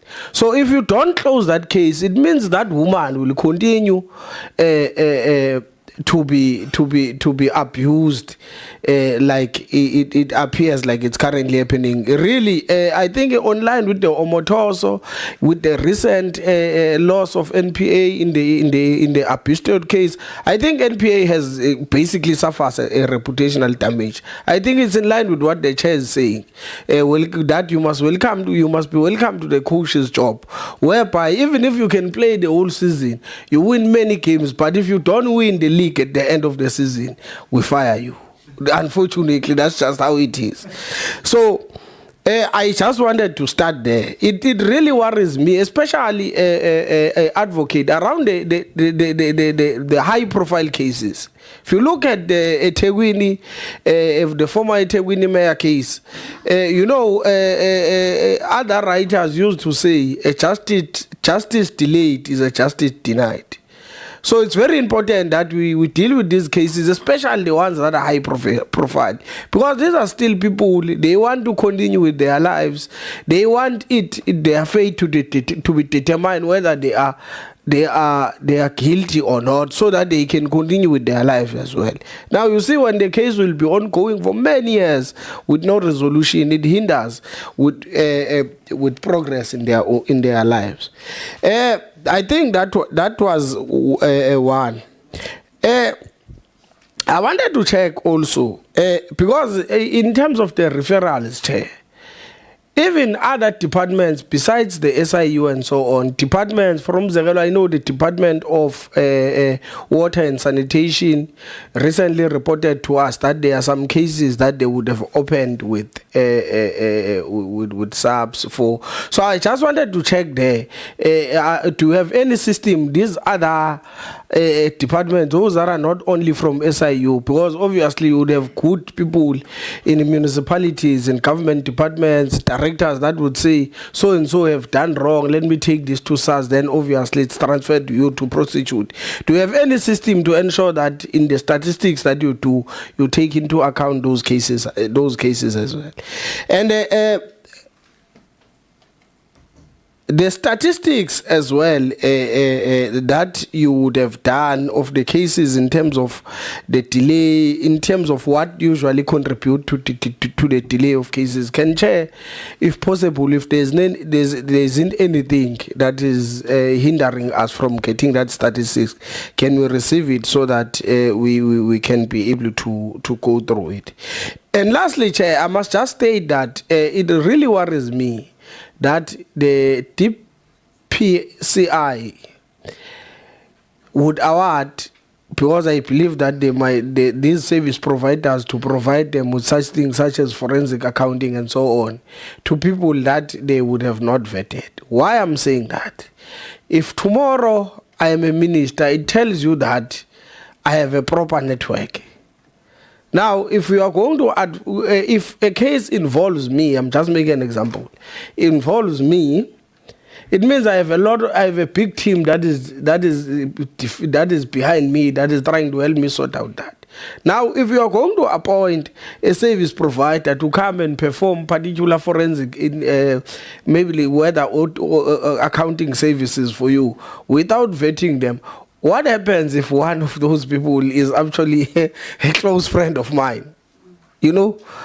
And unfortunately, you can only perhaps find out when you get to court. You know, when lawyers start arguing and then you start finding out that the person that assisted you in doing this investigation is my friend. What then happens? So it really worries me, Chair. As well as the integrity of the investigation, it puts it into question. Thank you. Yeah, like the chair finding out his cousin is in the room. That sort of thing. And having to make a quick declaration on the spot. Can we start with Honorable Kupeka's questions? Thank you.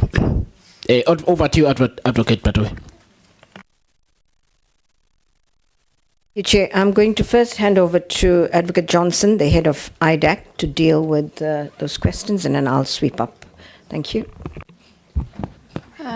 Honorable Chair, honorable members, and to colleagues from the SIU and the sister agency, the DPCI.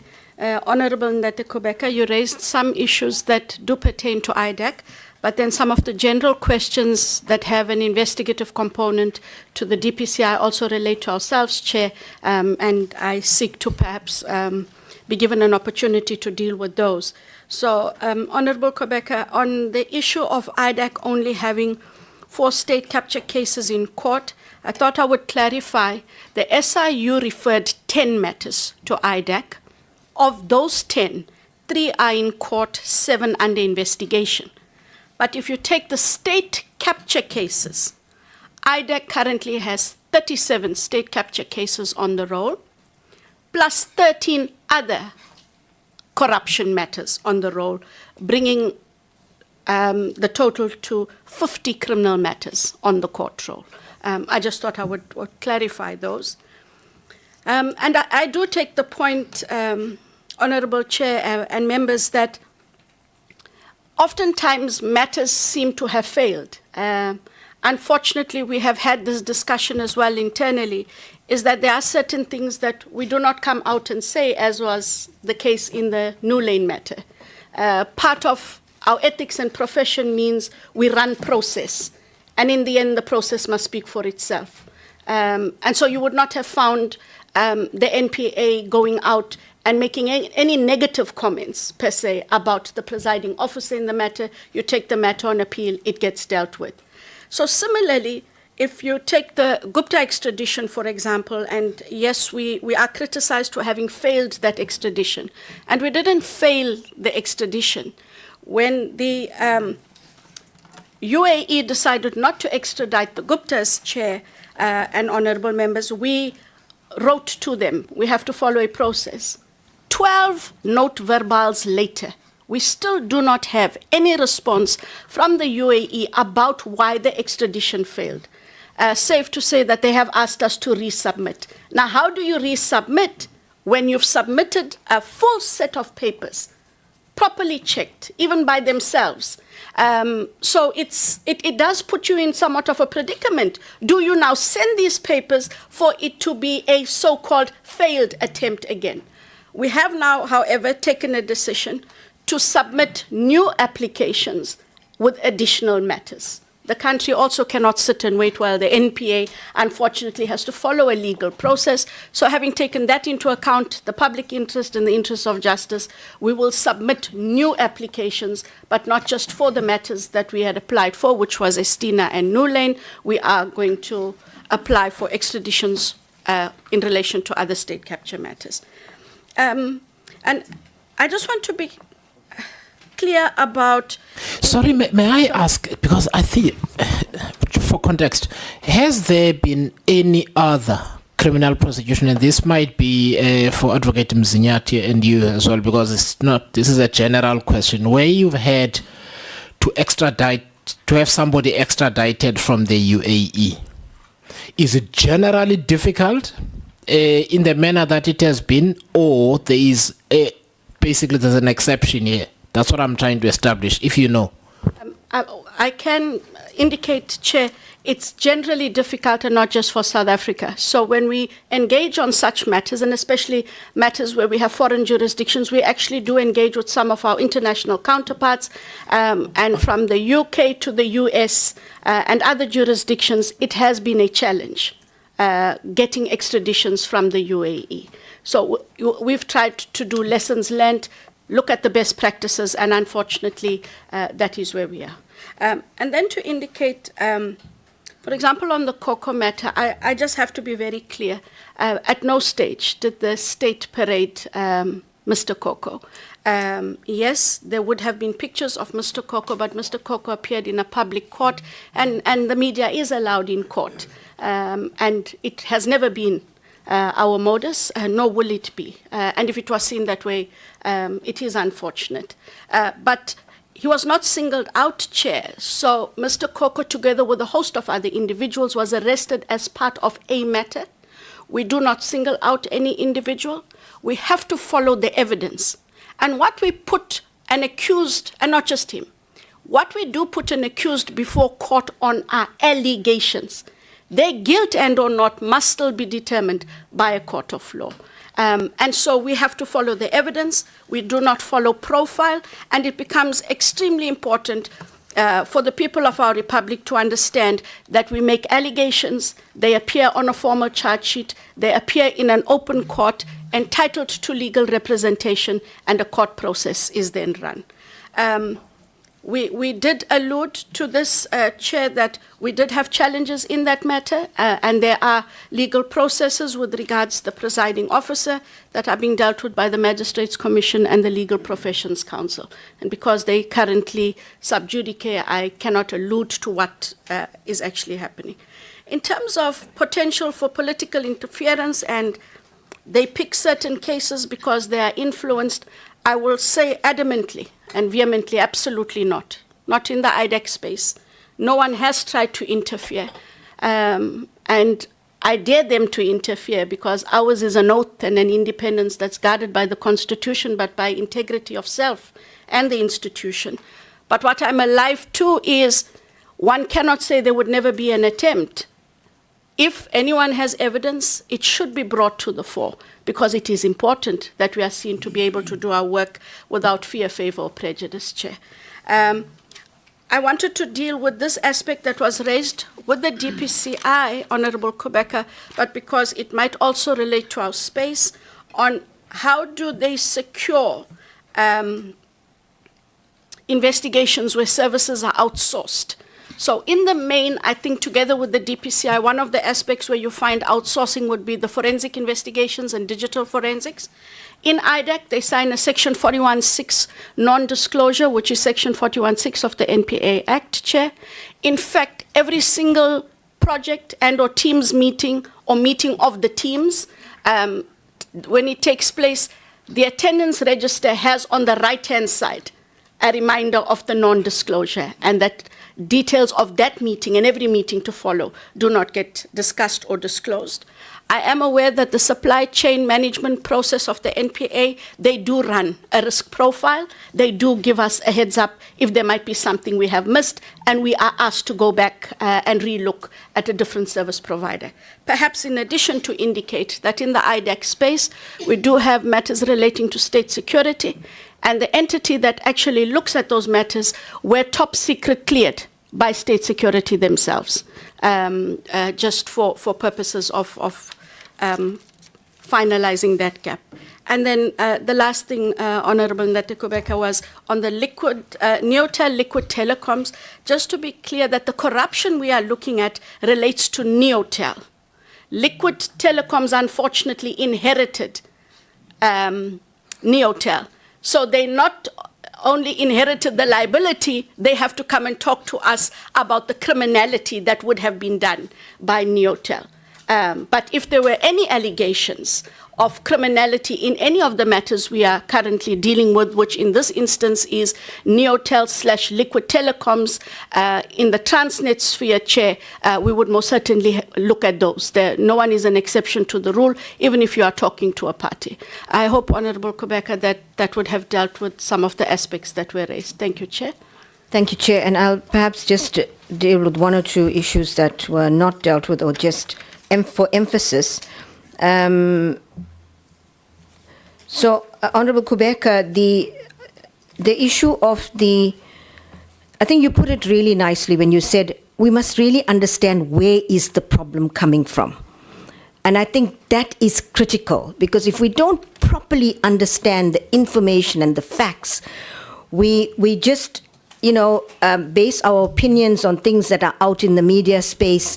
It's very difficult then to properly identify the problem.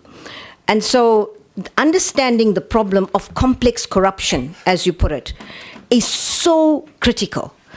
And the role of law enforcement in this is hugely important. And I'll deal I'll just emphasize what Advocate Johnson just said about the potential for political interference.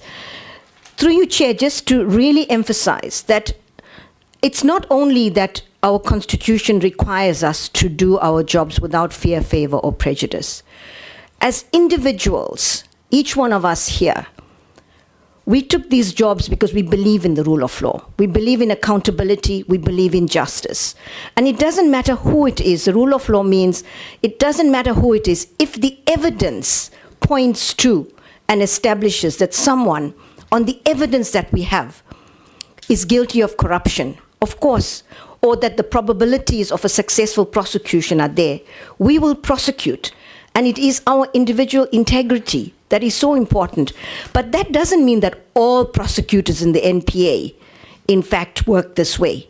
We certainly, and I will advise you of some of the steps we put in place to try to ensure that, because it's hugely important that we have prosecutors that don't only just mouth without fear, favor, or prejudice, that they actually behave and do their jobs in accordance with the oath that we take. So the understanding complex corruption, I just want to make this one point. As law enforcement and prosecuting authorities, we have a huge role in the country being confident that we are addressing corruption. And we've dealt with a number of challenges, and I will come to that in a second as well. But unless we understand what is the real cause of corruption in this country, that the lack of systems, processes, ethical leadership, and good governance across government entities, whether it's on all the levels of government, that is what causes corruption. And unless we address that, I'm glad that with the OPI, potentially the NACAC has actually, the setting up of this new entity that's going to look at systemic corruption and how to deal with that. I think that will really have, because unless you prevent corruption up front, we in law enforcement can be blamed for it. And I know I do not want to minimize how important it is that we do hold people accountable, that the people see that those responsible for corruption are being held accountable. But unless we see it as law enforcement is part of a much bigger strategy in terms of our national anti-corruption strategy to deal with corruption, we will never be able to prosecute ourselves out of the problem of corruption unless we have preventative measures up front. So, and to give the assurance that I think Andrea's dealt with that political interference. I have not had the executive in any way attempting to influence the prosecuting authority to deal with cases or not to deal with cases. With regard to cases against the poor, I want to say to Honorable Kubeka, there's one thing that I take from Vusi Pikoli, the previous national director, and he always said, always have a bias for the poor. And that is what we want to, as prosecutors, we want to make sure that we are there to help the poor, the vulnerable, the marginalized in communities more than the rich and the powerful who can influence. So that is what we really want to do, is to serve the victims across society, no matter where they come from. You're right, Honorable Kubeka, that the NPA has taken a knock in terms of confidence of people in its ability to do its work. And I'm hoping that I'll just hold with that. But the reasons for this, and you mentioned a number of the cases, Pala Pala, Koko, Omotoso, Bushiri, Estina, Asbestos, Gupta, Choloto, and the Sandiso Makaka cases. And I'll leave the last one for our colleagues in the NPS to deal with. But I want to implore, and the reason why I say this, I want to implore the committee and the people of the country not to judge the success or failure of the NPA on these very important cases. And I'll go through each one of them and I can explain where they are in a legal process so that we can understand what happens. And the danger of coming to conclusions before legal processes was so clearly demonstrated in the New Lane matter, which was the first case, that state capture case, that the NPA, in inverted commas, lost. And we were absolutely, from the national director to the prosecutor, we were denigrated, I think is the word, in that matter. Many of you would have seen the Amabungane documentary, where the national director and many prosecutors, that is the best word to use. New Lane was the linchpin that were used to lynch us. And it caused huge damage to the NPA. And what's happened now is Supreme Court of Appeal has completely overturned that decision. We believed in the case, we believed in the prosecutors, we appealed that case. And the Supreme Court has seriously criticized the judge in that matter in terms of how the matter was approached. And now what do we have to do is retrial before a new judge. And that disadvantages witnesses who have testified, who have to testify again, and there's a whole lot of challenges with the retrial. But we have to deal with that and go through that process. The point I make is that let's allow legal processes before we decide on success or failure of the NPA without allowing these processes to unfold. Advocate Johnson's dealt with the Koko matter, the Omotoso matter. The NPA is doing such incredible work on sexual and gender-based violence cases. This one case, a hugely important case, has really set us back. And I dealt with that, and I don't want to go into any details because when I answered, I think it was Honorable Trollope earlier on, I dealt with that. But this is a matter that is on appeal.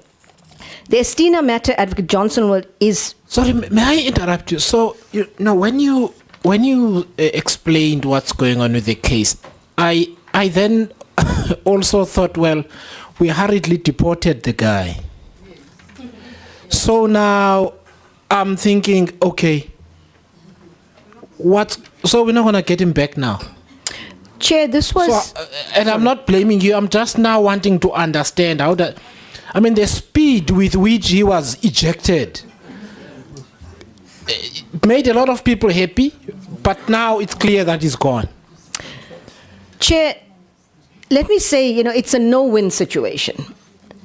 And I want to just emphasize that, yes, he's no longer in the country.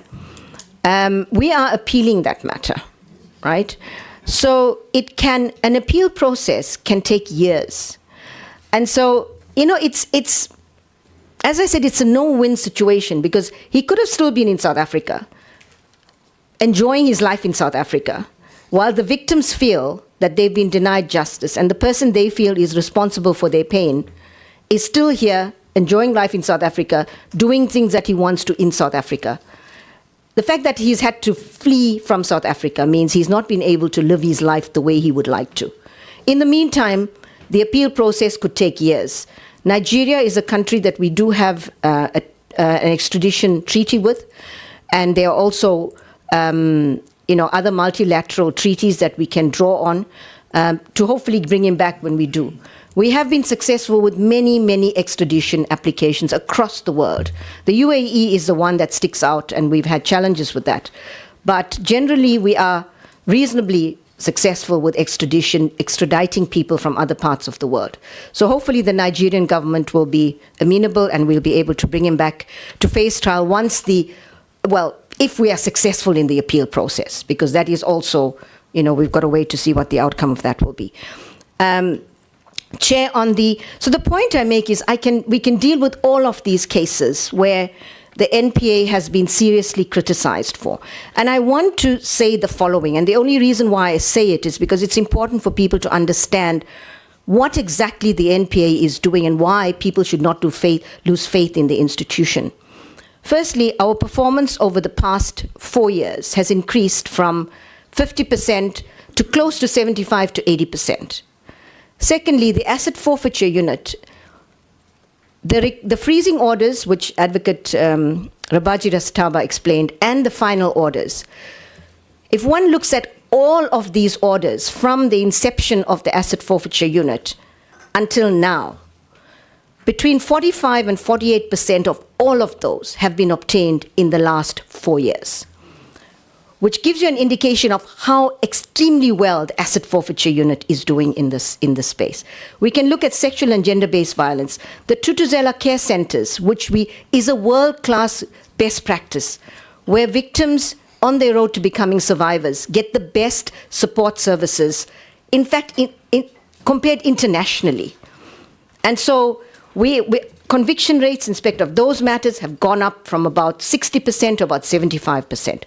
So I can go on in terms of all of the good work. And the only reason why I say this is because I want victims of sexual and gender-based violence to know that they must speak out and they must come forward and they will get the best services.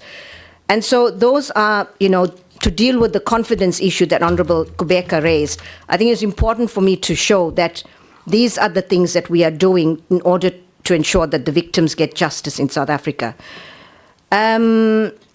With regard to, Advocate Johnson dealt with security of investigations that are outsourced, and so did my colleagues from the DPCI. But I want to emphasize the problem with security vetting in this country. It's so easy to say, have people been vetted? But I want to ask, how many % of crime intelligence people are not vetted? How many percentage of state security people don't have top secret clearance? We must ask these questions. And I think that the answer might be worrying. But let's ask these questions, let's get the facts. And those are people that in themselves must vet institutions in our space.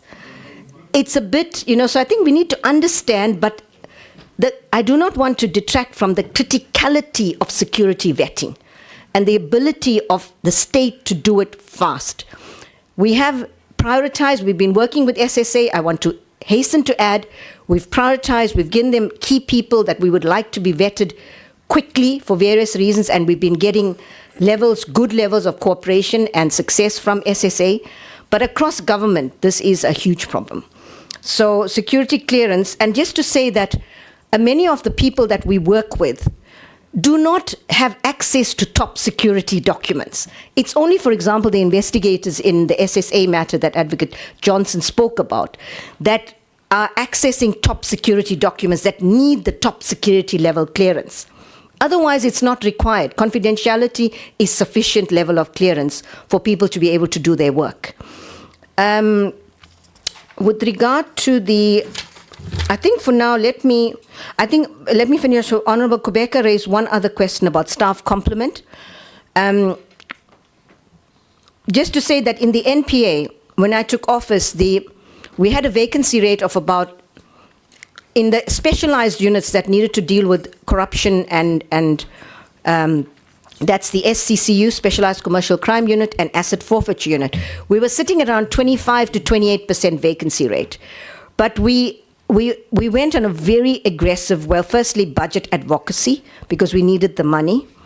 And there were questions around budget, which I will deal with now as well. And we did get the money that we needed from government. So there's been commitment to support the NPA.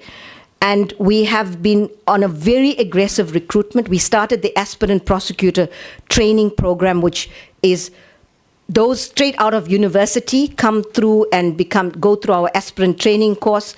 And that had been stopped in around 2016. We started that again. And so we bring in students from university, we train them, and they become prosecutors.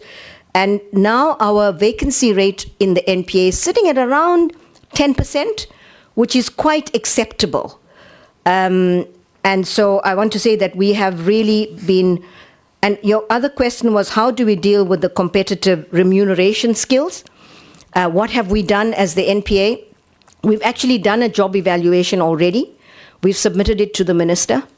And there will, of course, have to be engagements after that with potentially, well, with Treasury, DPSA. But that process we've already started to make sure that we can hire those skills at the right salary level, so we can also retain them.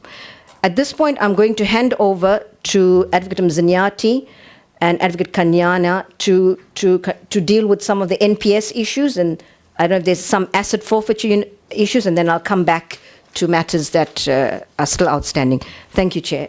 May I, through you, Chair, of course, Advocate Mzanyati. Thank you, and thank you, Chair.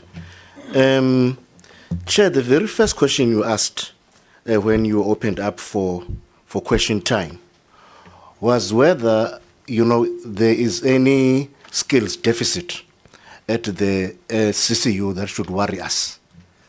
Well, I wouldn't say there is a Chair.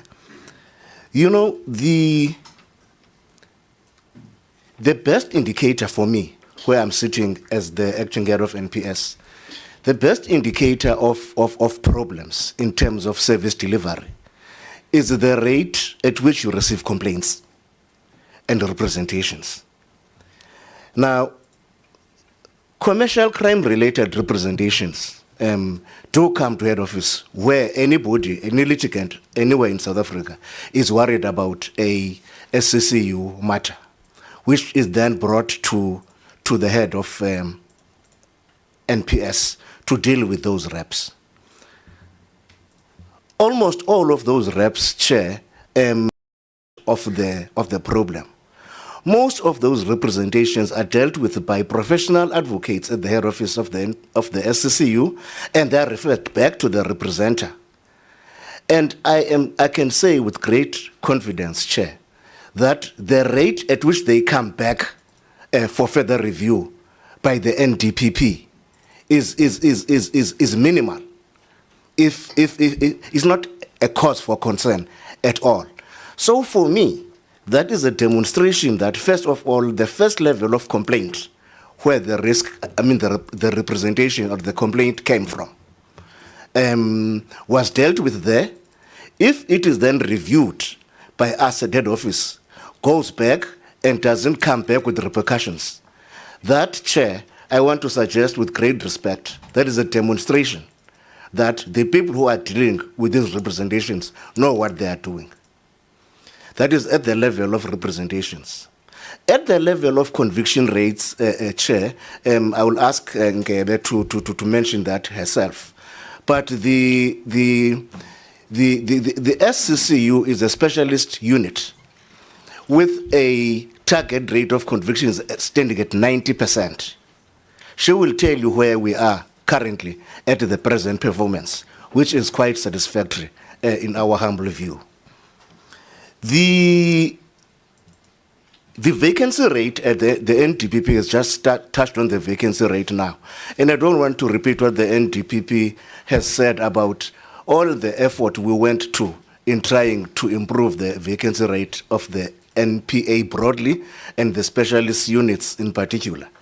We don't have much cause to complain, if honesty should be the case, Chair. At the occupational category of prosecutors, we have got, out of a staff complement of 229, we have got 35 vacancies, which is at 15% for SCCU prosecutors. And at the admin component, we have got, out of 66 personnel, we've got 14 vacancies, which is at 20%. This is now occupational category prosecutor versus occupational category admin component.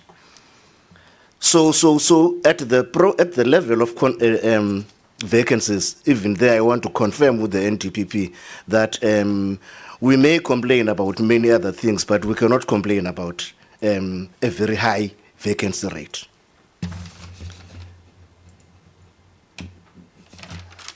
The NTPP has reflected about cases, Chair, and I think I want to defer to the NTPP that maybe it may not be very wise of us to go into much detail about cases that are still pending in court. But another extradition that has been mentioned here, which has been finalized now, I think it was mentioned by Honorable, remind me, sir? Yes, the one of Bushiri, that the Malawi extradition. The Malawi extradition of Bushiri, Chair, was not lost. The Malawi court actually found him extraditable, and he is now taking that decision on review. So it's not a loss. And we all know the circumstances under which he left the country.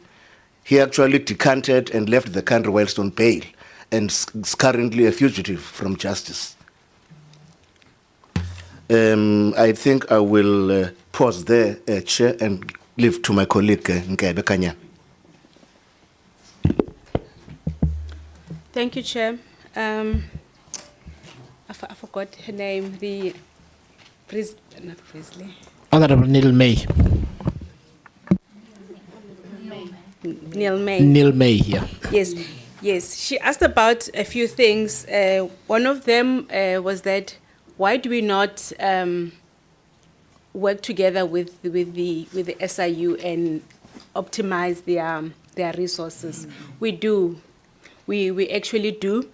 In a lot of other cases, you'll remember that I spoke a bit, all of us, we all spoke a bit about the COVID-19 cases.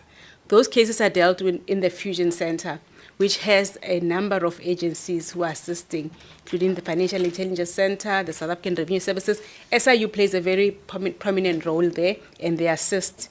And so it's just one example in that big project.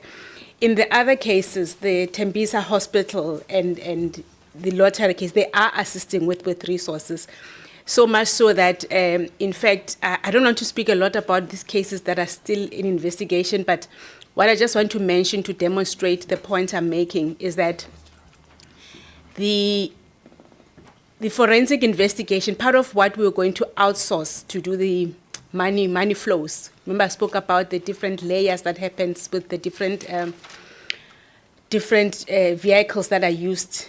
Vehicles, I mean, like companies and things and trusts that are used to layer these funds. That money flow part is going to be done by the SIU.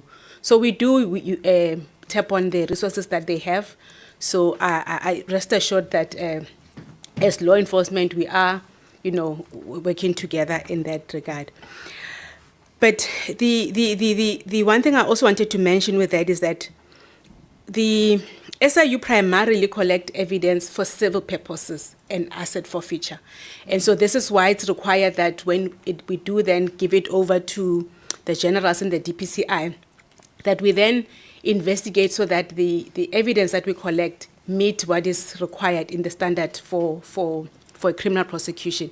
Because with the civil proceedings, you just need to have enough on a balance of probabilities for the court to be convinced to give an order. But when we go to court, it's different. The standard is a bit higher. I think, the conviction rates. In terms of conviction rates, I know that, we get judged by what is the cases that are out there. And the cases are out there in the media because of, whether the profile of the people involved or the impact the matters have. But the everyday cases that we get, and when I say everyday case, I don't mean that it's small cases. The only cases that we do as the SCCU is complex commercial crime. It's complex matters, it's complex corruption, and as I explained, that what is not complex and straightforward will then go to the general prosecution. In that regard, we have maintained a very high conviction rate. The strategic target that we have is 90%. So we aim that of the cases that we take to court, 90% of those we must get a conviction. And because of the methodology that we use, which is that we work together with the police, we investigate, we guide the investigations, we go step by step to review the progress. When you draft the charges, we do that hand in hand. So by the time we take a matter to court, it's ready for court, and I don't want to go into those delays, but it speaks to the method that we use and that it works, because in the past financial years, we're able to meet that. If we don't meet it, it would be by a marginal amount. So for instance, for 2022-2023, our conviction rate was 88% for complex commercial crime. And in that year, we convicted 120 people. We had 120 people, 120 convictions for corruption, complex corruption. In the following year, 2023-2024, our conviction rate was 89.2, which I will round off to 90%, because that's what we do. That's what I was taught in school. You round it off. So it's a 90%, right? And in that year, we had 318 convictions. So you can see the increase that has happened with the previous year, both in conviction rate and with the number of people that we've convicted for corruption.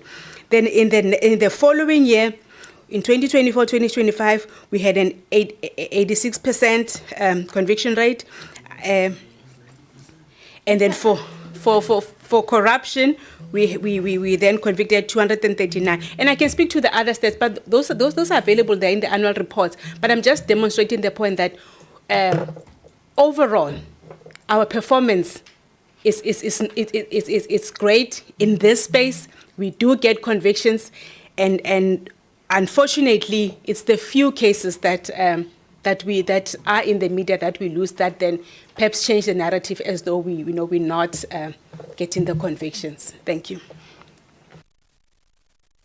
Through you, Chair, AFU, Advocate Baji. Thank you very much for the opportunity, Chair and honorable members. What lessons can be learned to improve case coordination? That was the question from the honorable member, Milmay. So there are a couple of things that has happened at the strategic and operational level. So when the NDPP called me back to rejoin the NPA 5 years ago, there was no special director since I had left. I left over 20 years ago at her level. I was the special director, which is head of operations. And for that long, AFU didn't have a special director. So the NDPP, when she came back first, she found an acting special director, then she had a deputy to double-click and focus on AFU. In 2020, our performance was, we obtained 2 out of 11 indicators. Our portfolio committee said this performance is dismal. So I had to submit a report to the portfolio committee, which says, how am I going to improve on the 9 indicators? The Minister of Justice said they want a report on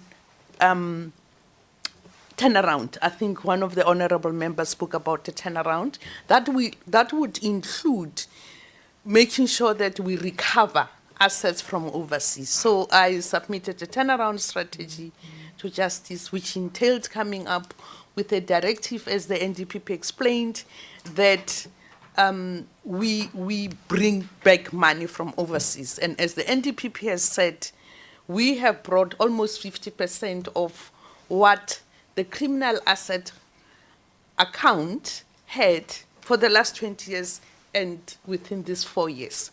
So we had to, strategically, put a lot in place.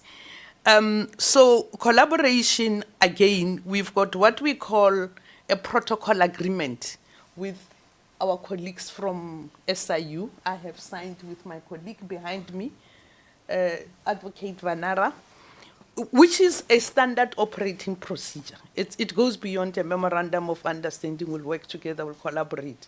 It's about time frames. If they referred lottery cases to AFU to do the freezing orders and the forfeitures, and then turnaround times. Anyway, the High Court, where we take cases, demands turnaround times in terms of civil proceedings and in terms of the law. So then on certain successes for big cases, like taking the Gupta mine back, the Taketa mine, we met weekly with our colleagues in IDEC. We had 2 senior counsel in the matter and a junior. We met weekly, financial investigators, criminal investigators, asset forfeiture unit colleagues. I basically led the team in terms of how we are going to litigate. I took certain decisions around, we're not going to go ex parte, we'll serve our papers on everybody that's affected. So that kind of collaboration where there's a big asset recovery case and get everyone around the room and you meet weekly, has worked very well. So we work very closely with IDEC, particularly in big financial investigation, big recoveries overseas, so that when they come to prosecute, we have not in the process revealed far more than we ought to reveal that may prejudice the criminal case much later. So I think the honorable member raised something that will be pleasing to all of us around where does the money go? The money goes to a criminal asset recovery account which is held in Treasury, but it's managed by Justice. There's a committee led by the Minister of Justice in terms of disbursing. As the NTPP explained earlier, 2.2 billion out of that account has gone to fund the police in fighting illegal mining. So, yes, we can make a very successful case for self-funding. In fact, in AFU, we took 10 years data, which is still available, and looked at how much we brought in and how much went into the account after paying for our salaries. And for 10 years, we're able to pay our salaries in AFU and deposit 100 million in criminal asset recovery account. So for 10 years, we demonstrated ability and capacity to run a proper profit and loss. So I think it's one of things that we can look into that would be very useful. So I think there's a lot of operational issues that my colleague Kumam Tenkwana has gotten right in terms of driving the process to deliver, meeting with head office staff, head of legal, and just to make sure that there are protocols, there's guidelines for every for category of cases, because we've done this since 1998. That's when AFU started. So I don't think we can go into those operational issues. But again, as I've said, we've had to work with our colleagues hand in glove, and that's what we have to do. As far as the IDEC cases are concerned, and then I've also explained about SIU cases. We have driven this policy around getting the corporates to pay back the money. And we've had these international corporates from Germany. You know about the McKinsey settlement agreement, and it's just because of having to work tightly together. So thank you, Chair. I think I can give that short answer. Chair, just on one or two questions that haven't been answered. Just broadly on the turnaround strategy of the NPA, yes, absolutely. You know, when I took office in 2019, we sat down and remember taking office in 2019, the NPA was a captured institution, you know, and we were trying to set about new leadership, trying to get deputies in place, deputy national directors, and capabilities, capacities. There was a lot of work that needed to be done, getting resourcing.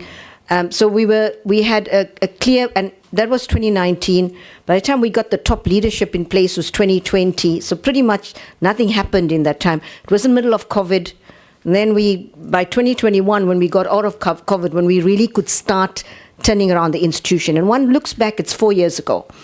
And so what we've done in 4 years in terms of turning around the NPA, we have a clear strategy. We've worked on various aspects, from capacitating, from innovation, from, you know, to our in terms of the resourcing, innovating around that. We've also worked together with external partners. We now have what we call not what we call, in terms of Section 38 of the NPA Act, we can get external counsel to assist.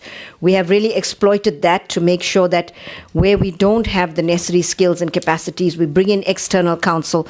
So we had a clear plan to deal with the various aspects of turning around the NPA.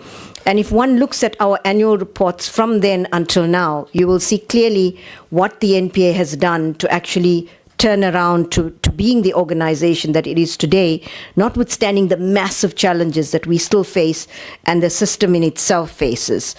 With regard to, I think it was Honorable Maduna mentioned the issue of how did the prosecutor get to be part of Fort Hare case. I dealt with that under the Honorable Trollope's question. You asked about internal controls as well.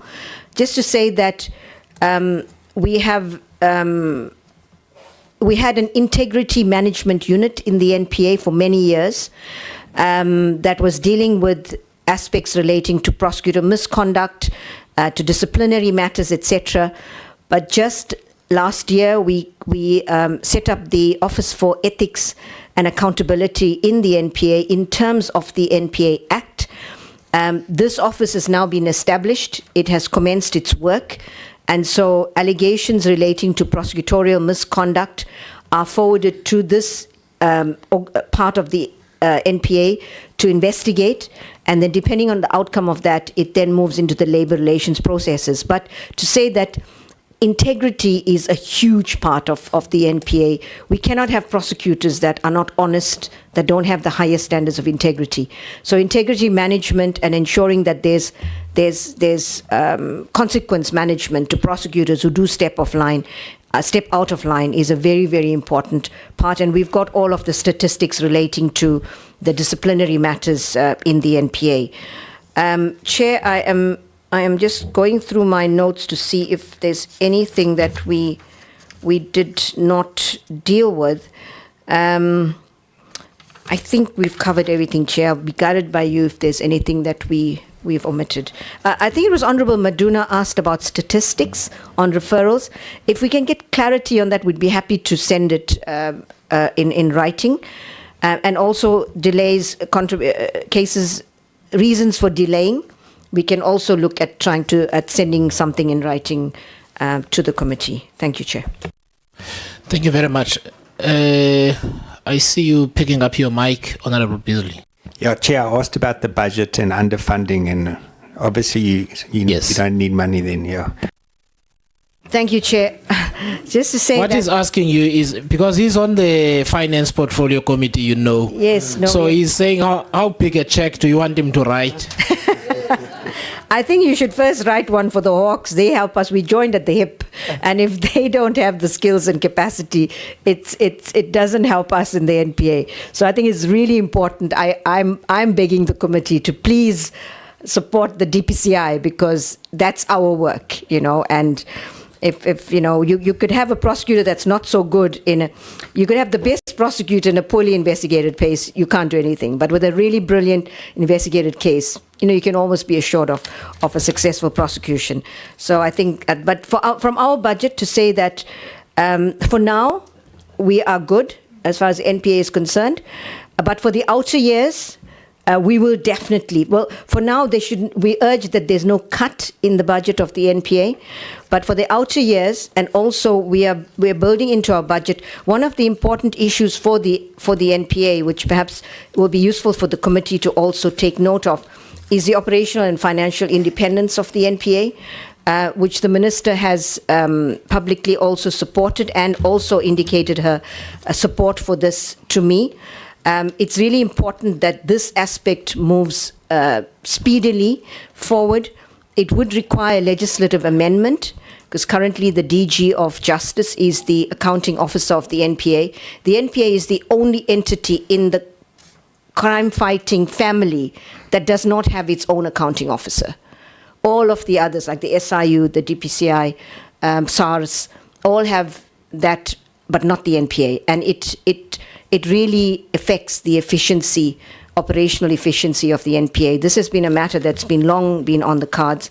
So hopefully that is something, that is one of the challenges that we would actually also mention in terms of how to increase efficiency. So the budget certainly in the outer years we will need, because it's also, we've built into that the move, with regard to the operational and financial independence of the NPA. Thank you, Chair. Thank you. So I would like to give you, Johan, the problem is we going to get down to an hour dealing with the same first round of questions, and I am concerned that we'll be here until 7 o'clock. Honorable Skosana, so I had started that side. You were not in the room. So let me ask if you want to get in the ring or not. No, I'm fine, Chair, because I may end up repeating questions that were asked when I was not here. No, you were well represented by Honorable Matuna there. Thank you from that side. I'm worried.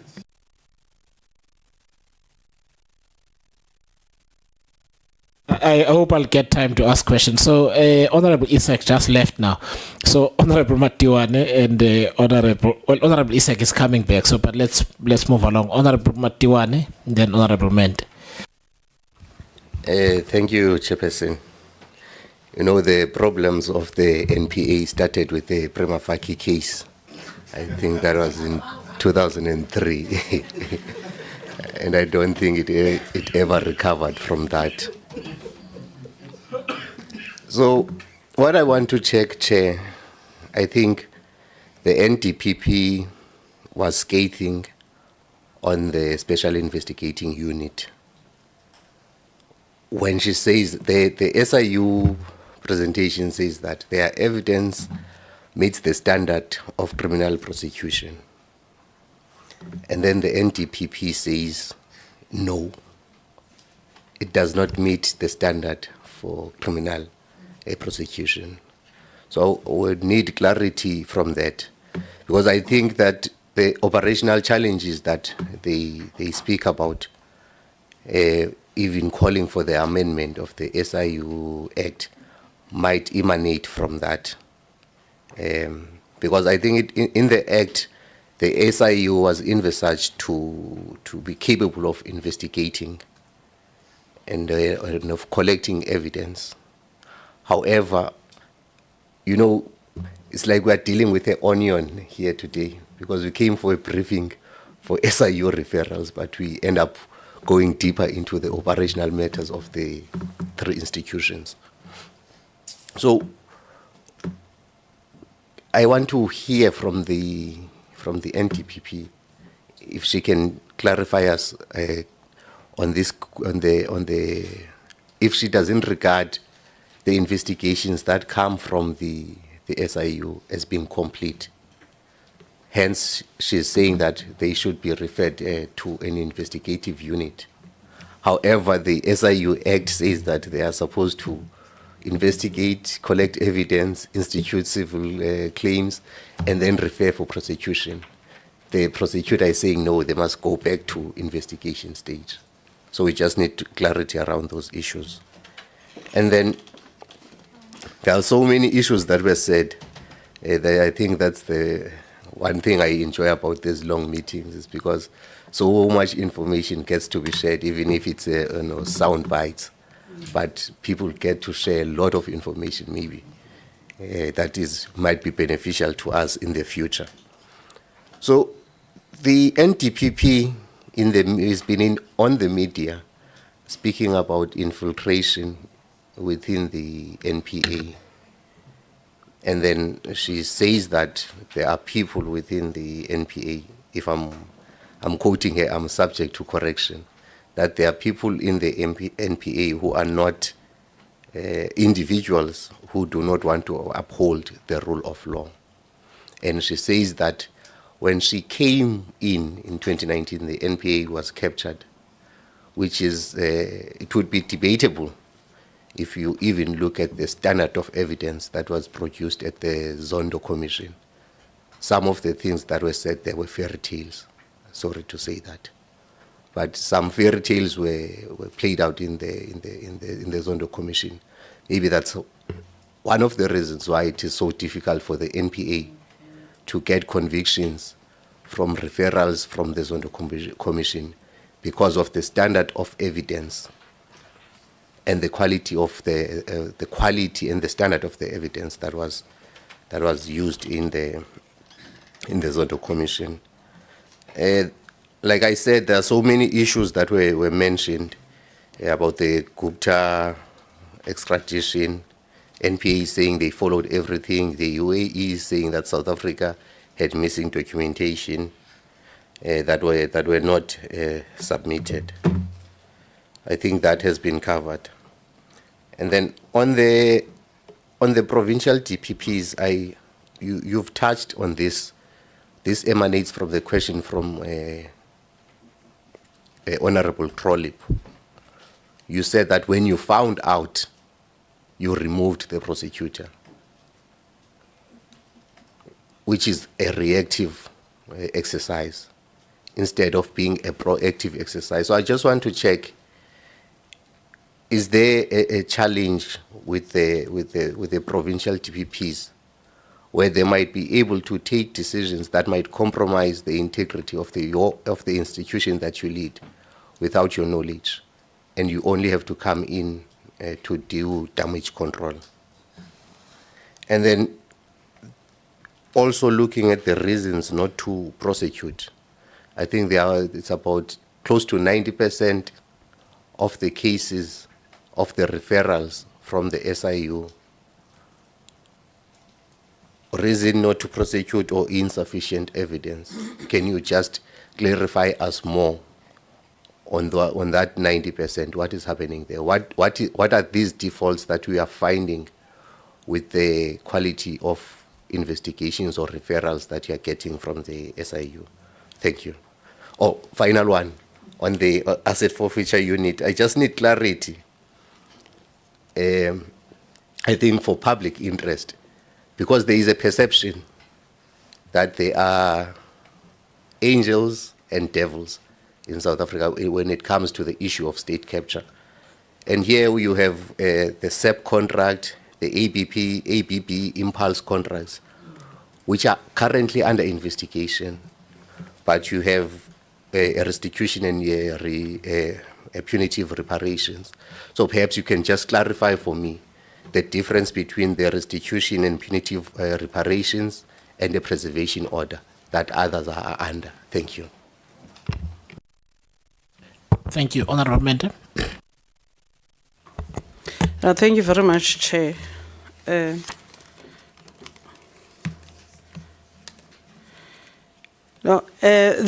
first thing I want to check with the NDPP is the guidelines that they provide to the other units in terms of assisting them. This is in relation to the statement the NDPP just made, that you may have the best prosecutor and have a weekly investigated case, and the two don't give you a success in terms of prosecution. What are the guidelines that are there? You may not go into them into detail, but at what point do you converge and make sure, in particular, these corruption cases? Because today, as much as now we're dealing with everything else, We're here to make sure that the corruption cases are put to rest. People are in jail for stealing from the people. Because I am not getting a sense that prioritization is given to corruption cases. And I'm not getting a sense that there is synchronization amongst the law enforcement agencies. Then we have an issue of court cases that take forever. But that also is influenced by how long the other processes are taking place. I'll make a case in point. I closed my laptop now. There's a case of 2012 amongst the cases there. Then a proclamation would have taken place maybe 3 years later. And then after the proclamation, that will take another 2-3 years. Then it's sent to you. You still send it to DPCI. And then, but for someone who's seeing a case of 2012 which is worth above 500,000, $500 million, is looking at it and say, but there's no hope.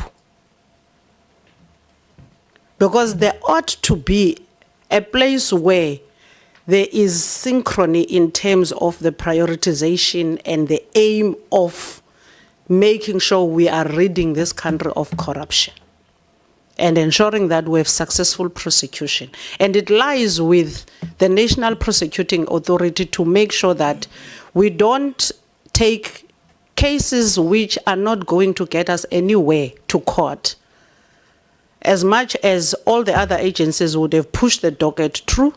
But when it reaches that point, at what point do you say, this is not going to be successful, but there is a loss? And you made another statement to say you are for the poor. There's a loss to the poor, but the action doesn't talk to the loss to the poor. The agency doesn't talk to the loss to the poor. So at what point do we converge and make sure that things are done properly? I'm also interested into, as much as the IDEC was established last year, where are we with it in terms of isolating these corruption cases to a point where the portfolio committee on justice is also advocating for the agency in moving for judges and magistrates who will predominantly look into these cases of corruption and precisely make sure that there is movement. Because if we don't have a strong IDEC, then we don't have cases that are piling up, which are putting pressure into the system for the system to establish more courts and employ, or rather promote, more judges, magistrates to ensure that these cases are dealt with. Now, there is another, I would say, I'll put it this way, that justice in South Africa is very expensive for someone who doesn't have anything. And there's been now a lot of Section 174s in courts where prosecutors are found wanting and they can't prove their cases against accused. Then magistrates have to tell the prosecution that there's nothing here. You are arguing absolutely nothing. This person must walk. What do you do in that case as an NDPP? Because here you are sitting with a prosecutor who's wasting time on something that is not there. Meantime, the court roll is piling up and a person keeps postponing a case that is not there to a point where then the accused apply and the court agrees that, yeah, there's nothing here. What happens to such prosecutors? Because at the end of the day, those are the civil claims that come to the state.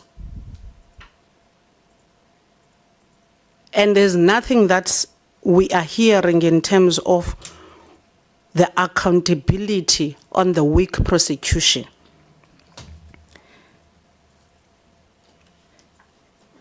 This also links to, I think my colleague partially asked this question. I would disagree with you if you say the DPP of Eastern Cape acted recklessly by appointing that prosecutor into another case, because there is nothing that said this particular prosecutor must not be given work of any kind. How do you say that? The moment you have a case or a transgression against a prosecutor, there must have been some sort of suspension of that particular person, but the person is here, is on the payroll, is reporting on duty every day. How do you expect me to sit with a person who's not gonna get a job when we have cases piling up? Cases are here piling up. We have a person who's walking in the door every day. We're expected not to touch that person, yet the person is not on suspension.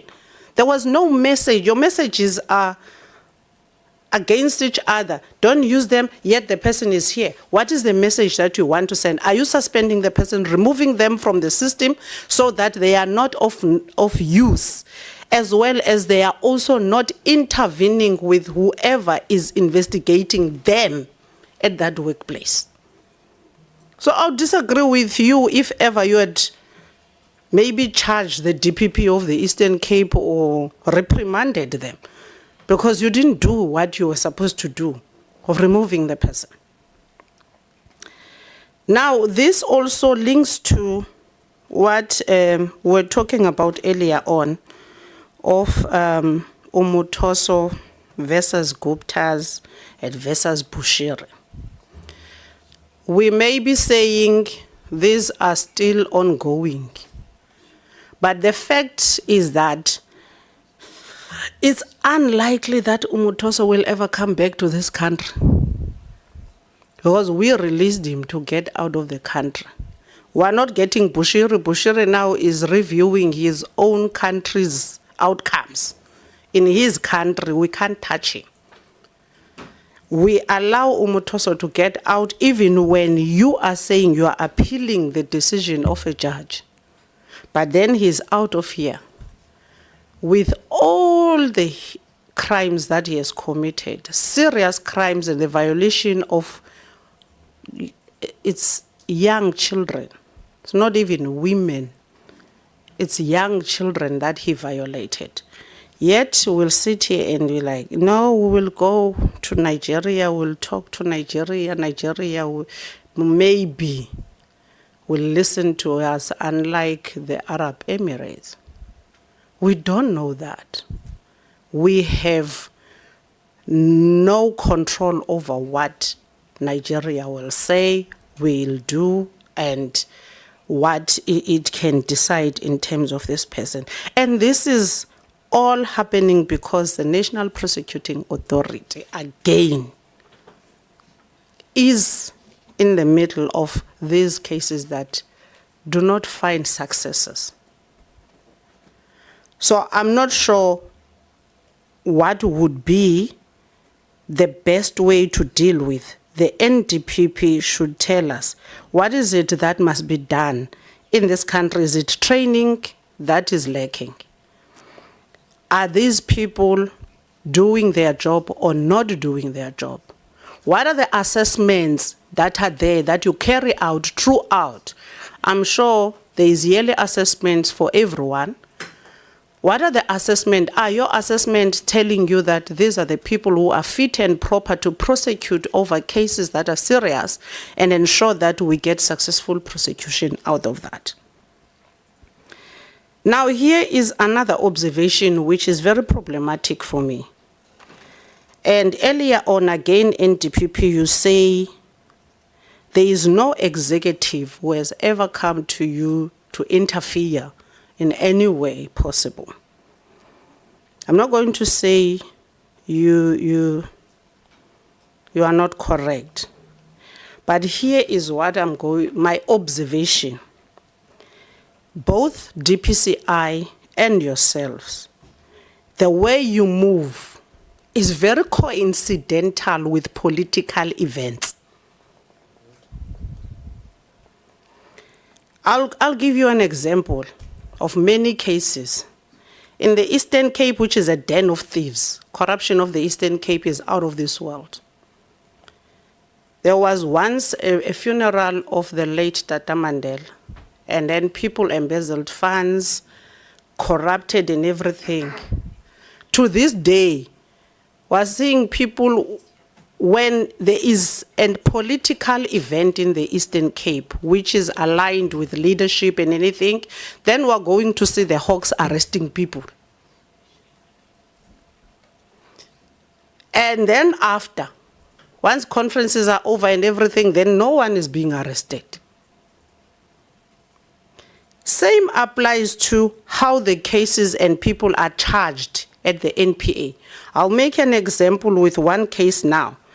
The case of Ace Magashule. He was charged and then he was on a step aside. He's being prosecuted. Time and again, the case is postponed as if something is happening, but something is not happening. Because if you listen to the reasons of postponement of that case, which is not reaching its finality, again is National Prosecuting Authority.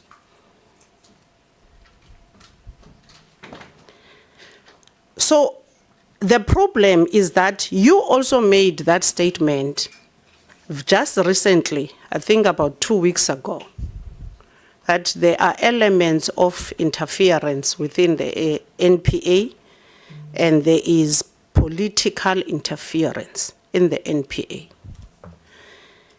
So if that statement is not true, or which you made, and today you say there's no one who has ever interfered, why did you say that? And why are the events that have been taking place very coincidentally aligned with political events? The last one, Chair, is the witness protection. And unfortunately, I'm going to go back to the case of the late Comrade Cindy Somaka. May his soul rest in peace. There was once a witness, I think in our second parliament, who was on radio saying, I can't go home. I'm a witness to Makaka's case and the NPA has failed to protect me. This person was talking on radio. And my colleague, Maduna, also mentioned that there's been other people who died. It's not like people don't know of these corrupt elements and who are behind them, but there is a lack or none. There's zero protection of witnesses in South Africa. And it only takes the SIU proclamation to look into the cases when people could have laid cases way before the proclamations are signed.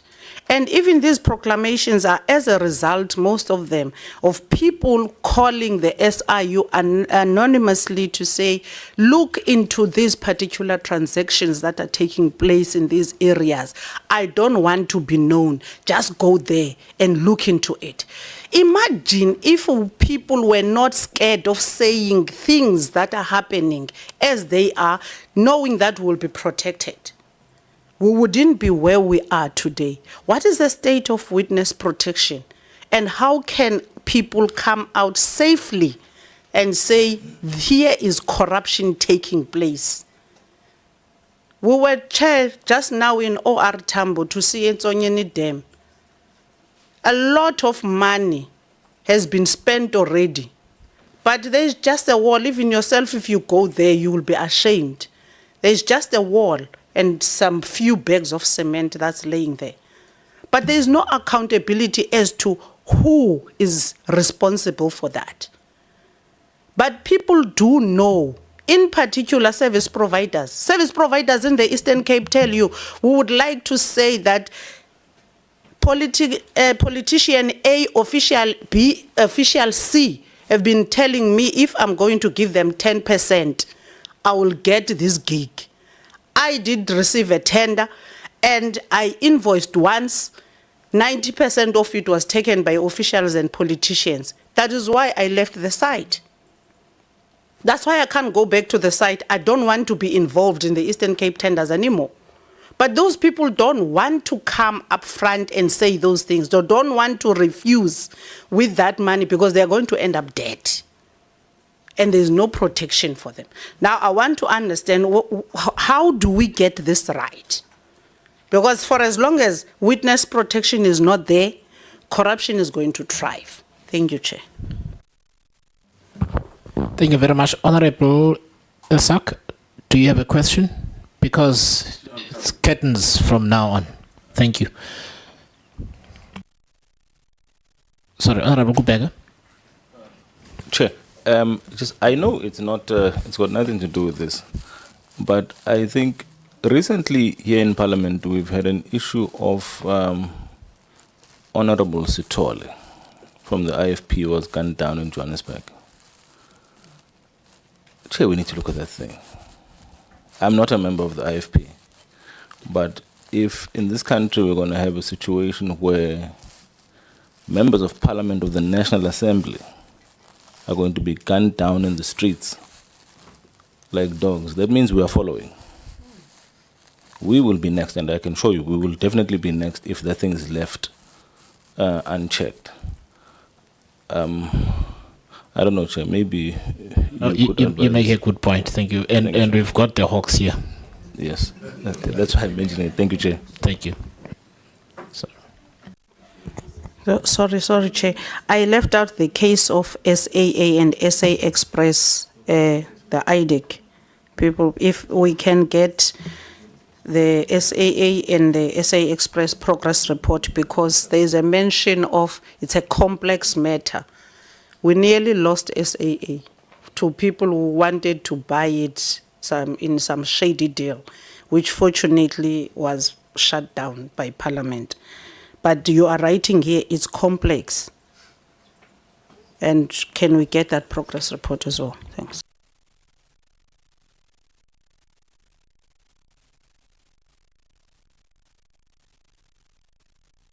Chair, okay, so let's, there's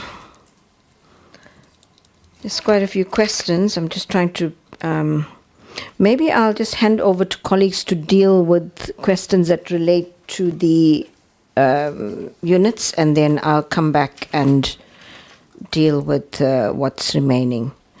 So, Advocate Mziniati and Nkebe Kanyane. I think Honorable Mente asked questions about guidelines and prosecutor. Yeah, thank you, Chair. Through you, Chair. Thank you, Chair.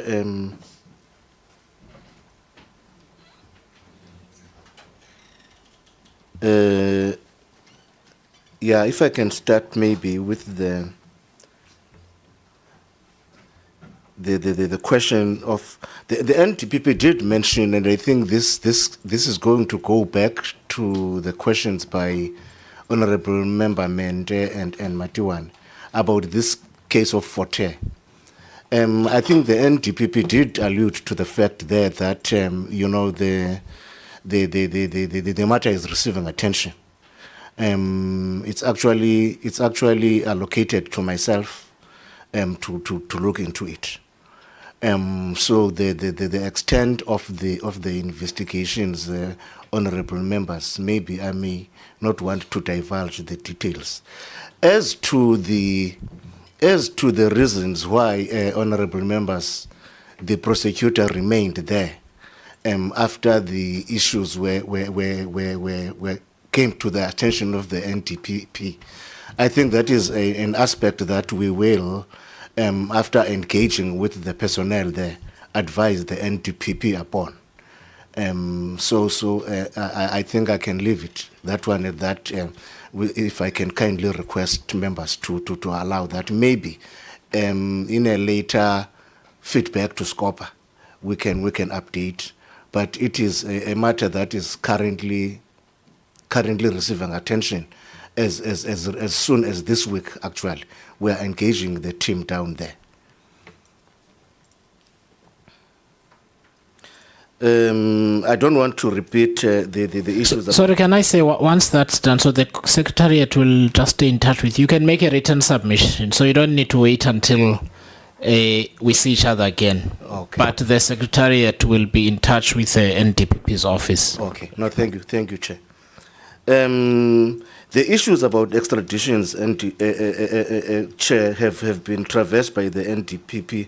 The only thing that I may want to emphasize, in as much as, and the NDPP touched on this part because it is fresh again from Member Mente and Member Matiwan,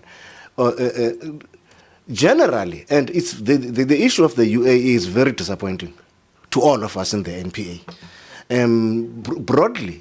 Broadly, we do succeed on extraditions. I mean, there are 2 now in the UK that are on appeal. They were successful, but these people are always appealing, So it is not something that is going to happen overnight, and it is a lengthy process, but I think comfort should be derived from the fact that it is a system of the legal jurisprudence applicable to international communities that we tap on.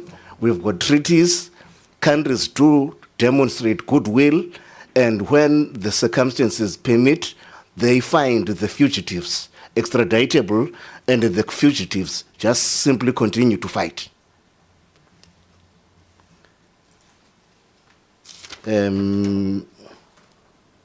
I think maybe the other issues about witness protection and the questions that Honorable Mender asked about accountability that the NDPP may want to exercise over her subordinates, I will leave those to her.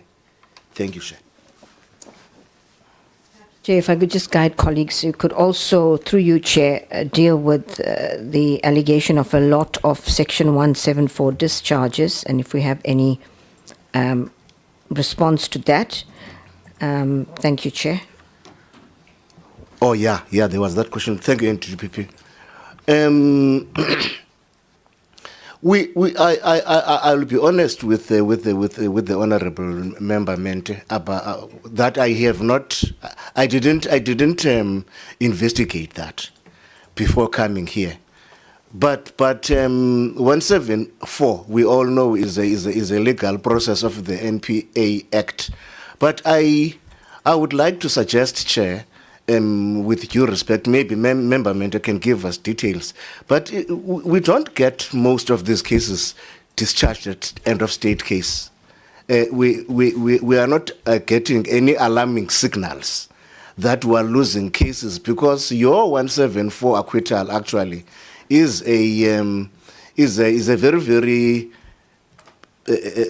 borderline case. You may want to wonder why it was enrolled. May I ask that we, for the public, just simplify what a 174 discharge is? That when the prosecutors have presented their case and the defense makes an application to dismiss without having to present their own case? Is that it?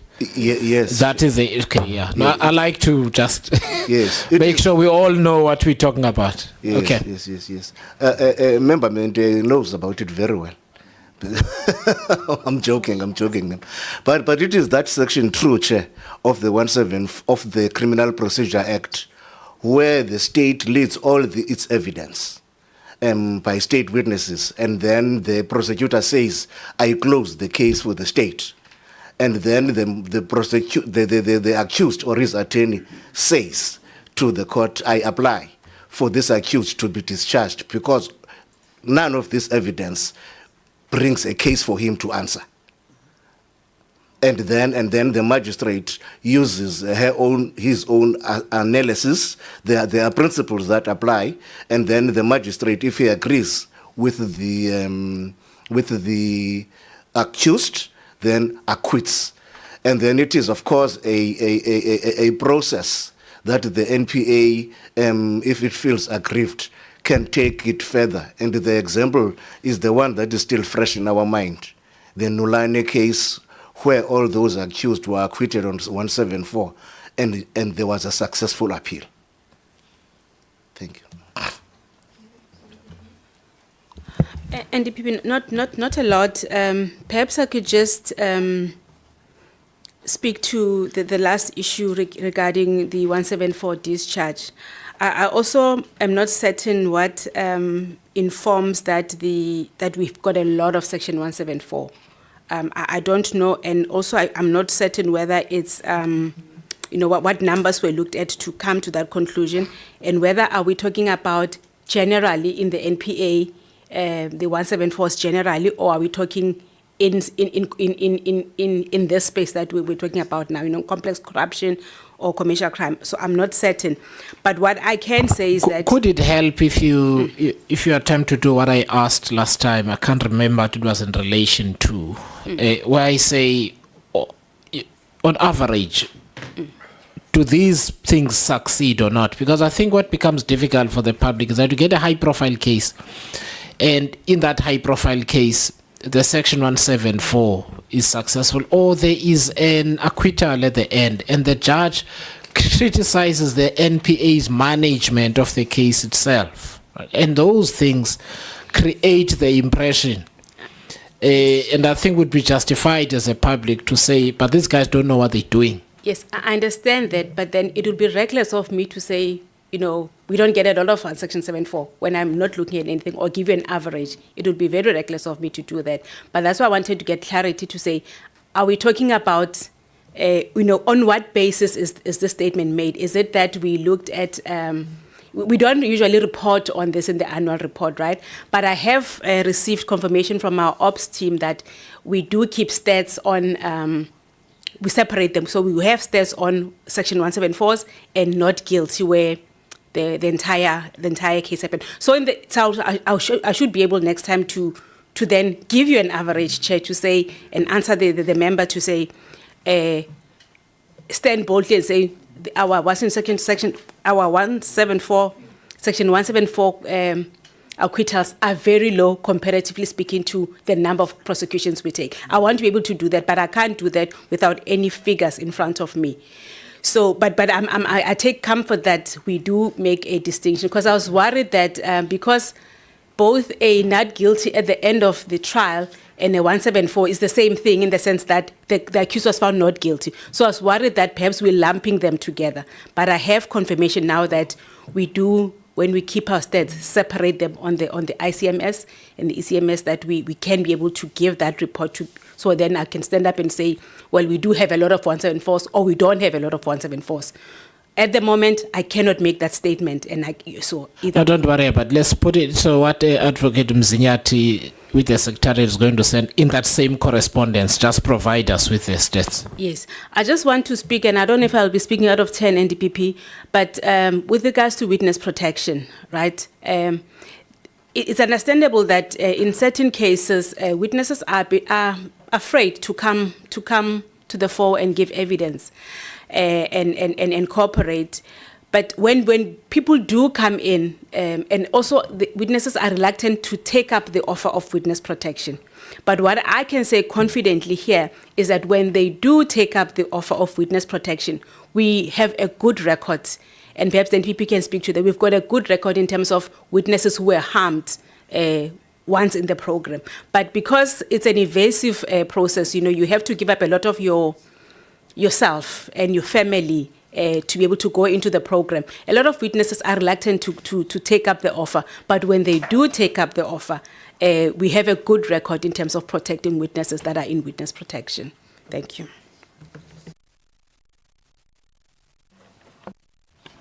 Now that you're saying it, was that offer given to the witnesses in the Umutoso case? Because I know the last witness was gunned down in PE, she was a witness, and other witnesses were also eliminated in the Umotosa case. That's one, but there's the rest of them. So at what point do you offer this witness protection and protect witnesses successfully? I won't be able to speak to the Omotosa case. It's outside my thing. But what I can speak to and what I'm speaking to is that once they come in, there aren't incidents. I can't speak to the Omotosa because it's not within my space. I don't know whether it was offered or not. Maybe the DND people and then people can speak to that. But I know that from the police, from the NPA, it's something that if we are aware that witnesses are at risk, or when risks, when they assess a case, that is offered. But I can't speak about this matter. I have no knowledge thereof. Thank you. Don't think there were any AFU matters, or were there? Yeah, please go ahead. Chair, through you. Just a quick one. There was a question around the good and the bad regarding the SAP and ABB, punitive reparation. Is this, restoration, restitution? What does all this mean, and what is preservation? So, with all the corporate alternative dispute resolution that we've entered to, this is restitution. It's supported by UNCAC, international obligation that we should be able to enter into these mechanisms, and UNODC and so basically it's all about making good that you unduly benefited. So so punitive reparation then becomes a fine that SAP, ABB, McKinsey pays into this criminal asset recovery account. It's a fine. We call it punitive reparation. Over and above that, they make good to the victim or the SOE. So in ABB, money was paid back to ESCOM. In SAP, it was paid back to ESCOM Transnet, PRASA, City of Johannesburg. There was a lot of institution where disgorgement, the contract amount was paid back to those institutions. Then the other question quickly was, what is preservation? Preservation is similar to restraint. It's a freezing order. And preservation is non-conviction based. So we're not going to wait for the case to be, prosecuted and there's a conviction. We're going to apply for the money to be forfeited to the state, the assets to be forfeited to the state within 90 days. Hope I've captured the question correctly. Chair, the questions... Sorry, just quickly, there's a clarity-seeking question. No, just one follow-up on that issue. So the matters of APP, SEP, they are currently under investigation, right? So that is correct. And then you enter into a dispute resolution to say this is the amount of money that we are going to pay. That's correct. And then that amount of money that they are going to pay, the scale of the graft or the corruption that they are accused with of as compared to the money that they are paying, does that balance out? Maybe once the criminal prosecution is finalized, you'd find that it was at a massive scale and you maybe only charge them 0.5 or 1% of what they took from the fiscus. So it's the contract amount gets paid back. The entire contract amount gets paid back. So in the case of ESCOM, SAP paid back 500 million back to ESCOM 344 million to the Department of Water and Sanitation, I think another 321 million back to Transnet. The entire amount of the contract is paid back, where there was additional bribes paid. So money wasn't, all these SOEs had paid, right, SAP for services, for their software. But in the process, there were people who got kickbacks on the side. So we are saying these contracts are tainted. So the entire amount gets refunded back to the institution. But over and above that, 750 million got paid in addition to these disgorgements. It got paid into the criminal asset recovery account. That's why we call it punitive reparation. It's a fine. So the wrongdoers, the individuals, all the people who, because it's not the company that's committed the crime, it's the people in the company who were paying bribes out there. Those ones are still going to be prosecuted. The investigations are ongoing. Okay, let me try and assist here because this was explained. So I'm going to try and just simplify it because we might be here a long time. So what I understood earlier on, you were saying, is that in these cases, there are natural persons and there are companies. The company earns the profit from the proceeds of the corruption. The individuals do the wrongdoing. They pay the bribes and so on. Because you cannot put a company in prison, you then say, you as the company, every cent that you got from this contract, you must pay back to this institution, number one.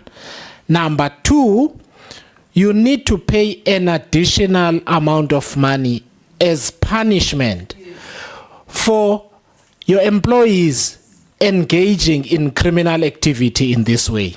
That's the second thing. So that's what you as a corporate are doing.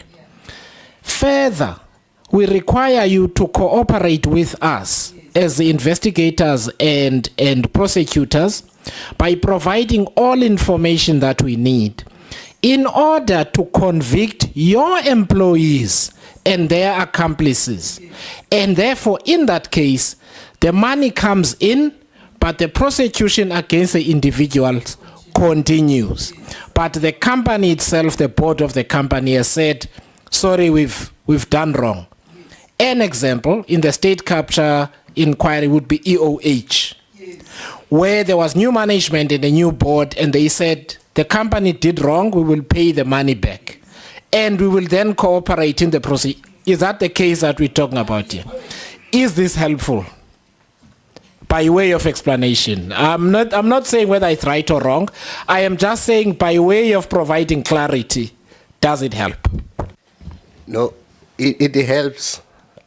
I was playing devil's advocate because there is that principle of piercing the corporate veil in company law.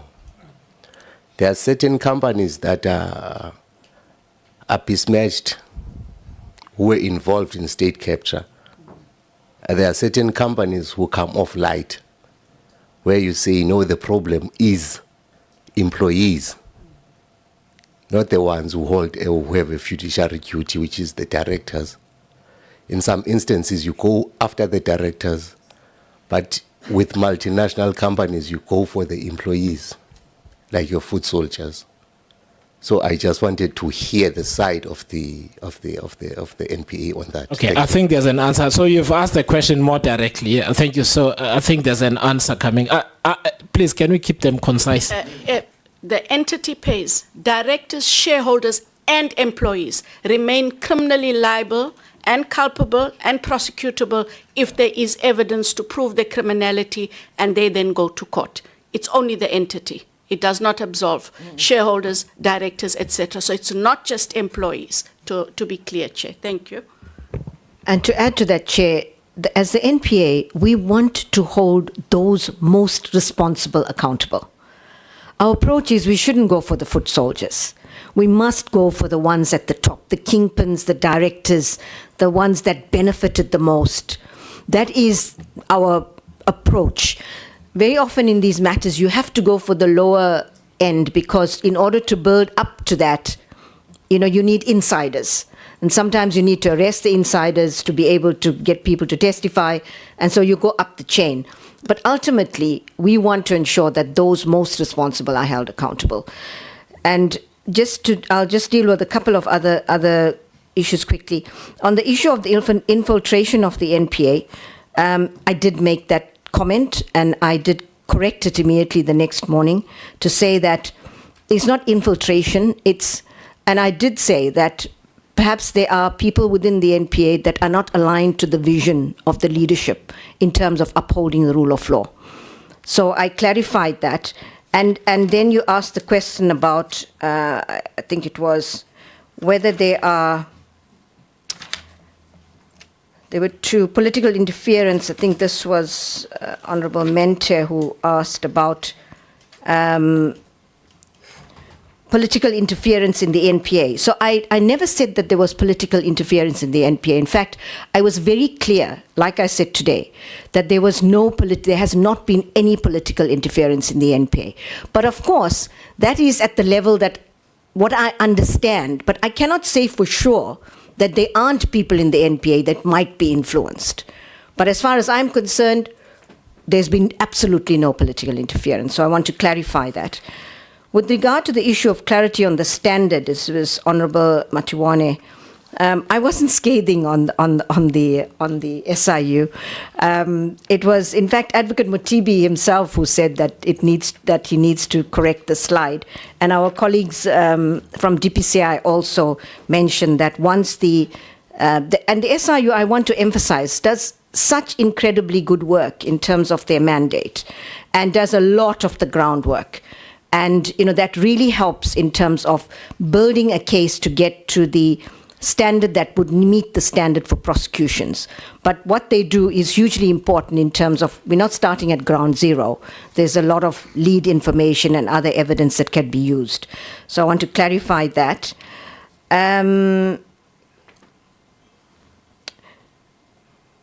Is there a challenge with DPPs if the NDPP only comes in? To be clear, the DPPs are very powerful individuals in the National Prosecuting Authority, the heads of the provinces. They, in fact, are the ones that have control over the provinces in the sense that they manage it. You are the leader in the province. And in terms of the NPA Act, as I think I explained earlier, they have the authority to decide on prosecution of cases, except in a very few cases where the National Director does, like racketeering, like terrorism cases, terror financing. Those cases come up to the NDPP. But the DPPs are the ones that they run the provinces. And of course, they are very senior members of the NPA. And as a National Director, I must defer to them to know that they are managing their provinces well, that they are doing what they need to do, and they're ensuring that they have the right prosecutors, that the cases they're doing the necessary risk assessments, and that they are managing cases properly. Of course, now at the head office, what we do have is that we have identified high-profile cases, and DPPs are required to send up to the national office this very risk assessment. What are they doing to ensure that they identify the risk properly, whatever it might be, whether it's capacity, you need more prosecutors, whether it's, witness risks, whatever they are, identify it, what are your mitigating factors, and that all now with high-profile matters comes up to the national office so that we don't get embarrassed by high-profile cases that actually don't succeed in court. But of course, if a DPP doesn't bring anything to the notice of the National Director, the NDPP will only become aware when things go wrong. And then, of course, it will be about damage control, but we're trying to minimize that to ensure that we've put in this risk mitigation plan in place. Prioritization, Honorable Mentor, is addressing corruption has been a top priority for the NPA from day one. And I'll be very candid with you. When I took office in 2019, I knew there were serious challenges in the NPA, in the system, but I didn't think it will be this difficult to prosecute corruption cases. We know that globally, corruption-related investigations take years.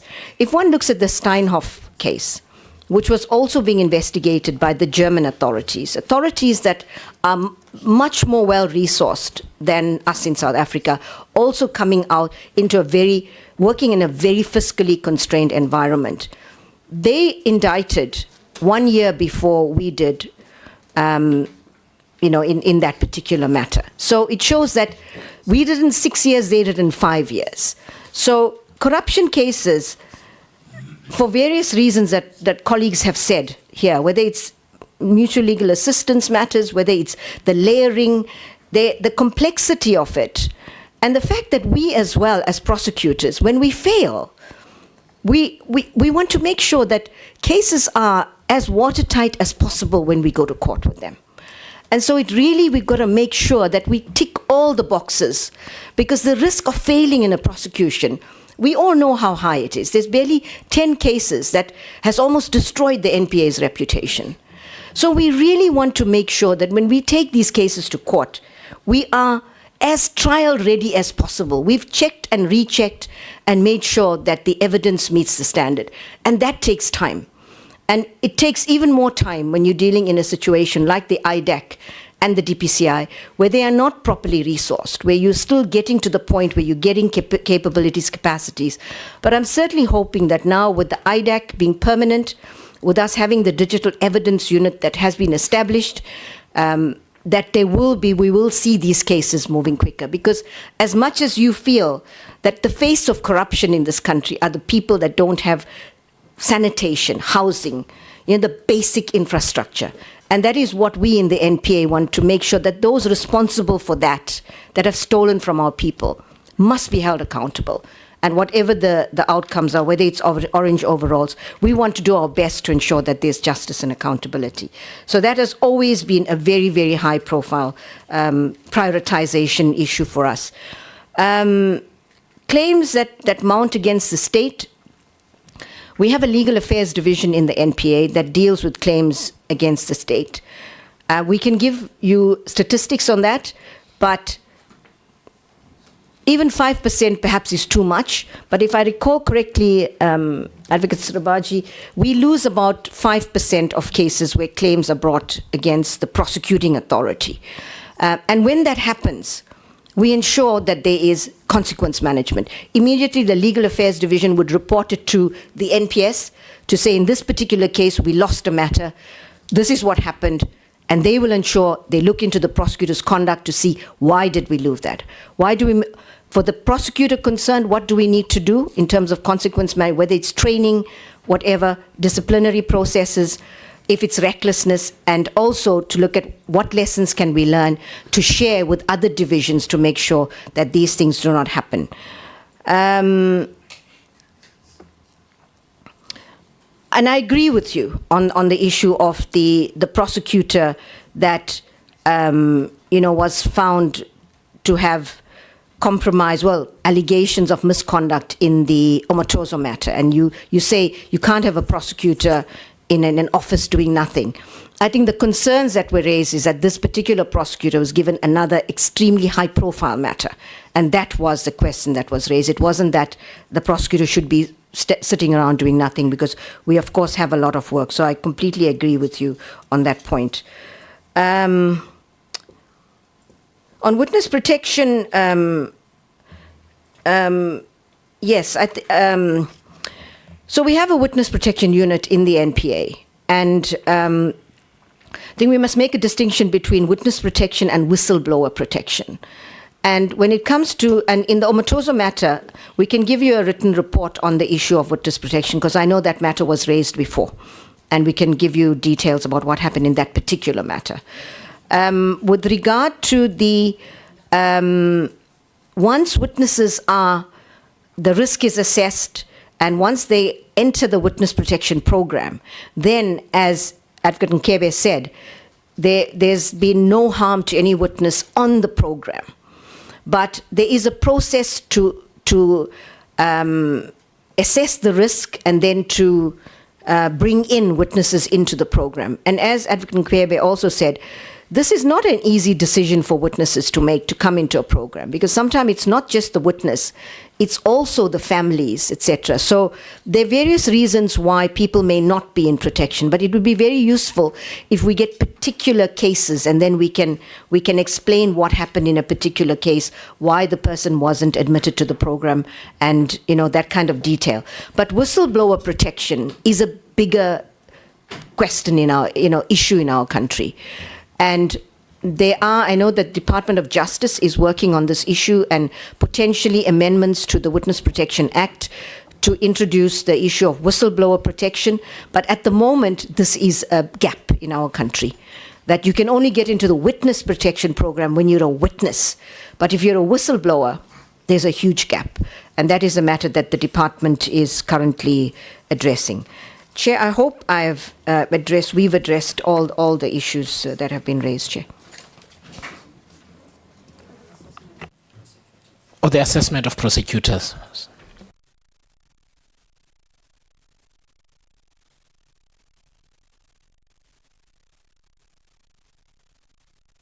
Sorry, Chair, I'm just trying to check in what context. Maybe the Honourable colleague could just clarify that question for us. Sure.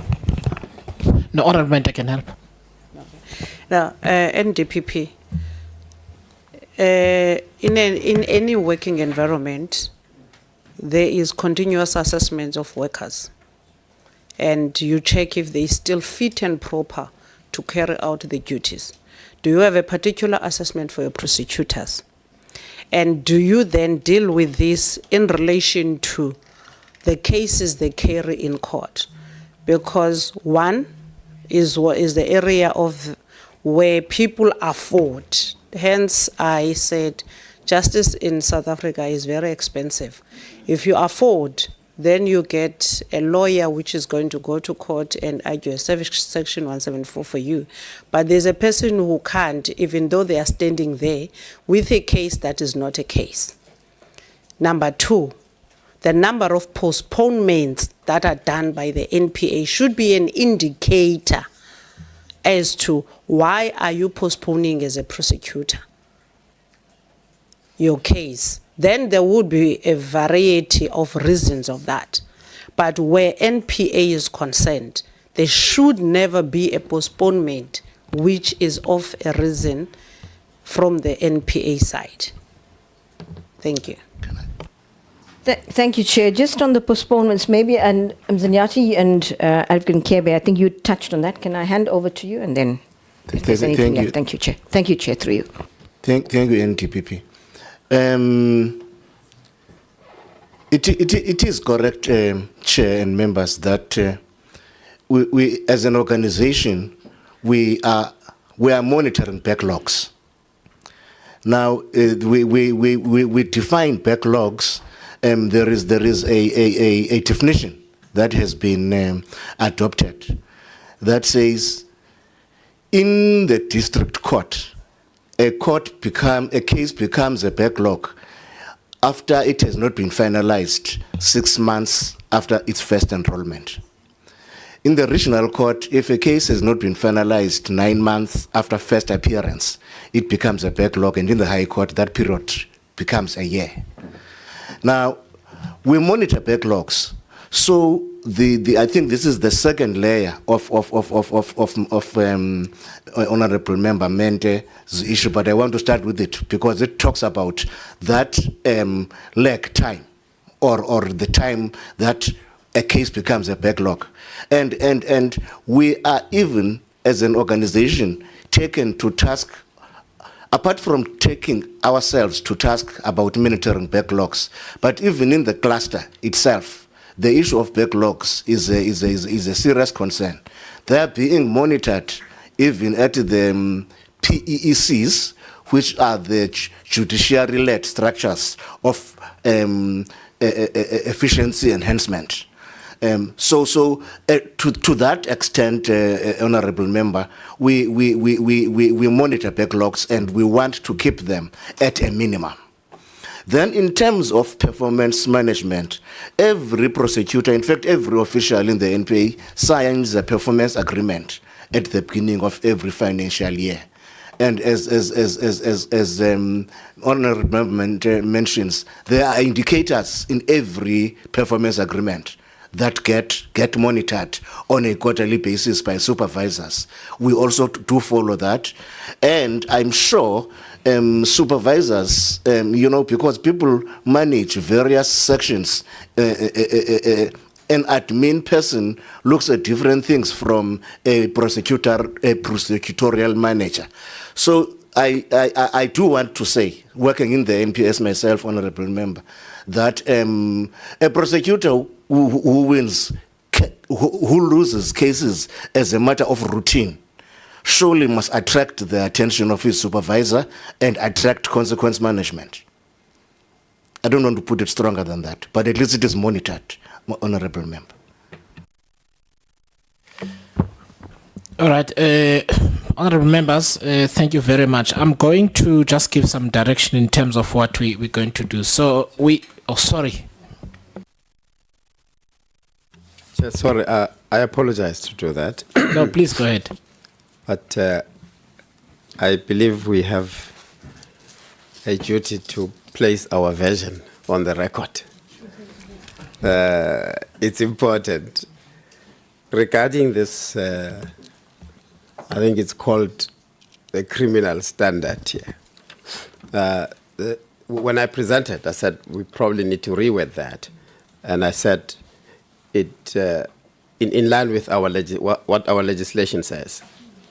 Our legislation says we need to refer evidence regarding or which points to the commission of an offense to the relevant prosecuting authority. It doesn't mention the evidence that meets the criminal standard and so on, but I think that's really the way of talking, This is what the legislation says. Now, when it comes to the mandate, right? When it comes to the mandate, whether we've got a mandate to investigate a crime called corruption, our view, we've stated it in SCOPA several times, that we believe we've got the mandate not to prosecute, the mandate to investigate corruption. And why do we say that? Without taking a lot of time, Chair, Section 2, subsection 2 of our legislation says the President may exercise powers under subsection 1. Subsection 1 deals with where he signs the proclamation and so on, right? On the grounds of any of the alleged, that's A, B, C, D, F says, on the grounds of any alleged offense referred to in Part 1 to 4, or Section 17, 20, 21, and Chapter 2 of the Prevention and Combating of Corrupt Activities Act, right? And which offenses were committed in connection with the affairs of the state institution, because we do investigate in the state institutions.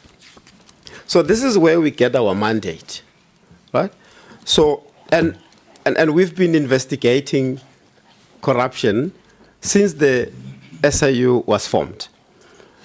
I don't recall that there has ever been any legal challenge where any of those we investigate ever challenged this part. Now, Chair, as to put these provisions to practice, for us to be able to know that the evidence points to an offense, is that we should be knowledgeable on what an offense is, right? And I've said it before that most of the SIU colleagues, in fact, come from DSO, they are the police, and most of them are attorneys, and they're well trained in criminal law. Well, if I have to say so myself, I was a prosecutor before. And since I left the criminal courts, I don't think the criminal law has changed that much, in terms of the offenses that we need to investigate. So we are able to know when evidence points to the elements of a crime. Then at that point, we say, here's the evidence. From our point of view, that points prima facie to a crime.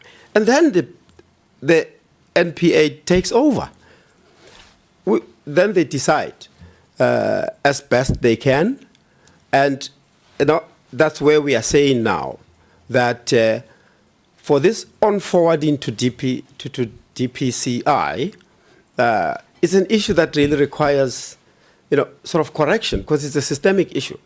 Because as we speak, we believe in terms of the mandate, we have the mandate to investigate. And Chair, just to indicate that because we do refer, the legislation says relevant prosecuting authorities, right?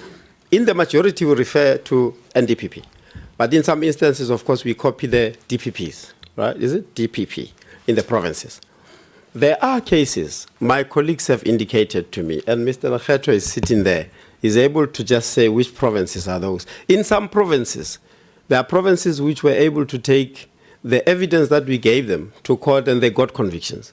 So I think there's an opportunity here to sort of engage and say, really, how do we resolve? I recall speaking to the NDPP not so long after she arrived. I said, perhaps we need a test case here. Perhaps we need a test case to say, will the court reject this evidence or not? So, we've never reached that stage. But, Chair, we will not belabor the committee with that. But I think I was enjoying really to put our version on record so that the committee is clarified. Thank you. No, thank you very much. So, thank you for that, Advocate Motibi. So, in my closing, I was actually going to say what we're going to do next is to have the ministers of police and the ministers of justice. We will, in the investigation, ask them to invite you to come along. Not so big teams, because we're going to deal with matters of legislation, resourcing, and policy, right? The reason I also want us to have you here is that there are questions which I wanted to ask around the use of PRECA, for instance, just as a matter of philosophy at the NPA and the SIU in terms of how it understands what the referral should say itself to the DPCI, and whether the hawks themselves take that into account. That is sort of an almost legal philosophical discussion, but it's very, very important that we have that conversation. I will close on this, on what you're saying. I don't think it's in dispute. I mean, the whole foundation of the SIU is to investigate corruption. That's the long and the short. It's not in dispute at all. I think what's important that we must all do is that we also recognize that the Constitution says there is a single prosecuting authority. Part of that authority means making determinations on what should be taken to court.